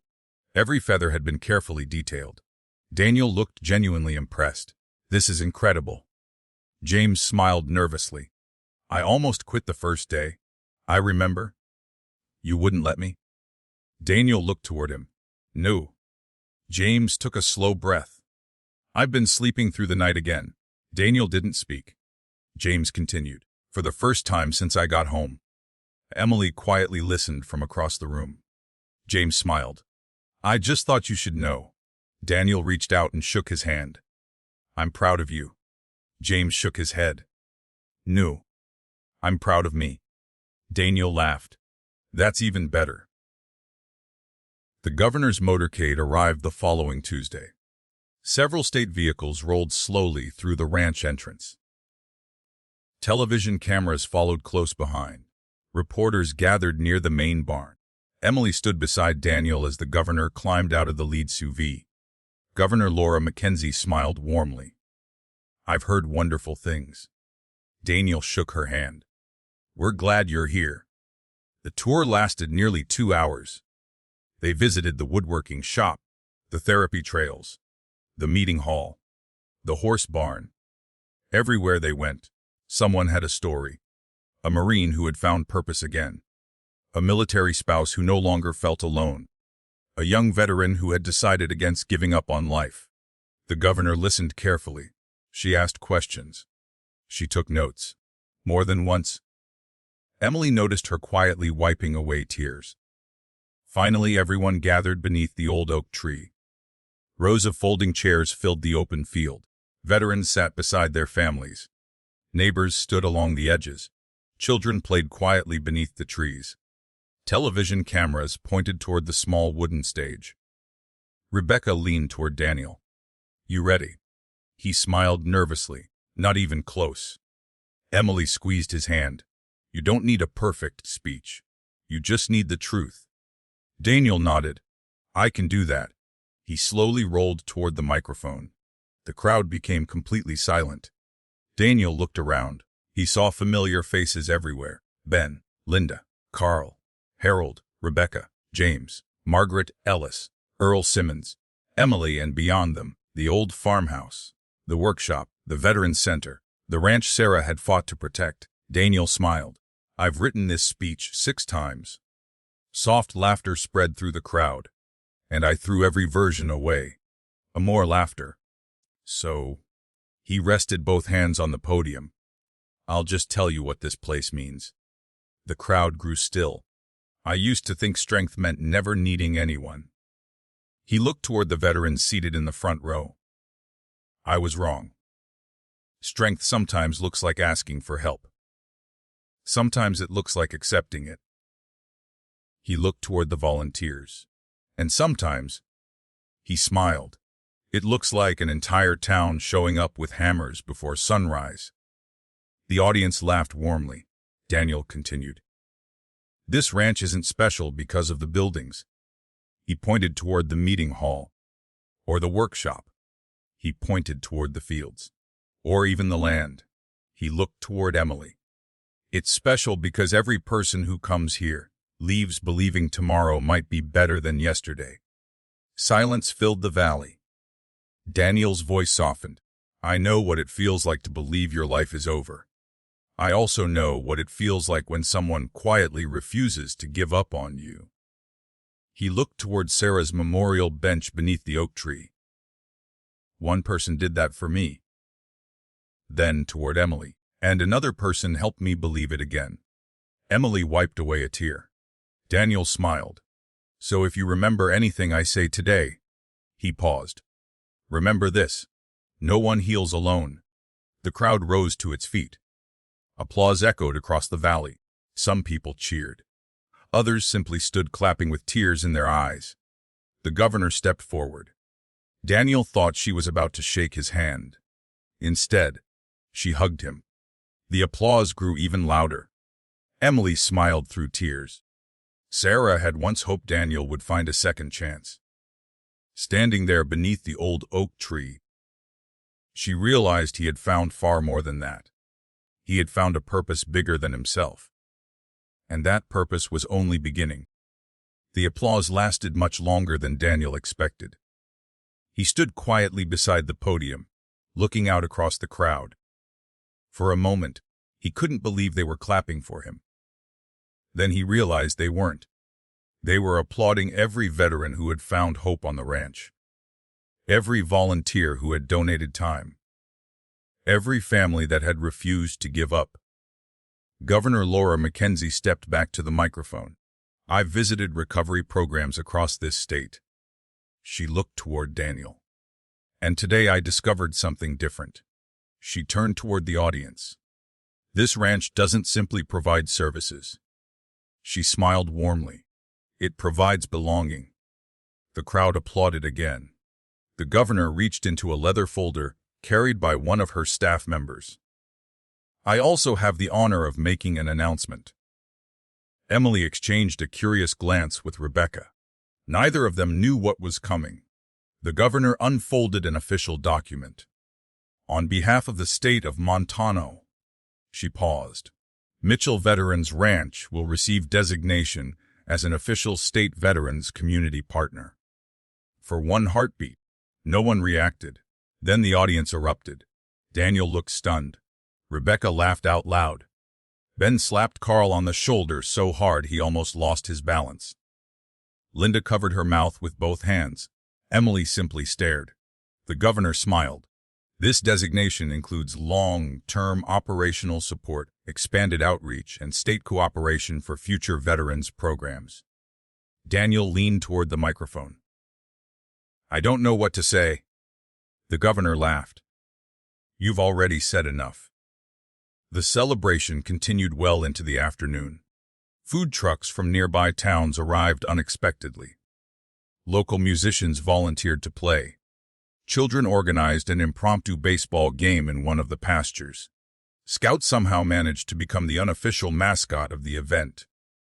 Emily watched James Walker laughing with 3 other young veterans outside the workshop. A few months earlier, he had barely spoken. Now he was explaining woodworking techniques to someone who had arrived only that morning. Daniel noticed too. You see him? Emily nodded. I do. You remember the first day? He barely looked anyone in the eye. Daniel smiled quietly. Now he's helping somebody else. Emily slipped her hand into his. The cycle continues. Later that afternoon, Colonel Frank Dawson arrived carrying another surprise. He walked into the workshop while Daniel was putting away tools. I thought I might find you here. Daniel smiled. You're getting to know my habits. Frank laughed. They haven't changed much. He reached into his jacket pocket and removed a small velvet box. Daniel looked confused. What's this? Frank handed it to him. It belongs to you. Daniel carefully opened the box. Inside rested a bronze star medal. He looked up immediately. No. There must be a mistake. Frank shook his head. There isn't. I already received mine. You did. This one's different. Daniel frowned. I don't understand. Frank took a slow breath. The recommendation was delayed after the explosion. He smiled sadly. Then it disappeared in military paperwork. Emily quietly stepped closer. Frank continued. We finally found the file. Daniel stared silently at the metal.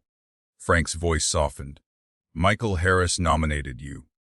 Daniel's eyes immediately filled with tears. For what? Frank answered simply. For refusing to leave your men behind. The workshop fell completely silent. Daniel slowly closed the velvet box. I don't deserve this. Frank smiled. I've heard that from every good soldier I've ever known. That evening a small ceremony was held beneath the old oak tree. There were no television cameras, no reporters. Only family, friends, neighbors. The people who mattered most. Frank pinned the bronze star onto Daniel's jacket. For a long moment, neither man spoke. Finally, Frank quietly said, Welcome home. Daniel nodded. Thank you, sir. The words carried far more meaning than anyone else realized. Because, for years, Daniel had physically returned from war. But emotionally, a part of him had never made it home.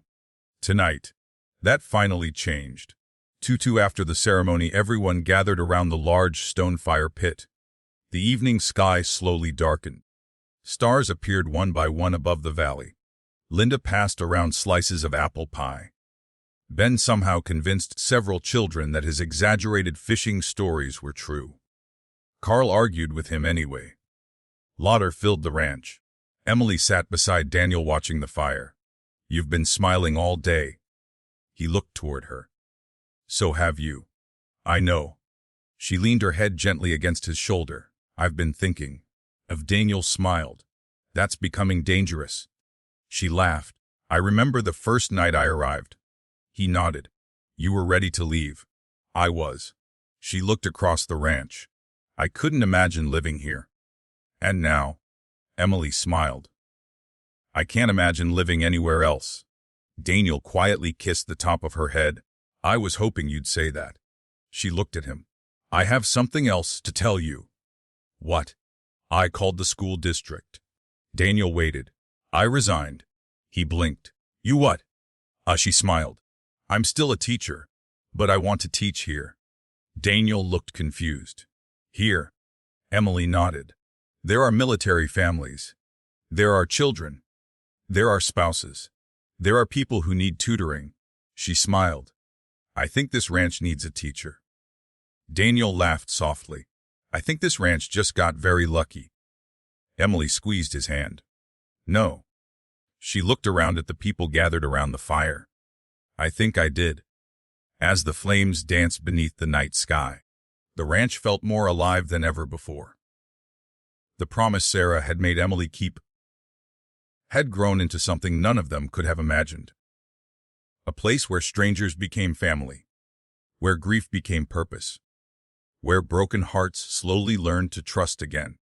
And before the summer was over, one final surprise would complete the story Sarah had started years earlier. Summer arrived with warm mornings and fields covered in wildflowers. The ranch had settled into a comfortable rhythm. Every Monday, new veterans arrived. Every Friday, many of them left standing a little straighter than when they came. Some smiled more. Some laughed again. Some simply looked hopeful. To Daniel, every small change mattered. Emily stood outside the education building, a renovated cottage that had once stored ranch equipment. Children's artwork now covered the walls. Inside, a dozen children sat around a large table working on reading assignments. Military families came from across Montana for weekend retreats, and Emily had quietly started an education program for the children who traveled with them. A little girl raised her hand. Mrs. Mitchell? Emily smiled. Yes, Emma. Are we really allowed to read outside today? Emily looked through the open window toward the shade of the old oak tree. It would be a crime not to. The children cheered. Emily laughed. Grab your books. Within minutes, the little group had spread blankets beneath the tree. Scout wandered from child to child collecting ear scratches like they were part of his daily duties. Emily looked toward the memorial bench. Fresh flowers rested beside Sarah's plaque. Someone had already visited that morning. She smiled to herself. Some traditions didn't need to be organized. People simply remembered. Tukey across the ranch, Daniel was teaching another woodworking class.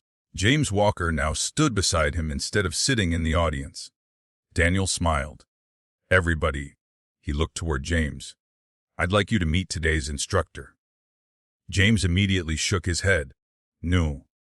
Daniel laughed. Yes, you've earned it. The room applauded. James looked embarrassed. I still have a lot to learn. So Daniel nodded. So do I. He stepped aside. That's why you'll fit right in. James smiled and walked to the front of the workshop. Daniel quietly moved to the back of the room. Watching. Listening. Proud. Ben wandered into the workshop halfway through the class. He leaned toward Daniel.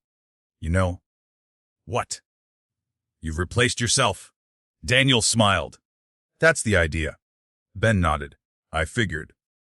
Too later that afternoon, Rebecca Lawson arrived carrying a thick binder. She found Daniel repairing one of the pasture gates. You've got visitors next month. Daniel looked up. More veterans. Rebecca smiled. International visitors. Daniel frowned. I'm sorry? What? She laughed. The Canadian Veterans Association. They want to study the ranch. Daniel blinked. Why? Rebecca shrugged. Apparently people have been talking. Ben walked over carrying fence posts. They've been doing more than talking. Rebecca nodded. The story spread. Emily joined them a moment later. What story? Rebecca smiled. The story about a disabled veteran. She looked toward Daniel, who believed his life was over. Then toward Emily, until someone kept a promise. Emily looked down, smiling. I don't think that's the whole story anymore. Rebecca agreed. No. It became something much bigger. Hutsu, that evening Harold Jenkins stopped by the ranch. This time, without a briefcase. Daniel noticed immediately. No paperwork. Harold laughed. I burned out on paperwork. Emily smiled. So why are you here? Harold reached into his jacket pocket. I've been carrying this around. He handed Daniel a small envelope. Daniel opened it. Inside was the original key to the county courthouse. He looked confused. What is this? Harold smiled. I retired yesterday. Emily looked surprised. You retired? Harold nodded. 42 years. I figured it was enough. Daniel shook his hand warmly. Congratulations. Harold looked around the ranch. You know, I've spent most of my career settling arguments. He smiled. This is the first case I've ever handled that built something instead of destroying it. Daniel quietly looked across the property. I couldn't have done it without you. Harold shook his head. You couldn't have done it without all of them. He pointed toward the veterans laughing near the barn. Toward Emily teaching children beneath the tree. Toward Ben fixing a tractor. Toward Linda unloading fresh pies. Toward Carl repairing a gate. Toward James helping another veteran. Harold smiled. You've created something lawyers can't. Daniel looked curious. What? A family. 2. That night, Emily and Daniel sat together on the farmhouse porch. The sun slowly disappeared beyond the mountains. They had watched hundreds of sunsets from that porch. But somehow, none of them felt ordinary. Emily leaned back in her chair. Do you ever think about the day we met? Daniel laughed. Every once in a while. I was terrified. I noticed. She smiled. I thought I'd completely ruined my life. Daniel looked toward her. And now? Emily looked across the ranch. Children played catch in the distance. Veterans laughed around the fire pit. The education cottage glowed warmly in the fading light. The workshop doors stood open. The old red barn echoed with conversation. She smiled. I think it was the day my life actually began. Daniel quietly reached for her hand. You know, what? I've been carrying something around for weeks. Emily raised an eyebrow. That sounds mysterious. Daniel laughed. A little? He reached into his pocket, then paused. Emily noticed. What is it?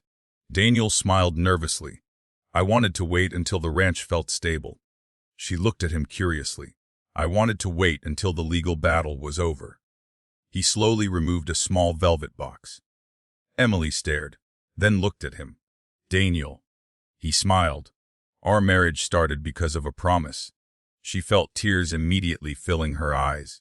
It became real because of love. He opened the box. Inside rested a simple diamond ring. I know we're already husband and wife. He laughed softly. But, he looked into her eyes. I'd like the chance to ask you properly. Emily covered her mouth with one hand. Daniel took a slow breath. Emily Carter Mitchell. His voice trembled. Will you marry me? She laughed through happy tears.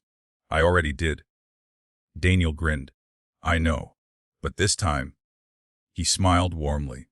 I wanted it to be your choice. Emily didn't let him finish. She wrapped her arms around him as carefully as she could. Yes, she whispered. 1,000 times yes. The porch echoed with laughter. Scout barked loudly as if he had been waiting for the answer. Across the yard, Ben looked toward the farmhouse. He smiled. I was wondering when he'd finally do it. Linda laughed beside him. He practiced that speech for a month. The ring slipped gently onto Emily's finger. Not as a symbol of obligation. Not because of a promise, but because two people had chosen each other freely. And somewhere beneath the old oak tree, the evening breeze gently stirred the flowers resting beside Sarah's memorial. It almost felt as though someone was smiling. The news spread through Willow Creek before breakfast the next morning. No one could explain how. No one needed to. By the time Emily walked into Linda's cafe, nearly every customer smiled the moment they saw her. Linda looked up from behind the counter. So, Emily laughed. You already know. Linda folded her arms. I've known for 12 hours. Emily looked around the cafe. Does everyone else know too? An elderly man near the window lifted his coffee mug. Congratulations, Mrs. Mitchell. Another customer called from the back. It's about time. The entire cafe burst into laughter. Emily covered her face. I should have stayed home. Linda grinned. Not a chance. She walked around the counter and hugged Emily tightly. I'm happy for both of you. Emily smiled. So am I. Back at the ranch, Daniel found Ben repairing a section of fence. Ben looked up. I've got one question. Daniel laughed. I was wondering how long it'd take. Ben leaned against the fence post. What finally convinced you? Daniel thought for a moment. I realized something. What? I kept thanking Sarah for bringing Emily into my life. Ben nodded. Makes sense. Daniel smiled. But then I realized. He looked toward the farmhouse. Emily stayed because she wanted to. Ben quietly smiled. That's an important difference. Daniel nodded. It changes everything. Super preparations soon began for a small celebration. Not a large wedding. Emily and Daniel agreed they didn't want that. They were already married. This wasn't about legal documents. It was about renewing the promises they had freely chosen. Emily laughed as she looked around the farmhouse dining room. I think this guest list is getting out of hand. Linda smiled. You invited half the town. I didn't. Ben walked through the front door carrying another folding table. You forgot to say no. Emily sighed dramatically. That's probably true. Daniel smiled. I've learned something. Emily looked at him. What? It's impossible to organize Willow Creek. Carl Benson walked in carrying boxes of decorations. You finally figured that out. Everyone laughed. The celebration was planned by the old oak tree, exactly where Sarah's memorial bench overlooked the valley. Emily hesitated when she first saw the location. She quietly looked toward Daniel. Are you sure? He nodded. There's nowhere else I'd rather be. She looked toward the memorial. I don't want it to feel, she searched for the right word, disrespectful. Daniel gently took her hand. It won't. He looked toward the bench. Sarah believed love grows. It doesn't run out. Emily felt tears welling again. I wish I could have known her longer. Daniel smiled softly. I think you know her better than most people ever did. Difu, on the morning of the celebration, the ranch looked beautiful. White chairs lined the grass beneath the oak tree. Wildflowers decorated the simple wooden arch Ben had built by hand. The anniversary table stood nearby, covered with homemade food prepared by half the town. Children ran through the fields laughing. Veterans stood talking near the workshop. The atmosphere felt more like a family reunion than a formal ceremony. Governor Laura Mackenzie even sent flowers with a handwritten note. Thank you for reminding us what service looks like after the uniform comes off. Emily quietly folded the note and tucked it into a keepsake box. Just before the ceremony began, Colonel Frank Dawson walked over to Daniel. You nervous? Daniel laughed. More than I was in court. Frank smiled. Good. Means it matters. Daniel looked toward Emily. She was standing with Linda near the farmhouse, laughing about something Scout had done. I never expected this. Frank nodded. I know. He rested a hand on Daniel's shoulder. But I think someone else did. Daniel looked toward Sarah's memorial bench. He smiled. I think you're right. The ceremony itself lasted less than 20 minutes. Harold Jenkins agreed to officiate after announcing that retirement meant he could finally say yes to things people actually enjoyed. Everyone laughed. Harold looked toward Emily and Daniel. I've spent decades watching people sign legal papers. He smiled. Today, I get to watch two people celebrate the life they've already built. Emily reached for Daniel's hands. Harold continued. Marriage isn't proven by a certificate. He looked around the crowd. It's proven by ordinary days, by patience, by forgiveness, by showing up. Emily looked at Daniel with tears in her eyes. Harold smiled. I don't think I need to ask whether either of you intends to keep showing up. Soft laughter spread through the guests. Daniel smiled. I absolutely do. Emily nodded. So do I. Harold looked around.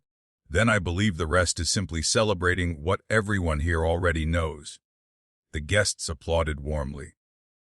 Daniel slipped the engagement ring fully into place beside Emily's wedding band. The two rings rested together.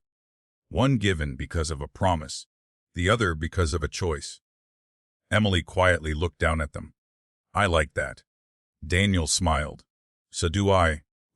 As evening settled over the ranch, music drifted across the valley. People danced beneath strings of lights hung between the old oak tree and the barn. James laughed while teaching several children how to sand small wooden toys. Carl admitted, after considerable persuasion, that Linda's peach pie really was better than his wife's. His wife immediately reminded him she'd heard every word. The entire table erupted with laughter. Emily wandered over to Sarah's memorial bench carrying 2 cups of coffee. She placed one beside the flowers.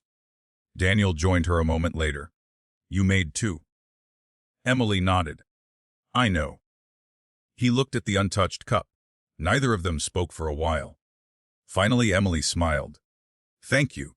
Daniel looked confused. For what? For introducing me to the woman who introduced me to you. Daniel looked toward Sarah's plaque. I think she'd tell us to stop crying. Emily laughed softly. Probably. And she'd probably complain that the coffee's gone cold. Daniel smiled. Definitely. They both laughed. The sadness wasn't gone. It never would be. But it no longer hurt in the same way. It had become gratitude. Gratitude for the years Sarah and Daniel had shared. Gratitude for the promise she had trusted Emily to keep. Gratitude for the extraordinary life that had grown from one simple act of love. As the celebration continued behind them, Emily looked across the ranch.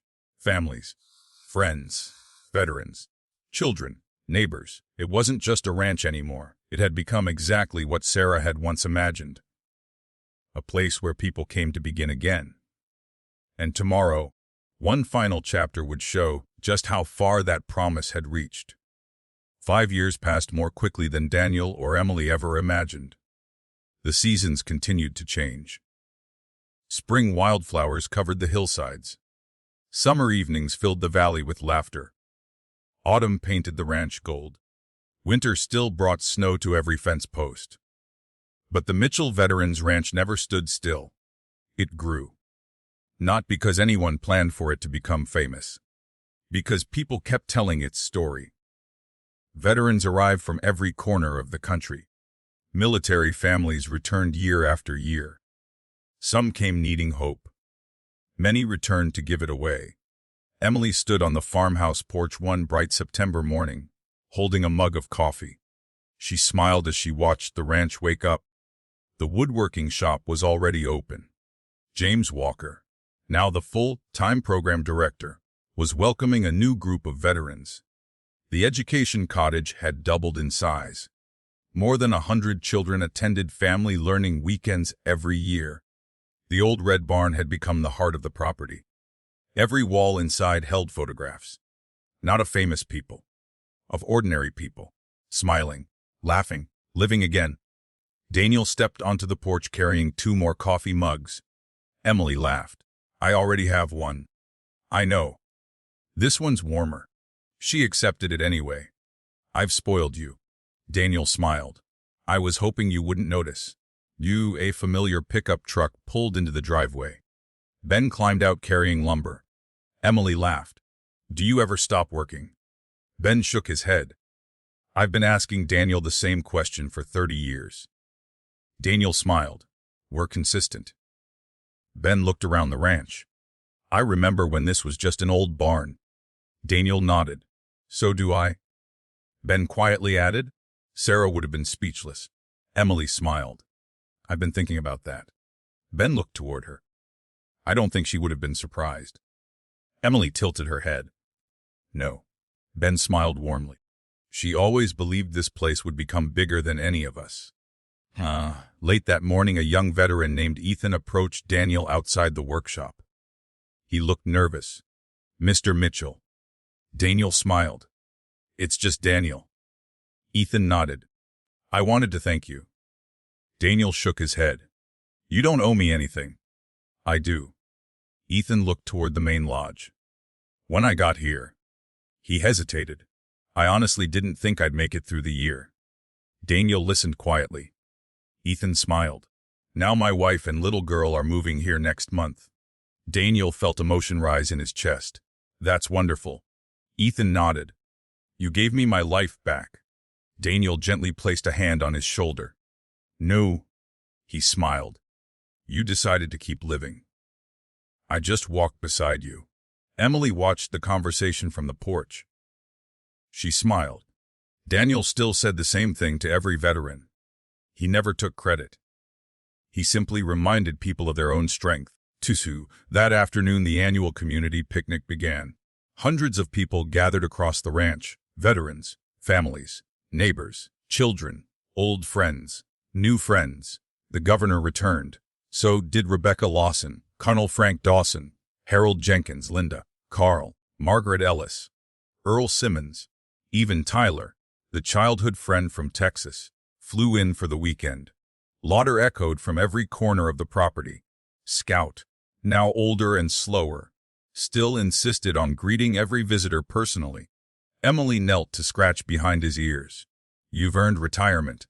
A scout wagged his tail once before wandering off in search of dropped hamburgers. Daniel laughed. Some habits never change. Just before sunset, everyone gathered beneath the old oak tree. The memorial bench remained exactly where it had always been. Fresh flowers rested beside Sarah's plaque. Children no longer asked whose bench it was. They already knew. People told her story naturally, as though she were still part of everyday life, because in many ways, she was. Rebecca stepped onto the small stage. I'd like everyone to look around. People slowly turned. She smiled. 5 years ago, this place almost disappeared. Silence settled across the crowd. Today, she looked toward the veterans. More than 3,000 veterans and family members have found hope here. Applause filled the valley. She looked toward Emily and Daniel. But statistics don't tell the real story. She stepped down from the stage, then invited Daniel forward. He smiled. I thought I retired from speeches. Laughter spread through the crowd. Daniel stood beneath the old oak tree, the same place where he had once believed his life was over. He looked across the faces before him. Some familiar, some brand new. Every one of them mattered. He took a slow breath. When I came home from the army, I believed surviving was enough. He smiled gently. I was wrong. He looked toward Emily. Living is something completely different. The crowd grew quiet. I've learned that healing doesn't happen because time passes. It happens because people refuse to leave each other behind. He looked toward James, toward Ethan, toward Ben, toward Linda, toward every volunteer, every veteran, every family. And that's exactly what happened here. Daniel turned toward Sarah's memorial. One promise. He smiled. Became thousands of second chances. Emily quietly wiped away tears. Daniel looked back toward the crowd. If you're sitting here today, I hope you remember one thing. No matter what you've lost, no matter how broken life feels there is always another chapter waiting. The crowd rose to its feet. Applause echoed across the ranch. Some people cried openly. Others smiled through tears. Children clapped because the adults were clapping. The evening sun bathed the valley in warm golden light. Emily walked over and slipped her hand into Daniel's. He looked at her. You kept your promise. Emily smiled. So did you. They stood together beneath the old oak tree. Not because life had been easy. Not because they had escaped heartbreak. But because they had chosen love. Again and again. One ordinary day at a time. And in doing so they had changed countless lives, including their own.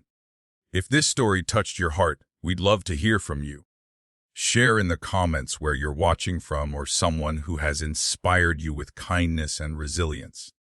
If you enjoyed this journey, please like the video, subscribe, and join us for more stories about hope, love, and second chances.